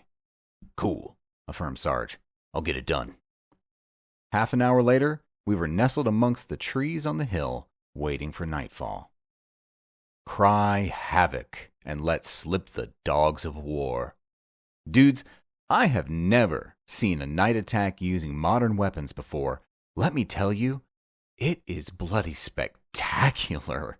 Sarge had sighted the mortars in, and the bombs were right on target, dropping in and around the palisaded depot and exploding with huge gouts of orange flame. Then the grenade launchers added their staccato tempo to the beat at a rate of 1 every second. Just as abruptly as it had started, it was over. Flames leapt high into the night sky, and the sounds of the injured screaming was clearly audible across the forest. "Back up, boys," commanded Sarge. "Let's get the hell out of here." Minutes later, we were one with the night. Chapter 39. We kept moving through the night, working our way back towards the next supply depot. I figured if we managed to take out another 2 of them, we'd be putting a serious wrench into the gears of the unseelie war machine. Hard to start a protracted siege when you got no supplies. I sat on the ground, Goat leaned up against me, and Vusi sat opposite. The sun had just come up, and we had all sought cover, burrowing into bushes to avoid detection. We would come out later when the sun went down and wreak more havoc. "This is not my bag," I admitted to Vusi. Never had a hankering to join the army. I mean, hell, I love blowing shit up as much as the next man, but I never saw it as a career choice. "It's not forever," noted Vusi. "Short-term problem." "Says who?" I asked. Seriously, the last time these Fae fuckers had at each other, the war went on for 300 years. 300 years. Goat raised an eyebrow. I nodded. Yep. As long as there's a war, I reckon I'm pretty much stuck here fighting it. Unless the Pale Rider breaks free and crosses over, then I suppose I gotta follow him. "Wow," interjected Vusi. "Talk about frying pan and fire." Goat, whom had returned to domestic size, lay his head in my lap. "Oof." "Thanks, buddy," I said. "Good to know that you're with me. I appreciate it. Let's try to get a few hours shut-eye. Got another night of mayhem coming up." We nestled down into the leaves and moss, and it didn't take us long to fall asleep. We had snuck to within half a mile of the next fortified supply depot when I waved the men to a stop and beckoned for them to gather around me. Concentrating hard so as not to overdo the spell or leak any telltale energy out, I cast a subtle cloak over us all. "They're searching for us," I whispered. Vusi nodded. "At least 4 mages," he concerned. "1 at each point of the compass." "Hey, have they got a fix on us?" whispered Sarge. "No, there have been none too subtle. I managed to put a cloak over us for now, but it won't last. If any of them direct any power directly at us, they'll strip away the illusion." "So beef it up," said Sarge. "Make it stronger." I shook my head. "Can't do, because they are all on seeker mode. If I use any more power, they will latch onto it. Then they won't see us, but they'll still know exactly where we are. For now, stay frosty and stay still. Sarge, I'll tell you when we can move. Take a look around and see where we can set up the mortars and grenade launchers. We hit hard and fast, and then make like sheep and flock off." Sarge nodded, and I could see him scanning the surrounds for a likely spot. He pointed using his chin. "There," he whispered. "Not ideal, but it will do. There's a clear line of sight through the trees, slight elevation. It's very exposed, but we get in and out as quickly as possible. I'll need to get up there first, take some range readings, test the wind so I can dial in the mortars. Tell me when I can move." Both Vusi and I kept our concentration up, feeling for the watchers. 20 minutes became 30, and 30 became an hour. "They're gone," stated Vusi, and I nodded my agreement. "Go, go, go," I urged the soldiers. "They could be back any second." We dashed en masse to the spot that Sarge had pointed out, and the mortar operators flung their equipment up at double time while Sarge took readings through his rangefinder. "They're back," I snapped, and everyone ceased moving.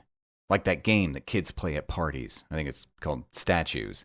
You play some music, and when the music stops, everyone goes dead still, and anyone seen moving after the sound stops is eliminated. Yeah, exactly like that. Except instead of going to the side of the room for an ice cream, when you were eliminated here, you exploded in a ball of fey fire. This time the wait was shorter, just over half an hour. The next few minutes were spent zeroing in the mortars, stacking the bombs in readiness, and checking that outwebbing and weapons were prepared for a speedy departure. "Freeze!" I called out for the third time, as the seeker spell washed over us, probing, sniffing, hunting. "The next break is the one," I whispered to Sarge. "I call it, and you dudes rain fire down on them." We lay still, waiting. The two moons crept across the sky, one dull yellow, the other a bright blue. In between the two, a shimmering corona of green light waxed and waned. It was eerie, but undeniably beautiful. Then the seeker spell wasn't there any longer. "Hit it," I commanded, and the thump and cry of the mortars sang out. Seconds later, the staccato crash of the grenade launchers added their voices to the choir, and a hymn of death rang out across the forest.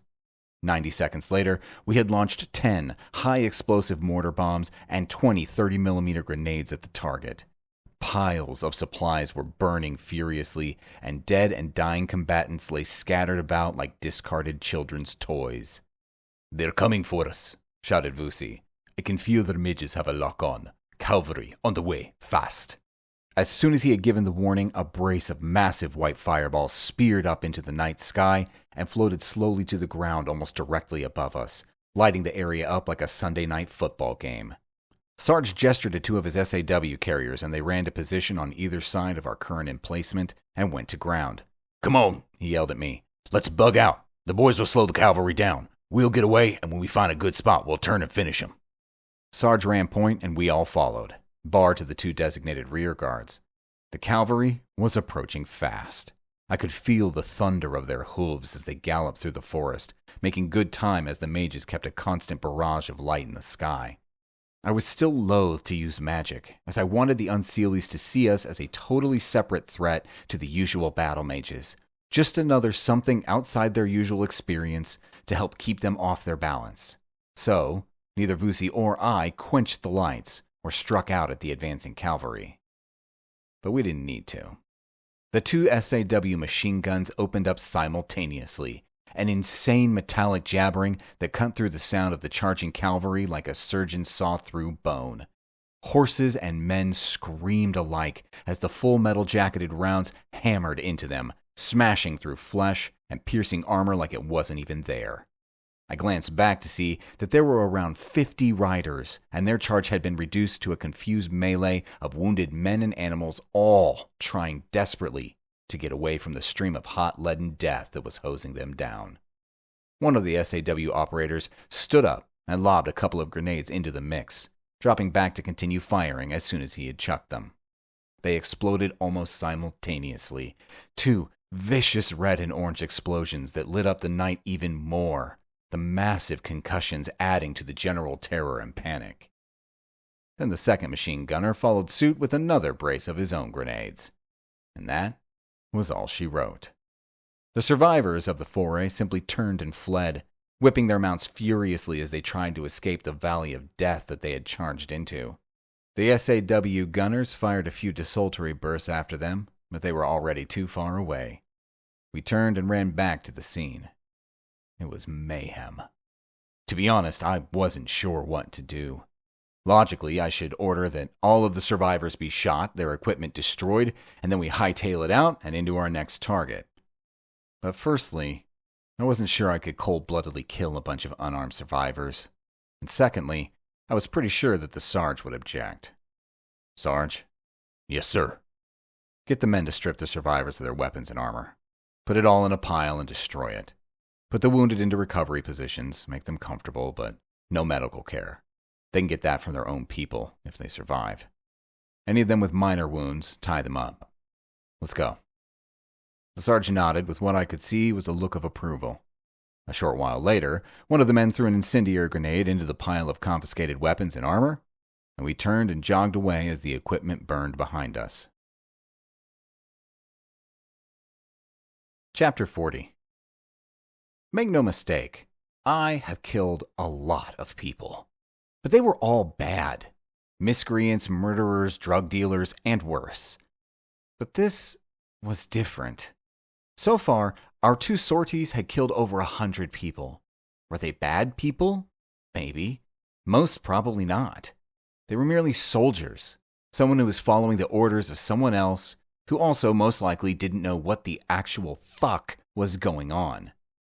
This was new to me, and I tell you with no hesitation, it sucked mightily.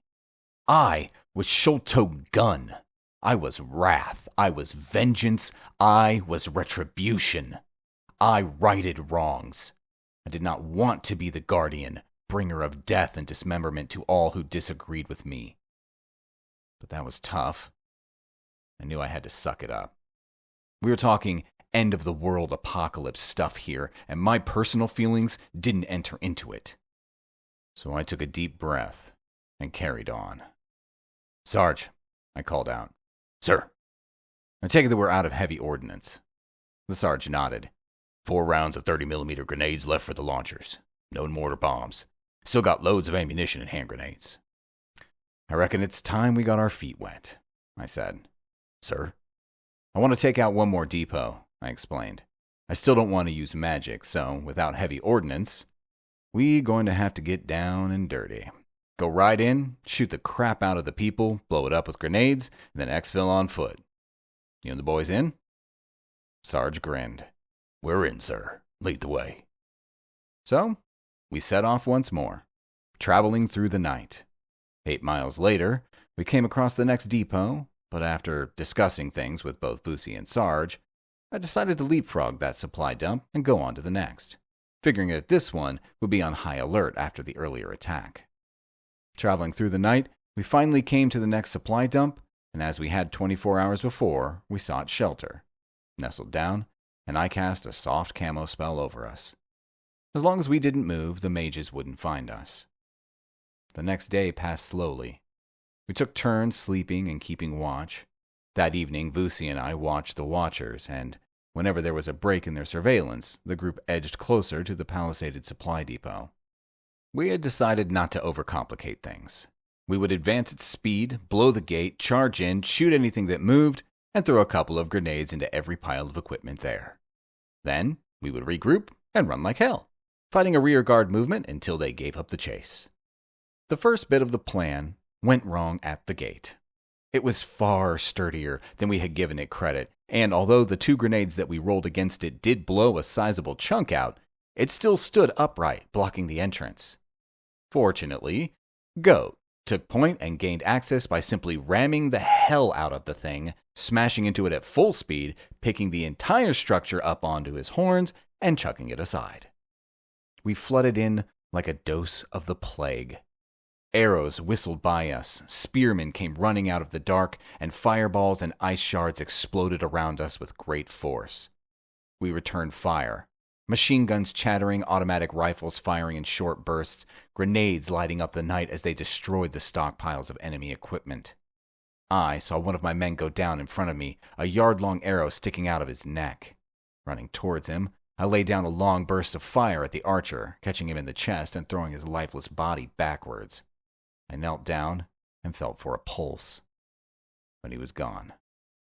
The trauma imparted by the arrow at this range was massively destructive, severing his major arteries and smashing through his heart and lungs. I slung his rifle over my shoulder and gathered up his extra ammo and his grenades. Then I yelled out for Goat. "Oof. Can you carry this dude out of here?" I asked Goat. "I know he's gone, but I don't want him left behind." Goat nodded and knelt down so that I could sling the soldier over his back. Then he moved off, and I continued with my wholesale destruction. A minute and a lifetime later, I heard Sarge blowing his whistle, and I headed for the rendezvous point near the gate. I did a quick head count as everyone arrived, and noted that the dude on Goat's back was our only casualty. Without speaking, Sarge took point, and we ran through the gates and into the forest. After 20 minutes, it became clear that there was not going to be anyone chasing us down. We had decimated the troops and totally destroyed the compound. Whoever was left behind was either trying to save whatever stocks they could, or they were licking their wounds and treating the survivors. It was time for my little guerrilla group to head back to the Sealy Courts. A job well done.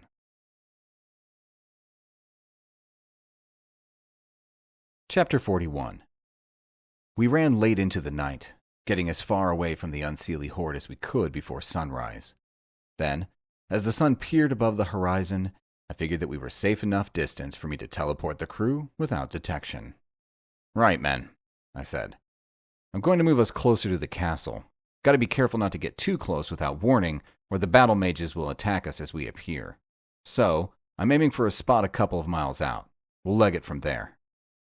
I drew in the energy, coalesced it around us, and stepped into a clearing some 2 miles from the Sealy Castle, and straight into the path of a fey conniption. The conniption is a magical melange of predators found uniquely in the forest depths of the fey lands. Although some are similar looking, none are identical. But as a rule, they tend to be about the size and weight of an elephant, teeth and skin like a crocodile, 8 spidery legs, and a poisonous scorpion's tail.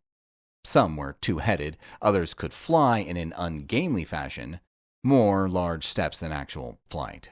Some were even capable of spitting gouts of flame. They were deadly predators. But, fortunately, they were solitary beings and were almost never found in great numbers. Unless, of course, it was mating season. Then large packs of them would congregate in clearings in the forest to perform their courtship and mating rituals. "Son of a bitch!" yelled Vusi. We had come across one of these monsters before, during the Zulu's first visit to the Fey lands, and it had taken everything that we had to defeat it. "There must be 10 of the fuckers," continued Vusi. "You told me these things never formed packs." "I said they almost never formed packs," I corrected him. "A subtle but very important difference." "What now?" asked Sarge, as the creature started to bellow and roar as they approached us. "Hit them with everything you got," I shouted out. I wasn't worried about using magic now. There was no point in subterfuge this close to the castle, so both Vusi and I let rip. Waves of fey fire and lightning bolts hammered into the attacking conniptions, and the force and violence of modern weaponry once again showed its savage worth as the machine guns and assault rifles filled the air with lead. But these were no mere unseelie fey recruits. Thin-skinned soldiers with spears and bows. These were vile corruptions of various savage beasts bundled together through a surfeit of background magic and random conjurings to form a group of predators that knew no equal. Goat had taken on the obvious alpha of the group, a massive 2-headed beast that spat fire and reared up on its back 2 legs, allowing the front 6 to grapple and strike. The 2 of them were evenly matched, the conniption being the bigger and most likely the stronger of the 2, but Goat being faster and more savvy, fighting with an almost human intensity. Unfortunately, the body of the fallen combatant that we laid across Goat's back had been picked up by one of the monsters and torn to shreds. And as I watched, 2 more beasts grabbed hold of one of the ex-SAS soldiers and savagely dismembered him. Then Sarge went down, as one of the creatures hammered a strike to his knee, but a group of 3 men gathered around him and savagely fought the monster off. Vusi and I redoubled our efforts and launched into the fray with sword and spear as well as magic. I heard Goat roar and turned to see that he had vanquished his opponent. Then, with a savage wrench of his horns, Goat ripped the dead conniption's heads off, one by one, as he roared his triumph again. Seeing their alpha go down proved too much for the beasts, and as one, they finally turned tail and ran back into the forest. Goat roared again and started to follow, but I held up my hand and called him back. Taking a quick stock of the situation, I saw that we had taken a proper beating. 2 men, including the already dead soldier, were torn to pieces, and it seemed like everybody else, bar Vusi and I, had been wounded in some way. Sarge was real bad. I could see the bone from his broken leg poking at the fabric of his combat trousers. Other men sported deep lacerations, and one of the ex-rangers had a broken arm, twisted back at his elbow to an impossible angle. I closed my eyes for a few seconds. What a fuck-up. This was my fault. I had teleported the men right into the middle of a complete ass fuck, and now another 2 were dead and the rest were injured. This just kept getting suckier and suckier. I felt a hand on my shoulder and turned to see Vusi. "Hey," he said, "I know what you're thinking, but there's no way that you could have seen this coming." I shrugged. "Things were easier when it was just you and me," I said. Goat bumped against my leg.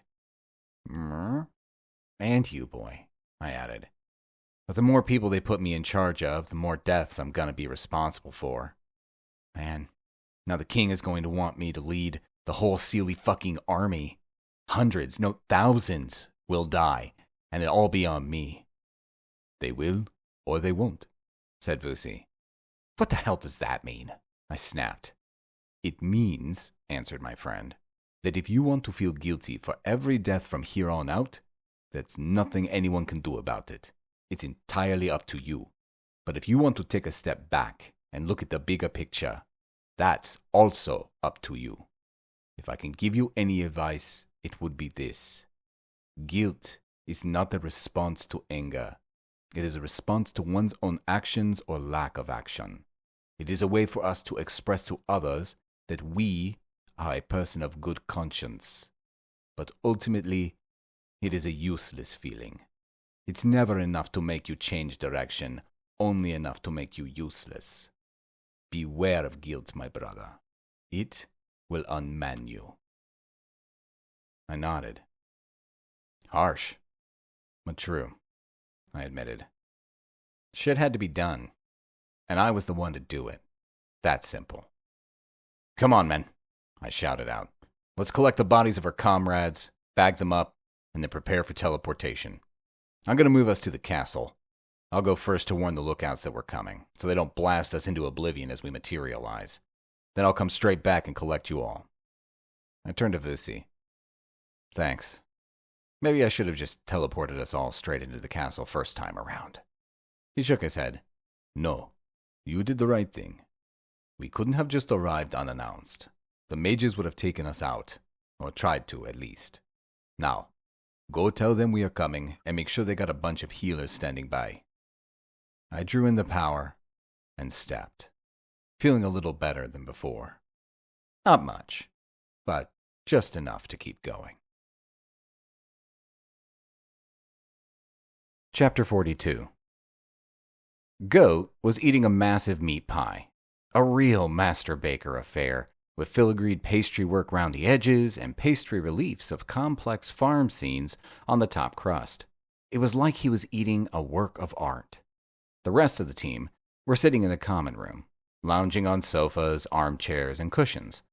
Food and drink was plentiful, and the Fey healers had done a spectacular job in fixing up the men.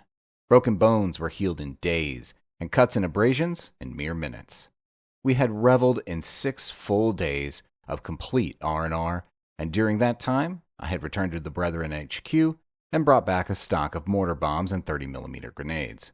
I was a little disappointed that there had only been a limited supply available, but when I had asked for more to be procured, the acquisitions manager had informed me that munitions like that were as rare as hen's teeth, ever since 9/11, he had explained. Homeland Security had most of the suppliers of illegal munitions under close surveillance. As such, I had to be happy with what I had. Not enough to fight a war, but enough to put a sizable dent in any opposition. After our successful guerrilla actions, the Unseelie army had stopped its advance in order to resupply, and while they did so, I had persuaded King Iffen to send out parties of cavalry archers to harry the fringes of the Unseelie horde. Disrupt the new supply lines, poison water supplies, set fires in their path, basically anything and everything that they could to harass and slow the Unseelies down. They had done well. Not nearly as well as my men, but apples with apples and all that. They had taken casualties, but no more than maybe 1 in 10, a level that I considered acceptable for the return it gave us. And every day that we put off the arrival of the Unseelies, the more time we had to prepare.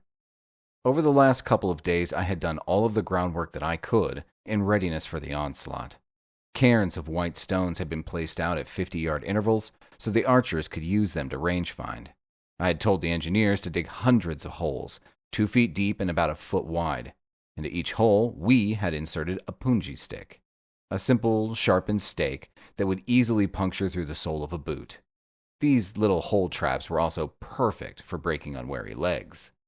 I had added to this misery by seeding the ground liberally with thousands of caltrops, four-sided steel spikes that always had one point facing upwards, however they fell. Again, not lethal, but a definite inconvenience. Try to make a cavalry charge through that. Fire ditches had been dug all across the front of the castle, deep, wide trenches filled with dry brush and soaked with oil. We would ignite these with fire arrows when the unseelie advanced. On top of this, my men had taken 100 grenades and using thin twine created tripwires all throughout the forest. The moment anyone brushed against the twine, the pin from the grenade would be released, and bang! This wouldn't stop their advance, but it would slow them down, make them wary, nibble away at their morale. Then, I had placed the mortars in the center of the castle, well back from the walls. There was no need to have them exposed on a turret or wall. They would simply lob their bombs up and over and into the advancing horde. The grenade launchers were on the wall, protected by mounds of sandbags, each one sharing an emplacement with one of the SAW machine guns. As well as all this, we had the usual assortment of medieval weaponry: catapults, massive crossbows, or scorpions as they were called, and buckets of boiling oil. Now, we waited, cocked and locked and ready to rock and roll. Chapter 43. I'd never seen an actual army marching towards me before. It was an impressive and scary sight. Almost 8,000 people bearing down on you. Vusi and I were watching from one of the mountains that girded the valley of the Seelie Castle. The unseelies had advanced to within 3 miles of the castle walls and had not yet reached any of our booby traps. The 60mm mortar has an effective range of just over 2 miles. Even a good battle mage will struggle to deliver any sort of damage at over half a mile. So these fuckers had a world of hurt waiting for them when they hit my outlying markers some 1.5 miles out. "Let's get back to the keep," I said to Vusi. "Sure thing," he responded. "Not long now." I pulled in the energy and took us back to the castle, into an area of the keep that we kept clear for my comings and goings. The Sarge was waiting for us. "I'd say another half an hour," I said to him. "They're piling up nicely. Wait until they're well into the valley. My first marker is at the narrowest point in the valley. We hit them after at least 1,000 have marched past that point. Shooting fish in a barrel. 20 rounds rapid, then we halt and we'll survey the effect." Sarge gave a bloodthirsty grin and nodded. Vusi and I climbed up to the battlement, ran along the walls, and ascended to the top of one of the watchtowers that provided a spectacular view of the approaching army.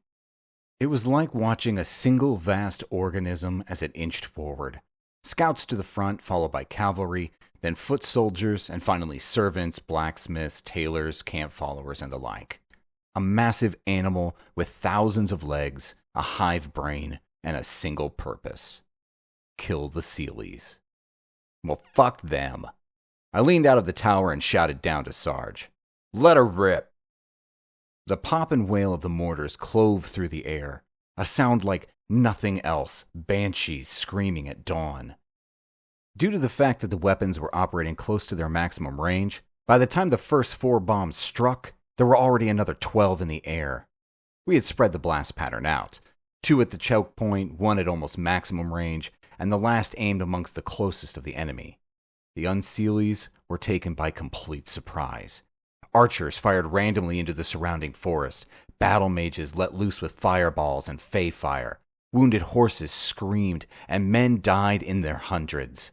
Many from the high explosive blasts, but even more by friendly fire, and then by stampeding horses and running men. It was absolute mayhem. And truth be told, I found it to be a little sickening. There was something wrong about being able to deal death so easily, to take the lives of men so far away that you couldn't even see their faces.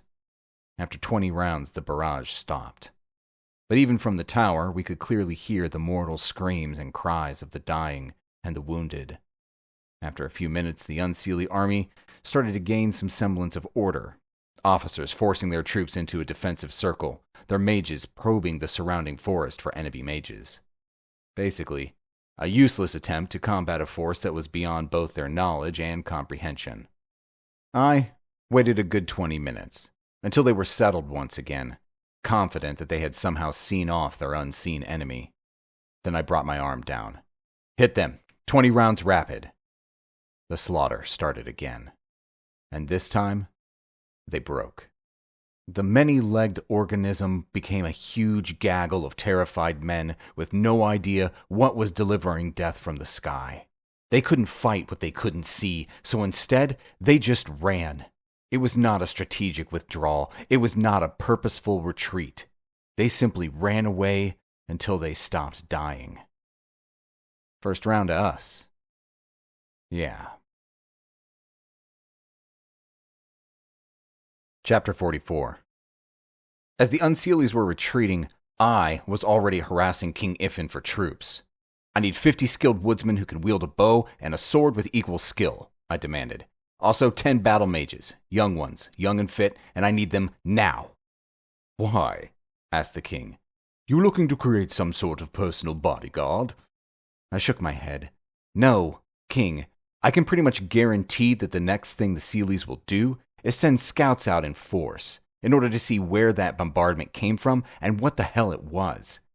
I want 10 kill teams out there in the woods around where the rout took place. Teams with 5 soldiers and a mage in each. Then I want those teams to kill every Unseelie scout they can, preferably all of them. The more that don't make it back to the Unseelie camp to report, the more uncertainty we cast into the mix. Their command structure will be forced to make decisions without any solid info. Hopefully, we can take advantage of that. Iffin nodded. It shall be so. He called for his assistants, and people started running. Man, I love it when a plan comes together. The Unseelie command had done exactly as I had predicted, sending in 50-plus scouts, some alone, others in small groups.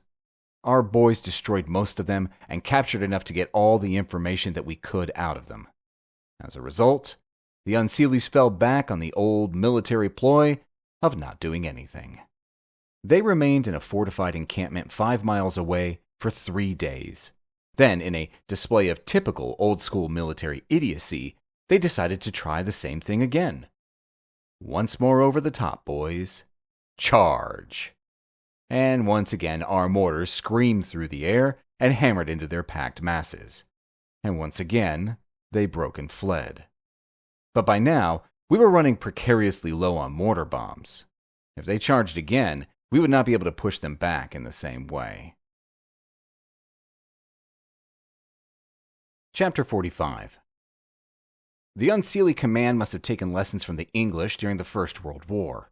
At a loss as to what to do next, they opted for the tried and tested, keep charging method of warfare. 6 hours later, they came at us again.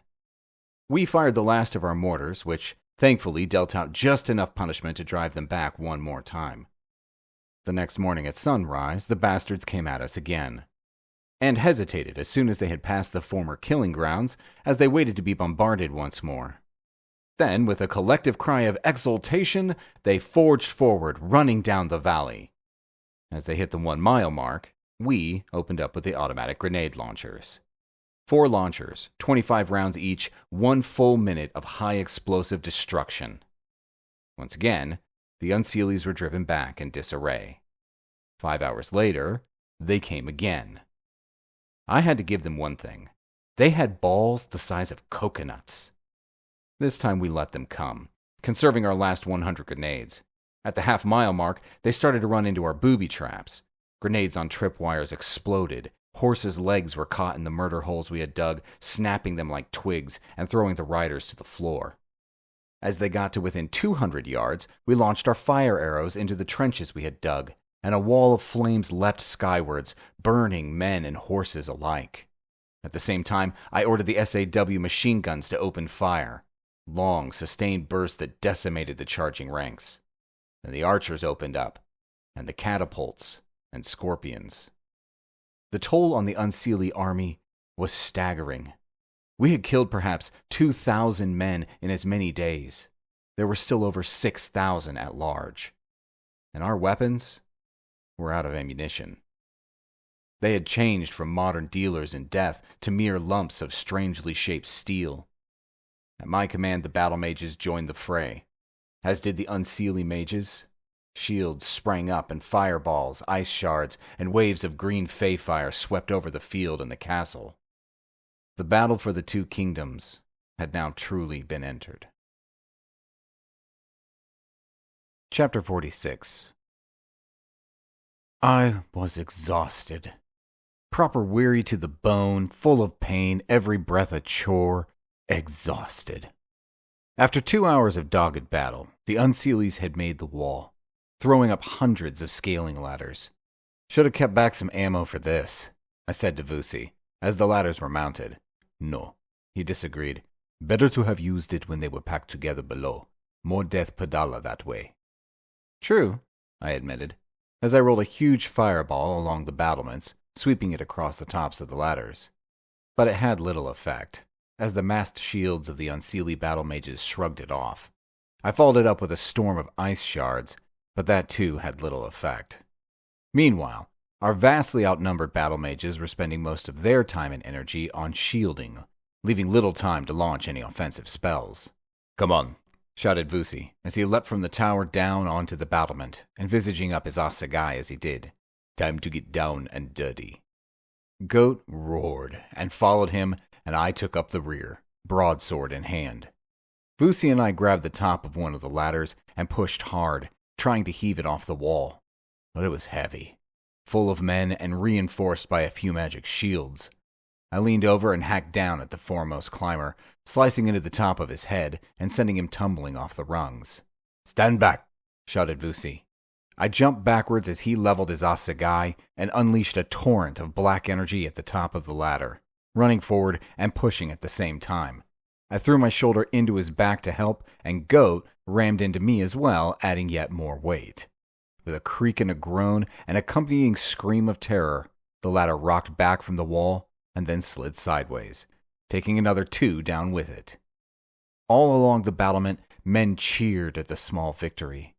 Emboldened by our tactic, the 3 of us attacked another ladder. This one also went backwards off the wall, but it didn't take any more down with it. By the time we got to the 3rd ladder, the Fey warriors had already breached the top and were pouring onto the battlements. Goat shouldered past Vusi and I, gave out one of his bloodiest roars, and crashed into the attackers, sweeping them from the wall in a series of smashing, crunching blows. And then the next ladder was up. I swung my sword like a combine harvester. Vusi hacked and stabbed, while Goat rammed and bit and gored. Minutes dragged out into hours, and then finally, as the sun was setting, the unseelies retreated. I wandered the battlements, talking to the men, helping dress wounds, ordering sand to be spread over the pools of blood, replacing weapons, moving the windrows of the dead, helping wherever I could. I was relatively sure that they wouldn't come at night. Not yet. We could rest until sunup. This whole thing sucks, said Vusi. Of course, I confirmed. I think that I already brought up that very valid point. Vusi shook his head. No, he responded. I've had another thought. I was wondering whether all of this death was strengthening the Pale Rider. Do his sacrifices have to be human children, or is any death that occurs in his name a conduit to his power enhancement? I shrugged. Not sure. Too heavy for me, dude. Anyway, these deaths aren't occurring in his name. Ah, so, argued Vusi. His followers, shouting his name, fighting for his cause. Their deaths and ours are, like it or not, all occurring in his name. Hey, Vusi, I said. I love you, man, like a brother.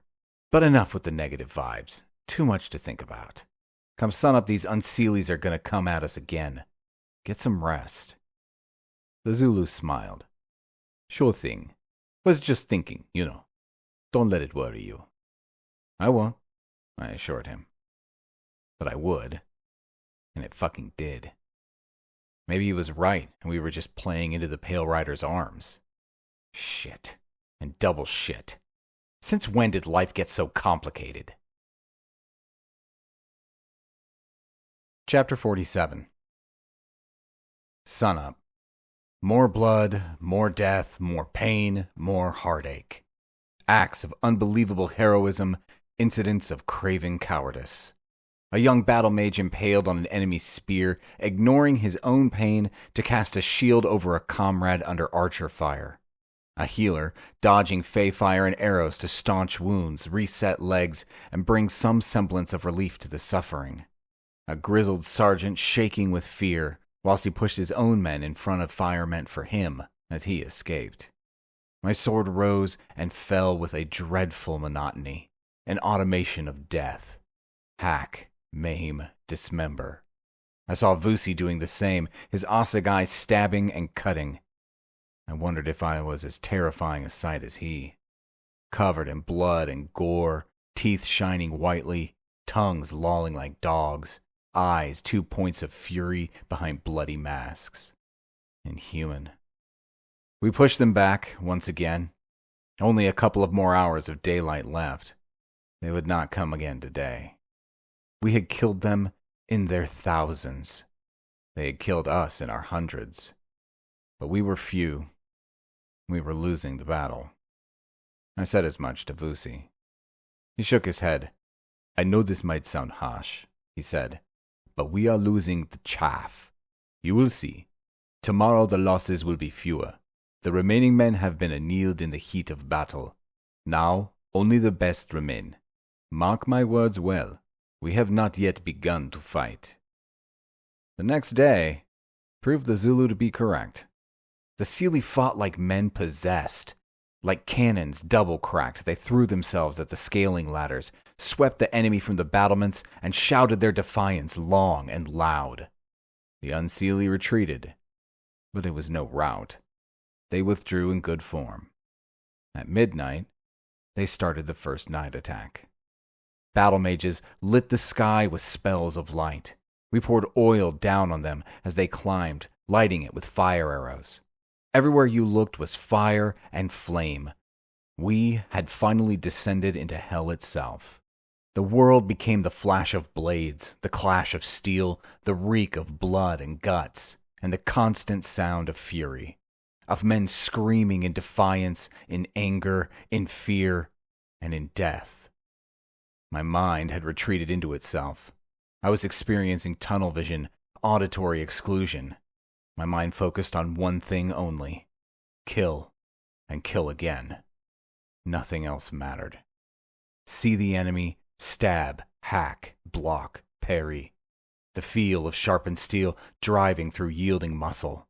The quiver of the man on the end of the blade. Like a fish on a rod. The odd sucking sound as I withdrew my sword from reluctant flesh. I found myself laughing and weeping. And laughing again as the divine madness of combat took control. I was a god of war. I was the Lord Guardian. I was Sholto fucking Gunn. The sun rose on their withdrawal.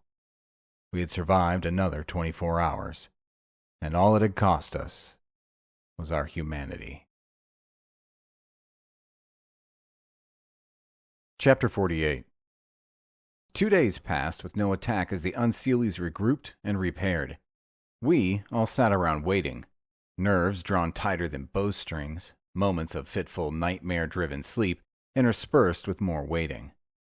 Waiting for the trapdoor to open and the hangman's noose to snap tight around our necks. At the rising of the sun on the third day, they came again. This time, I had changed our tactics slightly. Taking the surviving 80 battle mages, I had strung 60 of them out along the wall to maintain shields and defensive structures. But then, I had taken 20 of the strongest and collected them around me in a group. The idea was to connect our magic together and use it to direct precise, powerful attacks at the advancing Unseelie army. In a carbon copy of the previous attacks, the Unseelies drove forward once again under the cover of fey fire, arrow storms, and fireballs. They laid their scaling ladders against the walls, and the battle was entered. I waited, enveloping my group of battle mages in a bubble of calm. Then I told them to draw in earth power, to fill themselves with it. At the same time, I commanded them to lower their mental walls. They had to trust me, or at least trust that I meant them no harm. I felt the power build. the same time, I could sense that many of the mages were not fully letting their guards down, nervous to commit. But there was nothing I could do about that at this late stage. I let the power build in me, more and more of it, a vast blue-white well of pure magical energy. Then, using will and word, I pointed at the ladders resting against the battlements and conjured forth a wave of sheet lightning. The effect was catastrophic.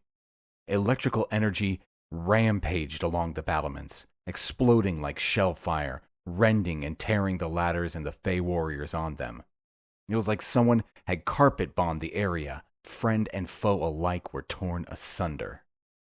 But mainly foe. The unseelie attack simply dissolved under the onslaught, and they retreated in disorder, trampling over themselves in their haste to get out of the killing zone. I punched my right fist in the air. "Yes!" I shouted. "Get some, you evil unseelie SOBs!" I glanced around me looking for someone to join in the celebration, only to see that every other mage was lying on the floor of the tower. Some were moving, twitching like they had been shocked. Others were still. As still as death. I knelt down next to one of them and felt for a pulse. Nothing. Thumbing back his eyelids, I saw that his eyes had been turned to jelly. Desperately, I started checking them all. But they were gone. Every one of them had been electrocuted. Not knowing my own strength, I had drawn too much power through them. I had killed them all. I was a mass murderer. With a wail of absolute anguish and desolation, I fell to the floor and wept. I could hardly manage to take a breath. Such was the depth of my despair and self-loathing. I had been directly responsible for the death of 20 battle mages and 52 of our own soldiers on the walls. 72 lives taken because of my arrogance, my self-importance, and my ignorance. In return, I had destroyed over 600 Seelie warriors, and I had routed their attack. But numbers mean shit. I had killed those I had been responsible for keeping alive. I was a monster. I sat alone at the top of one of the observation towers at the south end of the wall, wallowing in a toxic blend of self-pity and disgust. Go away, boy. Goat walked up to me and butted me on the shoulder. Woof. Meh. I have no idea what the fuck you're trying to say, I grunted. War bad. Yeah, I agreed. War bad. Hex bad. Everything bad. Grow up. What? You don't understand, Goat. I killed my own men. My arrogance and lack of experience resulted in the death of over 70 of my own soldiers. War bad. Grow up. He's right, you know, said Vusi, as he walked uninvited into the tower. Who? I snapped. Goat? War bad, grow up, moo? For fuck's sake, not exactly deep thinking, is it? Doesn't need to be, replied Vusi, as he sat down cross-legged on the floor. Just has to be true. So, how long you going to sit up here alone and sulk? I'm not sulking, I answered. In truth, I don't know what I'm doing. All that I do know is that I can't face the men after what I did. Man, they must hate me right now. Vusi snorted. Hate you? You're a fucking hero, dude. They think that you're a god. You offed over 600 unseelies in one blow. You drove their attack back single-handed. You're like a tactical nuclear weapon. They're calling you Hex the Savior. I murdered 70 of my own troops. Vusi shook his head. Do the math, dude. It was a spectacular win. Obviously, they're a bit cut up over our losses, but 70 men is nothing. If the attack had been driven home like before, we would have lost hundreds. The soldiers fucking love you. Hero. I didn't know what to say. I'd never been so confused in my life. Essentially, I was a loner. Until Vusi had come along, I had friends, but not close ones. And I had only myself to look out for. Number one. Oh, sure, I had helped people whenever I could, but that didn't take much understanding. I simply worked on the assumption that I should try to not be a complete dick all of the time. Sometimes I think I got it right. Sometimes. Now, I was in charge of thousands of people. Okay, fey people, not strictly humans, but living sentient beings nonetheless. I had just killed a bunch of them. And now Vusi was telling me that not only they didn't care, they were applauding me for it. I was at a loss as to what to think. "Come on," said Vusi, as he stood up and offered his hand to help me rise. "Let's go." Reluctantly, I followed him and Goat outside the tower and onto the battlements, to be met with a rousing round of cheering. "Told you," murmured Vusi, as he stood back to give me space. I just didn't get it. But I was happy that at least the men didn't want to tear me limb from limb. The cheering began to coalesce into a cadence, and I could hear that they were all chanting my name. Hex, Hex, Hex. I walked along the battlements, and men crowded around me, patting me on the back, touching my clothes for luck, shouting their praise. Sarge ran over and thumped me on the back. "Way to go, boss," he yelled above the crowd. "We showed 'em. You mess with Hex, you get the fucking horns. Don't reckon we're gonna see those SOBs for at least another few days, while they try to figure out what the hell happened to them."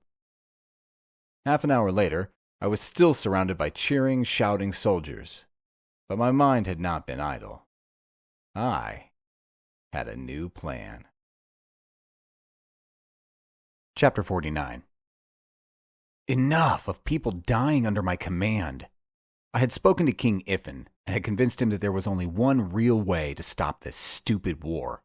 Vusi, Goat, and I were going to use this lull in the campaign to sneak into the Unseelie camp, find King Ultron's cousin Stuntus the Usurper, and rip the fucker's head off. Both Iffen and Ultron had approved. There were a few tactical problems, but we overcame them with a bit of thought. Firstly, none of us looked like Unseelie Fae, particularly Goat. But after a light touch of glamour, Vusi and I came across as a couple of 7-foot-tall Unseelie warriors, and Goat looked like a large warhound. Then we had to get into the camp, and this had to be done without the use of magic so as to remain undetected, because, unlike glamoring, which was mainly internal magic, teleporting was noisy and easily noticeable. We circumvented this problem by using a rope to shin down the castle walls at night, sticking to the far eastern side and slipping into the forest under the cover of dark. The three of us slid through the forest until we got to the outlying areas of the Unseelie camp. Goat pointed out a sentry, and we carefully moved around him. With stealth as our watchword, we continued, moving further into the vast encampment until we figured we had reached a point where stealthy movement would be viewed as suspicious. Then we simply stood upright and walked with a purpose. I have always found that if you walked like you knew where you were going, then people will always simply assume that you were there on a legitimate mission. Vusi and I were dressed as captains, a rank that we were assured was just high enough to be ignored by most, but low enough so as not to bring too much attention on ourselves. For the first hour or so, we simply walked about the place with purposeful strides and serious can-do looks on our faces. Young officers busy doing shit. What we were looking for was any sign of where the upper echelons hung out. The bigger tents, with a preponderance of unarmed servants around, and most likely a higher percentage of women. As opposed to the rest of the camp where the percentage of women was closer to like 0. Eventually, we found them, placed right in the rear, as far away from the front line as possible. Obvious, really. My bad not deducing that straight away. I mean, I could hardly blame them. If the shoe had been on the other foot, I would have stayed home and sent my battle orders via carrier fucking pigeon. Cool. I said to my compatriots. Now, let's find Stuntus's tent, sneak in, and put an end to his miserable life. I second that, concurred Vusi. Mrrr. I stared at Goat. Sorry. Woof. I nodded. No good looking like a dog and mooing like a cow. Not that dogs actually said woof like that, but still, better than saying moo. We walked decisively between the tents, talking to each other like we had important stuff to discuss. Upper echelon shit. Behind the back of the largest tent, we came across 2 off-duty soldiers. One was packing a pipe, while the other was leaning against what appeared to be a preparation table for the kitchens. Peeled vegetables and bowls of peelings covered the surface. Both of the men looked on us with shock as we rounded the corner of the tent. I can only suppose that senior officers never walked around the back of the canvas structures where the actual work happened. They both snapped to attention. Sir! 2 crisp salutes. I nodded. Goat sniffed at them and growled softly under his breath. Vusi walked around them, making a point of staring closely at their equipment as if inspecting them. I could see them both starting to sweat. At ease, I said. Relax. We're not here for any other reason than we're lost. New in from HQ. Where would our leader be? One of the men went from his at-ease stance back to attention. That would be General Quinton, sir. He pointed at a tent some 3 away. Not as large as some of the others, but still fairly ostentatious. Not him, I snapped. The new king, Stuntus. The man looked puzzled. You do know who I'm talking about, don't you, soldier? I asked, my voice as full of contempt as I could manage. Yes, sir, he replied. King Stuntus the ready, sir. Well? Is this some sort of test, sir? Asked the soldier, his expression still one of bafflement. Isn't everything? Replied Vusi with his own question. The soldier nodded, and his face took on a look of relief. Yes, sir. Of course, sir. Then the answer would be, King Stuntus is safe and sound in the unseelie court back home, sir. I stared at him. Did I pass, sir? He asked. Vusi nodded. Well done, soldier. We'll make an officer out of you yet someday, as you were. We started to walk away, not sure what to do next, now we knew that our quarry wasn't anywhere near the vicinity, and our hesitation must have shown. Here, hold on, said the soldier that we had been questioning. If you 2 have just arrived, how come we didn't see no escort? 2 captains wouldn't have arrived on their own, that just doesn't happen. Yeah, agreed the second soldier as he picked up his spear. And how come you didn't know where the general's tent was? Or where the fucking king was? Spies! Yelled the first soldier as he drew his sword. But Vusi stepped forward, assegai already in hand, and he swiped left and right. 2 headless corpses fell to the ground. But the soldier's cry had already attracted attention, and people were starting to file out of some of the tents, peering around to see who had been yelling. Run? I questioned. Like the fucking wind, agreed Vusi. So we ran. And we got lost. The camp was like a maze. Sure, the tents were, on the whole, laid out in fairly straight lines, but there were latrines and kitchens and blacksmith areas and bathing areas and stables and tons of stuff everywhere. And like thousands of people. It wasn't long before all of those thousands of people were trying to stop us. It got worse when a battle mage hit us with a glancing wave of fey fire, and our glamours dropped off to reveal 2 humans, as opposed to 2 7-foot-tall unseelies. Our goose was truly cooked. So we let rip. Ice shards peppered the surrounds, lightning marched in front of us, fey fire washed over tents, igniting them as we ran by, and anyone who got too close tasted either Vusi's or my blades. For a short while, we were the fucking wrecking crew. Unstoppable, unconquerable, whateverable. But only for a while. A very short while, to be honest. Then, about 100 soldiers threw themselves at us, and the last thing that I remembered before I blacked out was the decidedly unpleasant sound of my nose breaking with a loud crunch. Chapter 50. Who are you? Asked the unseelie battle mage. I shook my head to clear it. It didn't work. All it did was rattle my brain around inside my skull and double my headache. Talk! Shouted the mage. Peering around, I saw Vusi strapped to a chair next to me. After I scanned the rest of the room, I concluded that Goat had gotten away. Goat's not here, I said to Vusi. The Zulu chuckled. Man, these guys are in such shit. My head rocked to the side as the mage slapped me. Hard. Who are you? He repeated. Now, that's just unnecessary, I said. What's with the whole violence thing? Come on, dude, we're just two lost travelers. This is all a misunderstanding. You are no simple travelers, denied the mage. You killed 20 of my men while we tried to capture you, and you burned down a sizable part of the camp. And for that, we are truly sorry, I said.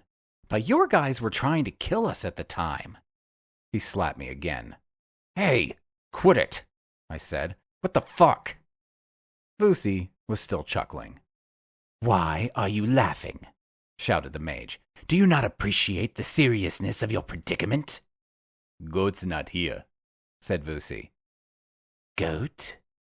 Vusi nodded. Oh, your dog, deduced the mage. Yes, he ran away in the confusion.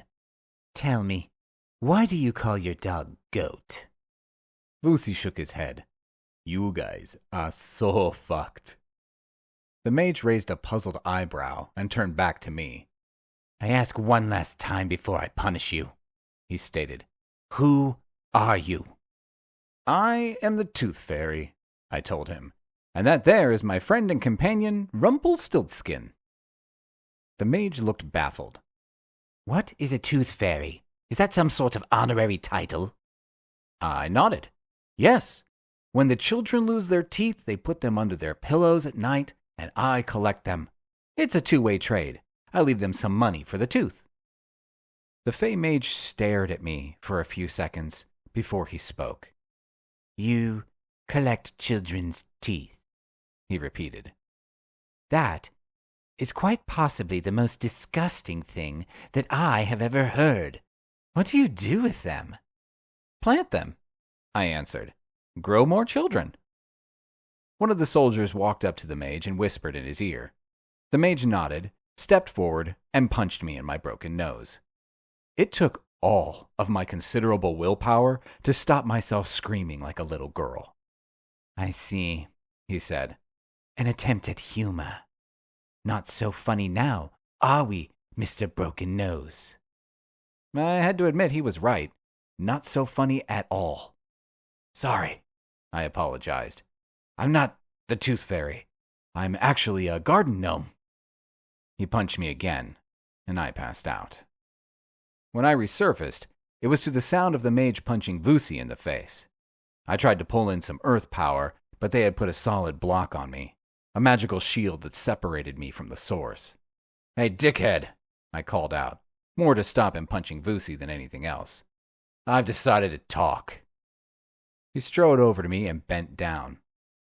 Water first, I whispered, my throat hoarse. Talk, he said, then water. I hammed it up as best I could, swallowing and trying to get some words out. He leant closer to me, and I stretched forward and bit his ear off. I didn't even register the next punch. I could only open one eye. I rolled my head to the side, still strapped to the chair, still in the tent, still next to Vusi, still in loads of pain. Oh well, some things never change. I could see 2 guards stationed at the entrance to the tent. Apart from that, the room was empty. It was night outside. It had been night when we entered. I couldn't figure out if it was the same night or the next. Attempting to reach for my magic, I found it still blocked. Damn. You awake? Rasped Vusi. Yep. Feel like shit, though. Me too. Where's Goat? Waiting for the right moment to spring us, I replied. Maybe. Hopefully. You know you bit that dude's ear right off? Asked Vusi. Good, I replied. That was the plan. Fucking asshole. Before I could say any more, The entrance flaps to the tent were brushed aside, and said asshole walked in. Without saying a word, he conjured up a small ball of fey fire and hit me in the chest with it. It hurt like being doused in acid. I tried not to give him the satisfaction of crying out, but I was tired. My resistance was low, and quite frankly, I no longer really gave a shit.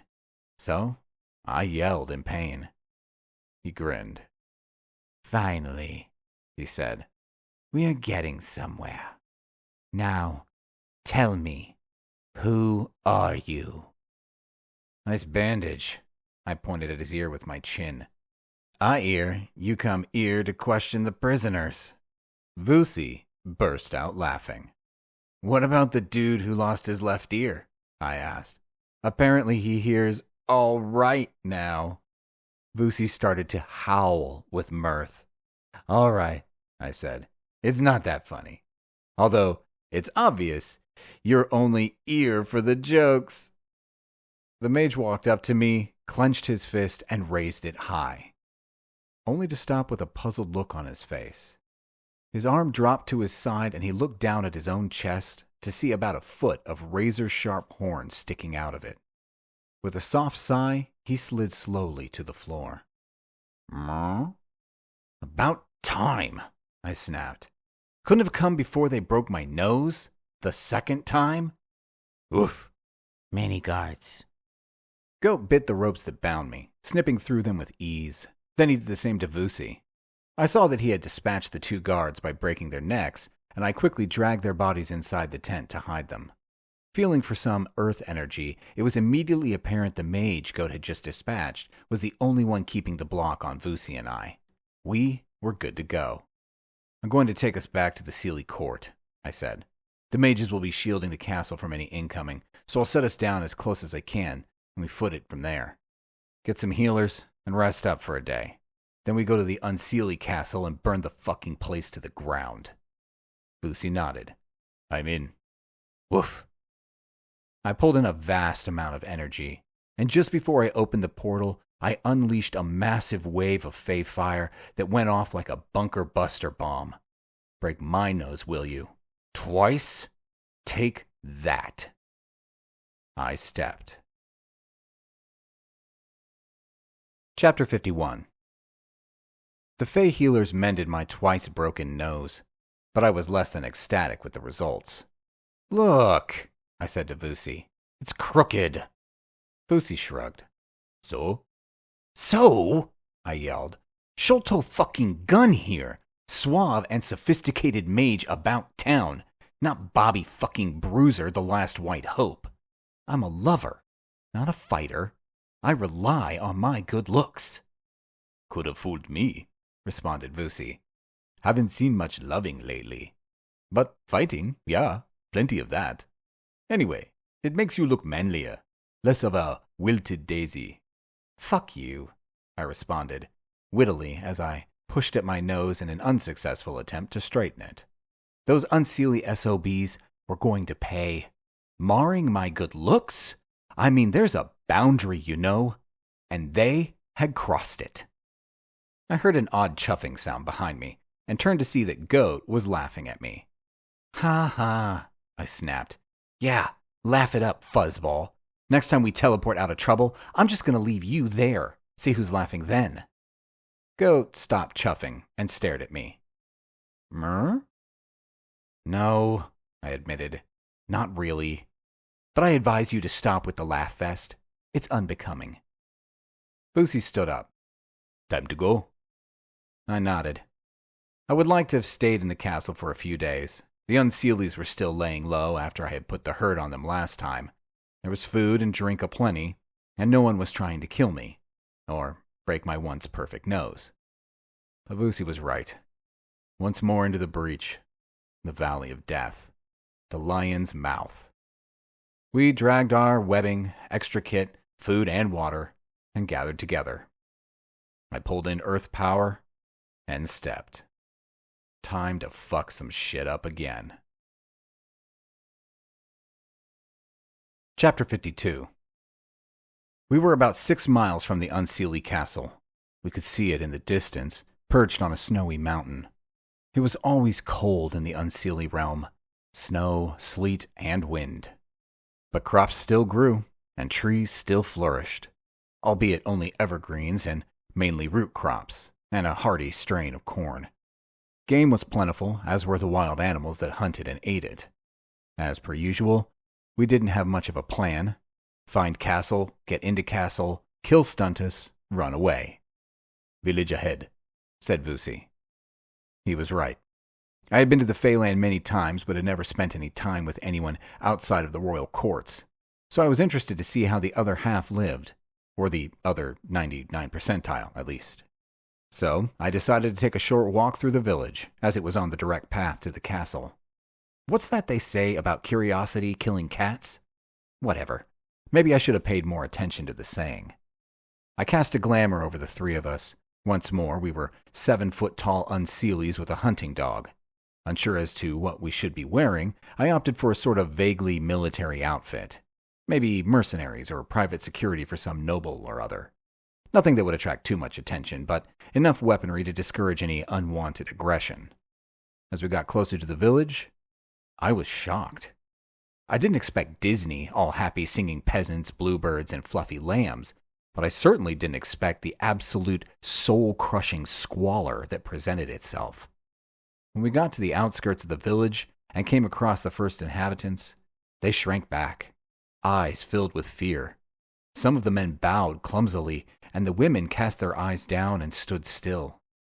The crops were spindly, the roads mere ribbons of mud, and the dwellings little more than cobbled-together piles of sticks and stones. "This sucks," I said to no one in particular. "Man, I know homeless dudes in New York that live 100 times better than this." "And within sight of the castle," added Vusi. "What sort of a king allows his subjects to suffer so?" "Unseelie SOB," I reacted. "King Rantus and I are going to have words when all this shit is done. Fucking disgrace." We stopped in the middle of the dwellings. I suppose it would have been a village green in any civilized world, but here it was merely a patch of mud in the center of the village, filled with cow shit and rotting vegetable peels and pieces of shale. As we stood, a group of 3 men edged forwards, hats in hands, eyes down. One stood slightly in front of the rest, obviously their leader, although the use of the word implies he had more presence than he did. Maybe he was simply the dude who drew the short straw, as opposed to the one who had actively sought office. I nodded encouragingly at him. "What can we do you for?" I asked. "Sorry, sirs," he mumbled, "but it's too soon. Too soon. We ain't got nothing to give." Vusi raised an eyebrow. Goat said, "Mmm." "Think you've got us confused with someone else, dude," I informed the dirt farmer. "We're just 2 working men, woof, and a dog, passing through." The wave of relief that came off the group was palpable. "Sorry, sirs," said the leader. "We thunk you was part of Jaquan's crew." "Jaquan?" I asked. "A gang of ne'er-do-wells and cutthroats that do control this part of the forest, sirs. They demand tribute and approaches time again. But we ain't got none due to the war, sir. The new king, sir, he took all our food stores. Now Jaquan is going to be right angry, sirs. I wouldn't put it past him to burn down the village." "Doubt that he'd manage to get it to burn," mumbled Vusi. "Place is full of damp rot." "Be nice," I whispered to my friend. "Doesn't the king provide any protection from this sort of shit?" I continued. The leader shook his head. "Course not, sir. He auctions off the areas to the gangs at the beginning of each year. It's sorta his way of collecting taxes." A tiny dark part of me thought, brilliant idea, while at the same time the majority of my brain reeled in disgust at such callousness. "We're not from around here," I said. "So tell me, what stops the gangs from bleeding you dry?" The leader looked at me like I was talking another language. Then he simply gestured around at the shoddy, broken, starving village. "Nothing," he said sadly. "Well, fuck this for a bag of marbles," I grunted. Vusi shook his head. "Hex," he said quietly. "I know what you're thinking, but we got places to go, man. Things to do. Really, Important things. Save the world important. I know, I responded. Important things. Like this. This is important things. These people are starving. They got fuck all, and even that is being stolen from them. Not good, dude. Not good at all. Yeah, agreed Vusi. But Pale Rider, seas of blood, famine, plagues, false prophets, cats and dogs living together.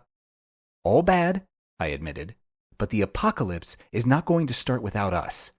And this shit that's happening here? Not on my fucking watch, I growled. It ends, and it ends soon. Goat bumped up against me, looked up and said, "Ma, oof." I agree. Vusi smiled ruefully. Sure, he said.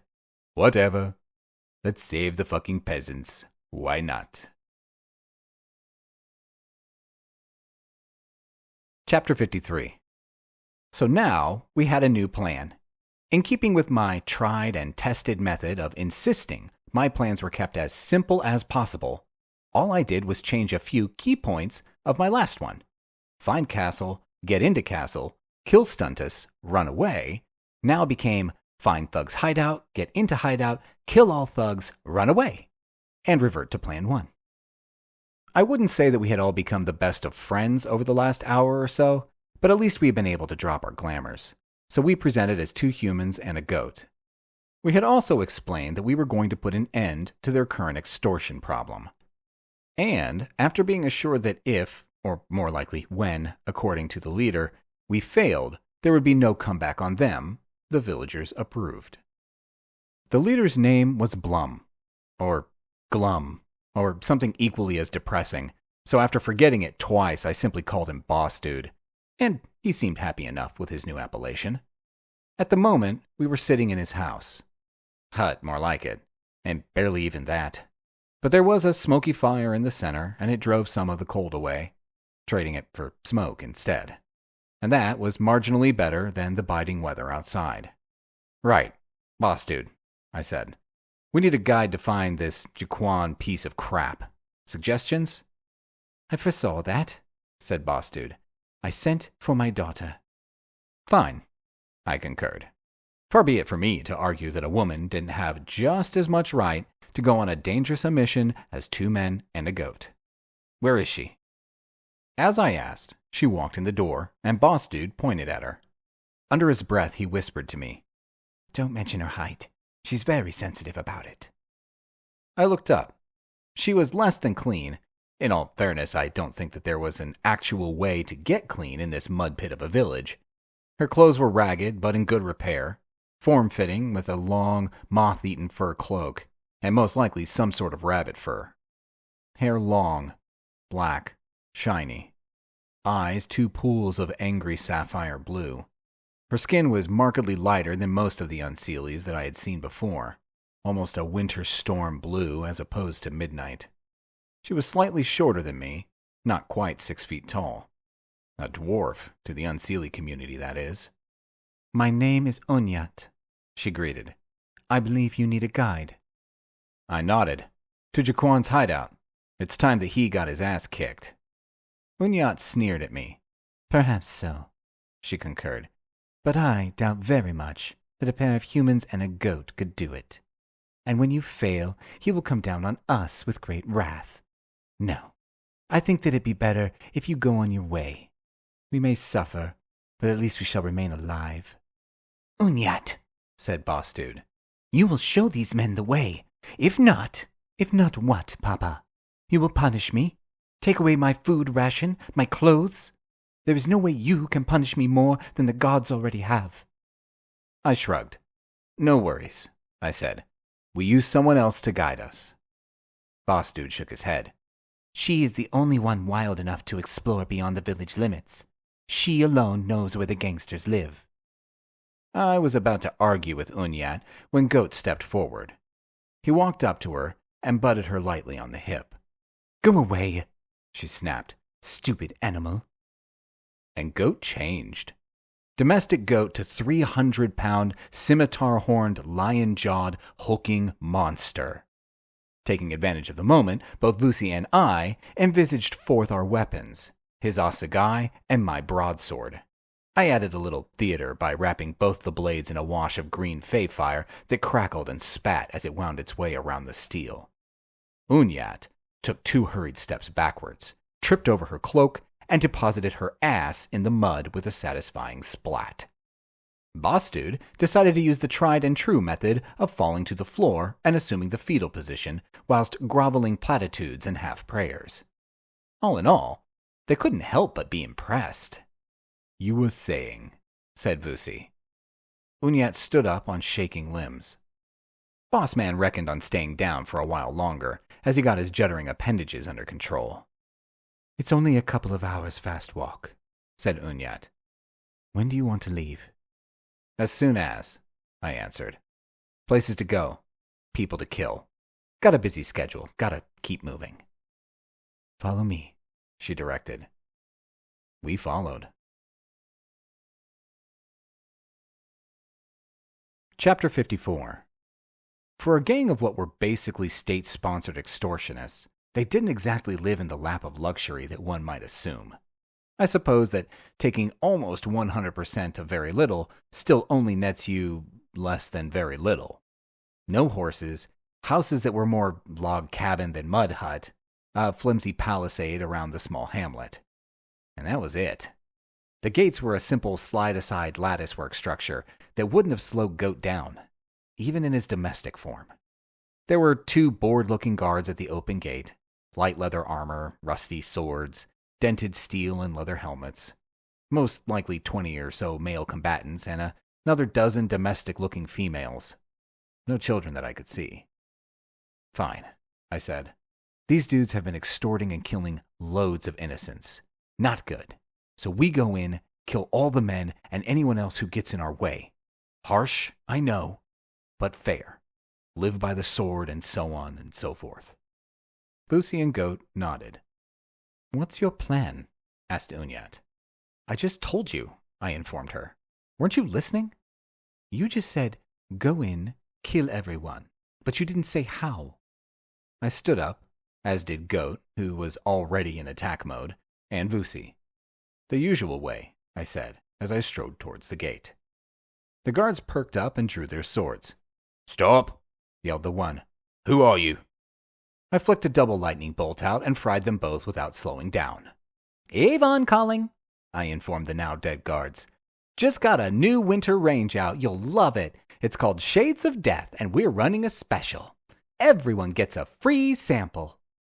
People started to pour out of the buildings, waving swords and spears alike. So Vusi and I got to causing some damage.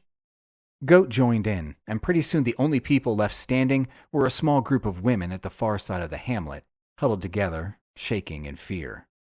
I looked at the fallen bodies around me. "Hey, Unyat, which one's Jaquan?" She pointed at the body of a man who looked just like all of the rest. Medium height, stocky, bearded, dead. I swung my broadsword at his neck and hacked his head off. Then I picked it up by its hair and walked over to the huddle of women. "Greetings, survivors," I said. "The reign of Jaquan the Headless has drawn to a close. Not sure what you ladies are going to do with yourselves now, and quite frankly, I couldn't give a crap. Spread the word. There's a new sheriff in town, and I find anyone else perpetuating this sort of extortion, I will be upset, and then bad things will happen. Now, I bid you all good day." I dropped the head and left, followed by my crew. "What now?" asked Unyat. "Will you really be staying as the sheriff? Will you do this to more gangs?" I shook my head. "Poetic license," I said. "I'm not staying, but I thought it might help if I put the fear into them. And now, Vusi, Goat, and I have got things to do." "What?" "Got a false king to dispose of." Unyat raised an eyebrow. "Fine," she said. "I will help you." "Don't know if you noticed back there," I interjected, "but we don't actually need help. We can fuck shit up just fine on our own." Unya nodded her agreement. "True," she said, "but I know a secret way into the castle." I cracked a smile. Nice. You're in. And once more, we followed the unseelie peasant girl into danger. Chapter 55. Unya took us into the castle via an ancient tunnel that started in a small cave in the woods. At some stage in the distant past, it may have been an escape route. Now, it was just the opposite. I had tried to get the unseelie girl to leave after we had gained entrance, but she was having none of that. It seemed like the first time she had ever had anything approaching fun in her life. The inside of the castle was typical unseelie architecture. Whereas the seelie courts are all light and space, the unseelies go more for solid. Dark stone, small windows that are little more than arrow slots. Even their art is bold but brutal. Harsh, savage smears of paint, violent subject matter. The two courts truly were yin and yang. I had visited the castle before, but had always been shown straight to the throne room, so I was incapable of guessing where I was. And even if I had known, apparently the position of the throne room changed from season to season. Why? Don't know. Something to do with King Rantis's expert level of paranoia? Where the hell is everyone? Asked Vusi. The place was morgue dead. Not a sound could be heard in any of the vast towering halls and rooms that we had searched so far. Gone to war, answered Unya. That's why there were no young men in our village. The king sent everyone to conquer the Seelies. Rumor is that he stayed behind with only his royal bodyguards to protect him. Goat stopped mid-stride, tilted his head to one side, and sniffed the air. Then he turned to me. Woof. I nodded. Fine, we'll follow you. Better than simply wandering around this pile until we die of thirst. 20 minutes later, Goat pulled up outside a vast pair of doors. They were closed. He looked at them, raised an eyebrow, and whispered. Mrr. They're in there, I said to Vusi. How many? Does it matter? He shook his head. Not really. Was just wondering. Okay, I continued. I'll blast the doors down, we pile in, kill everyone, go home. Oof.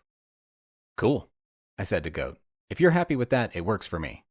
Goat will bash the doors down, I explained to Vusi. Then we got hands free to attack. Good plan, acknowledged the Zulu. Ready? I asked Goat. On 3. 1, 2. Goat rammed the double doors like a runaway Mack truck, smashing one to kindling and throwing the other one into the room like a giant frisbee. The place was obviously the current throne room. It was huge. At the far end, someone sat in the throne. I assumed it was Stuntus the usurper. But neither Vusi nor I paused for thought. We simply reacted.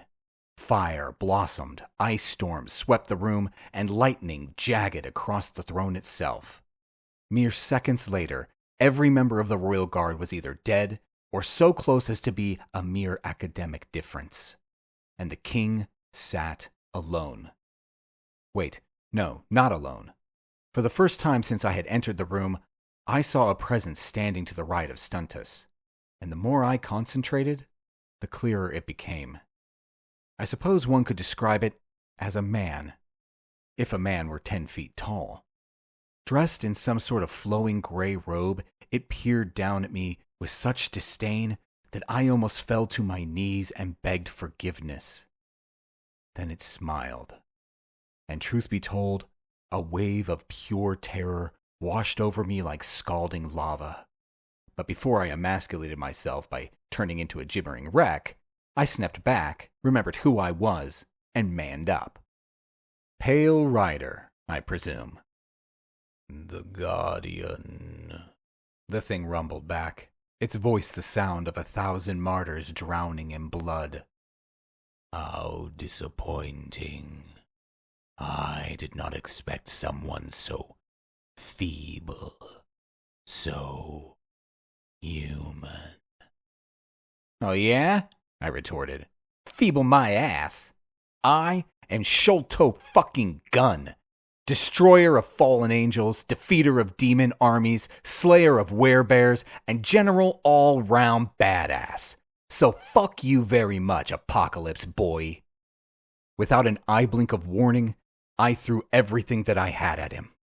I felt like I was tearing my brain out through my eye sockets.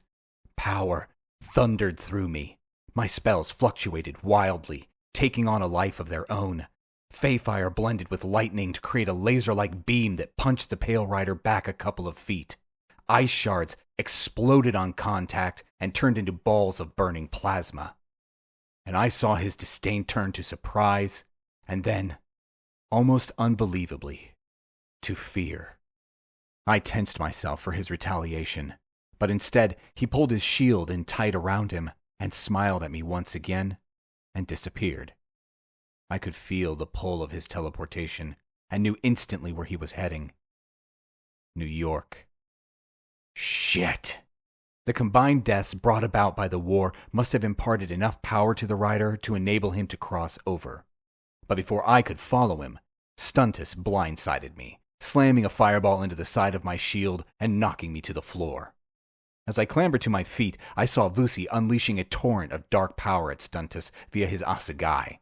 I added a jet of Fey fire, but both of our castings just reflected off his shield. He was protecting himself with ease. Laughing at our obvious surprise, he bowed low. "Didn't expect that, did you?" he crowed. "A parting gift from my leader, the Pale Rider. He lent me a part of his power, enough to dispatch you two pathetic pretenders with ease." "I think not," I said. "I mean, I almost took out your master, so you shouldn't be any sort of problem, stunt asshole." "Oh, you only slightly bothered my master, because he had transferred so much of his power over to me," continued Stuntus, in true Bond villain style. "But I am afraid that there is no way your magic can penetrate my shield. I am invincible." Vusi and I hit him at the same time, fire and lightning. But he simply stood there and laughed at us. Not good. "Would you like to try again? One more time before I vanquish you?" he asked sarcastically. "Not that it would do you any good. No magic can penetrate my shield, no matter how strong." "No magic?" I asked. Stuntus nodded. So I pulled out my trusty FN pistol and shot him twice in the face. "Bet you didn't see that one coming," I quipped. "Look, Ma, no magic." Vusi burst out laughing. "Grab the body," I said.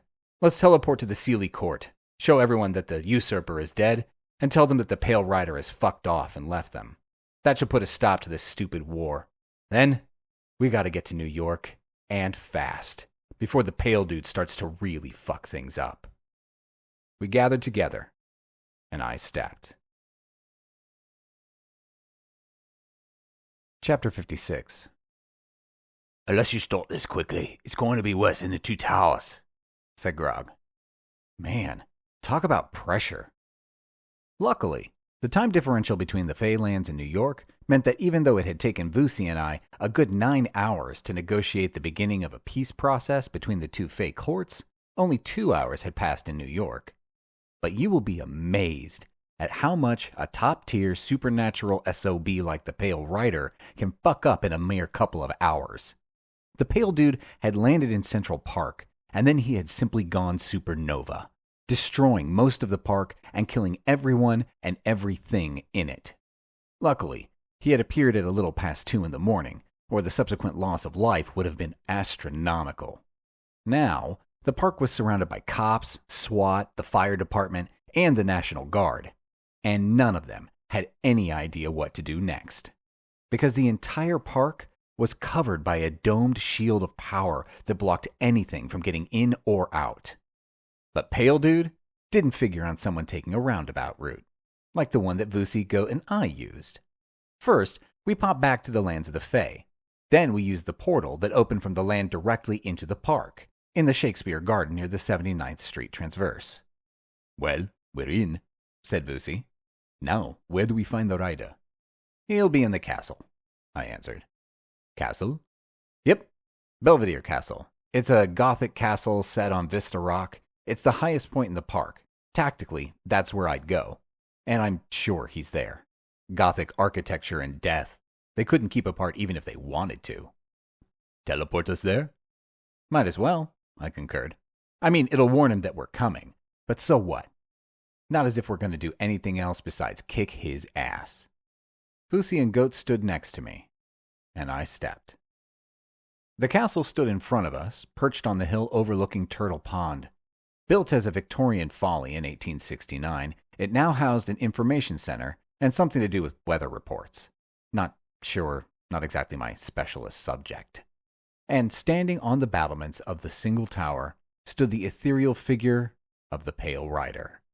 Dambala Widu, Thanatos, the Grim Reaper, Apocalypse Boy himself. Hex, his voice thundered out. You come to challenge me. I warn you, I am at my full power. Bend your knee to me now, and I shall let you live. Perhaps even to rule at my side. The rider's voice was like a fire in my brain, a combination of pain and fear and seduction. It took a real effort of will to resist him. But I was Sholto Gunn, and I didn't sweat for no apocalyptic a-holes. Charismatic fucker, isn't he? I asked Vusi. What do you think? Should we kneel before him? Vusi made a hammed-up pretense of thinking it over. Finger to his chin, head tilted to one side, eyes squinted up in thought. Goat went, "Mrrr." Or we could just kill him, I suggested. Oh yeah, much better idea, said Vusi. Let's exterminate the fucker. Woof. We opened up on him. The tower literally imploded, falling in on itself as the combined firepower of two of the world's most powerful mages cut loose. Tons of superheated rubble crashed down on the Pale Rider, dashing him to the floor with great force. But with a shrug of his shoulders, he stood up and returned fire. Man, let me tell you, both Vusi and I had our shields up to the max, and when Pale Dude's Fey Fire hit us, boy did it smart.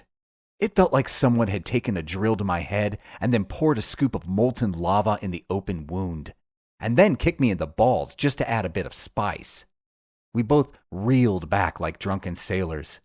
Mother humper, that hurt, grunted Vusi. Man up, I shouted.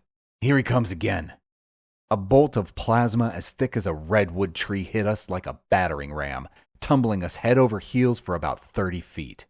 We struggled up and fired back, lightning and ice storm, tearing up the ground around the Pale Dude and turning the air about him into a flickering mass of electricity.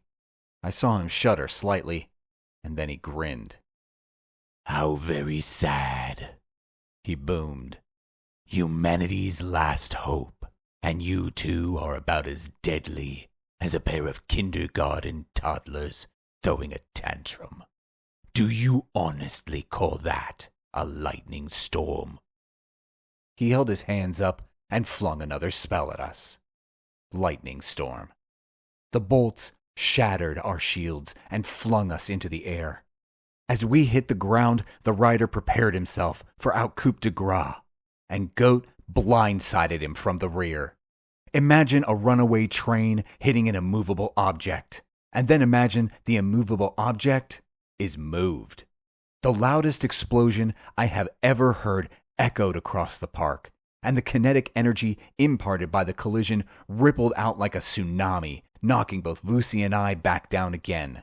Yes, shouted Vusi, as he pumped his fist in the air. Suck on that, grey man.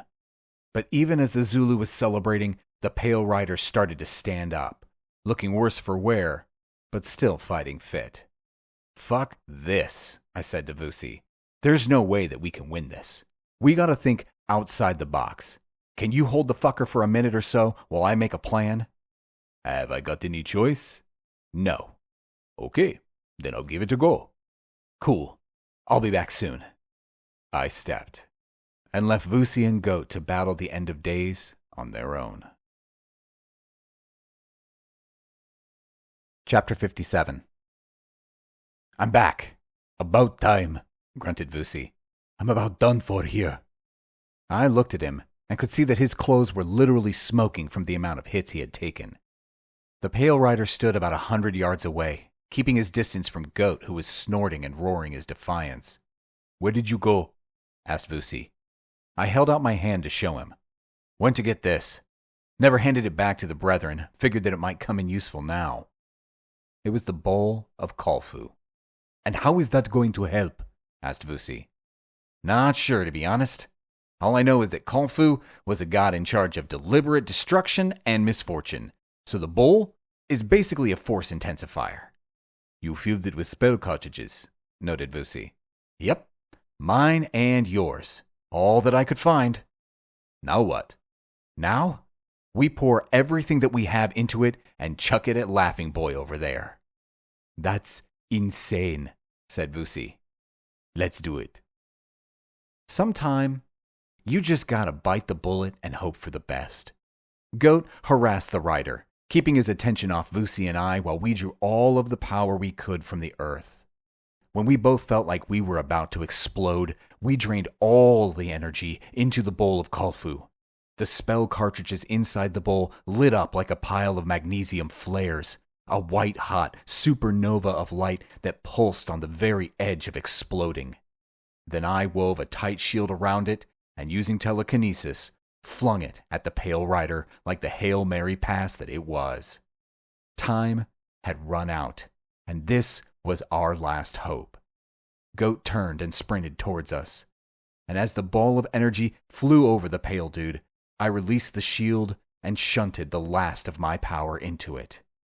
Then I double-stepped. First to the land of the Fae, and then to the roof of the Hayden Planetarium next to the park, but outside of the Pale Rider's impenetrable domed shield. The bowl and the magic exploded like a thermobaric weapon, a fuel-air bomb with as much destructive power as a tactical nuclear missile. The interior of the dome covering the park went white as the air inside burned up at a heat exceeding 100 million degrees Fahrenheit.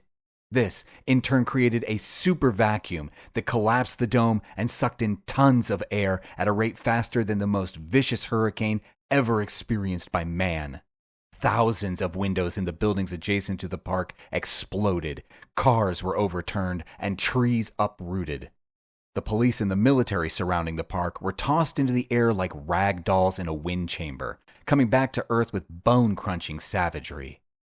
I had surrounded the three of us with a shield, so although we were right in the thick of things, we were relatively unharmed.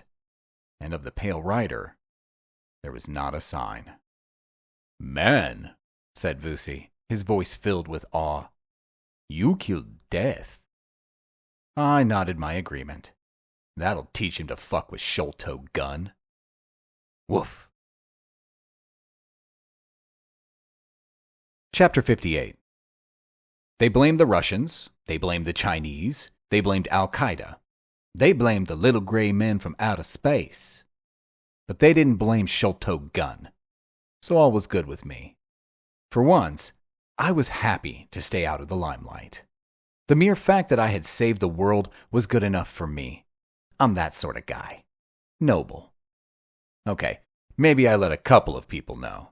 A whispered word in a few select ears. Just enough for the word on the street to say, you know that massive explosion that totaled Central Park? Yeah, well, I'm not saying anything, but a word to the wise? Don't fuck with Sholto Gun. Hey, why not? After all, a dude's gotta protect his rep. And you know what they say, when one door closes, just open the fucking thing. That's how doors work. Catch you later. Love ya. Hex. This has been Hex, Book 4, Valiant Magic, an urban fantasy series. Written by Craig Zerf. Narrated by Chance Hartman. Copyright 2018 by Craig Zerf. Production copyright by Craig Zerf.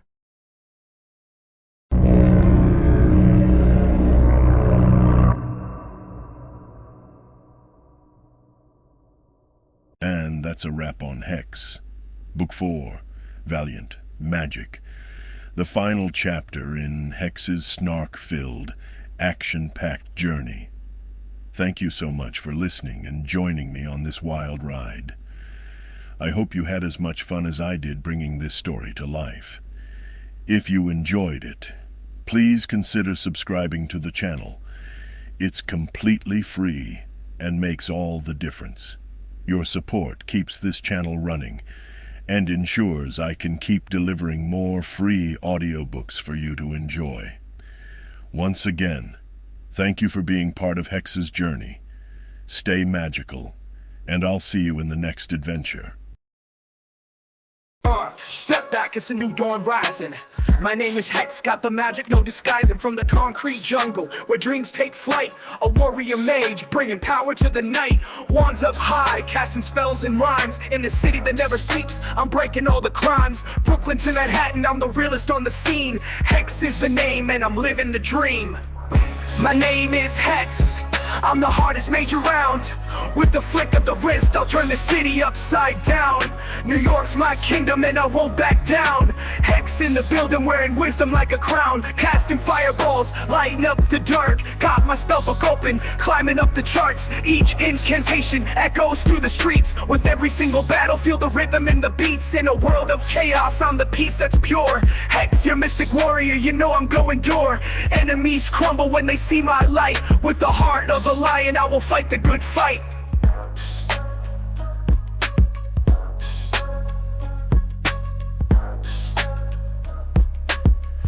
My name is Hex, I'm the hardest mage around. With the flick of the wrist, I'll turn the city upside down. New York's my kingdom and I won't back down. Hex in the building, wearing wisdom like a crown. Casting fireballs, lighting up the dark. Got my spellbook open, climbing up the charts. Each incantation echoes through the streets. From Harlem to Queens, I create my own fate. No full power here, just a warrior state. I'm the voice of the struggle, the pulse of the street. With magic in my veins, I won't accept defeat. Enemies tremble when they hear my name. Hex the mage, I'm igniting the flame. With each spell I cast, I rewrite the game. This New York life, it'll never be the same. I'm fighting for the lost, bringing hope to the fight. In this urban sprawl, I'm the beacon of light. So don't mess with me, or you'll feel the strain. Hex is the name, and I'll reign with no chain. My name is Hex, I'm the hardest mage around. With the flick of the wrist, I'll turn the city upside down. New York's my kingdom and I won't back down. Hex in the building, wearing wisdom like a crown. Casting fireballs, lighting up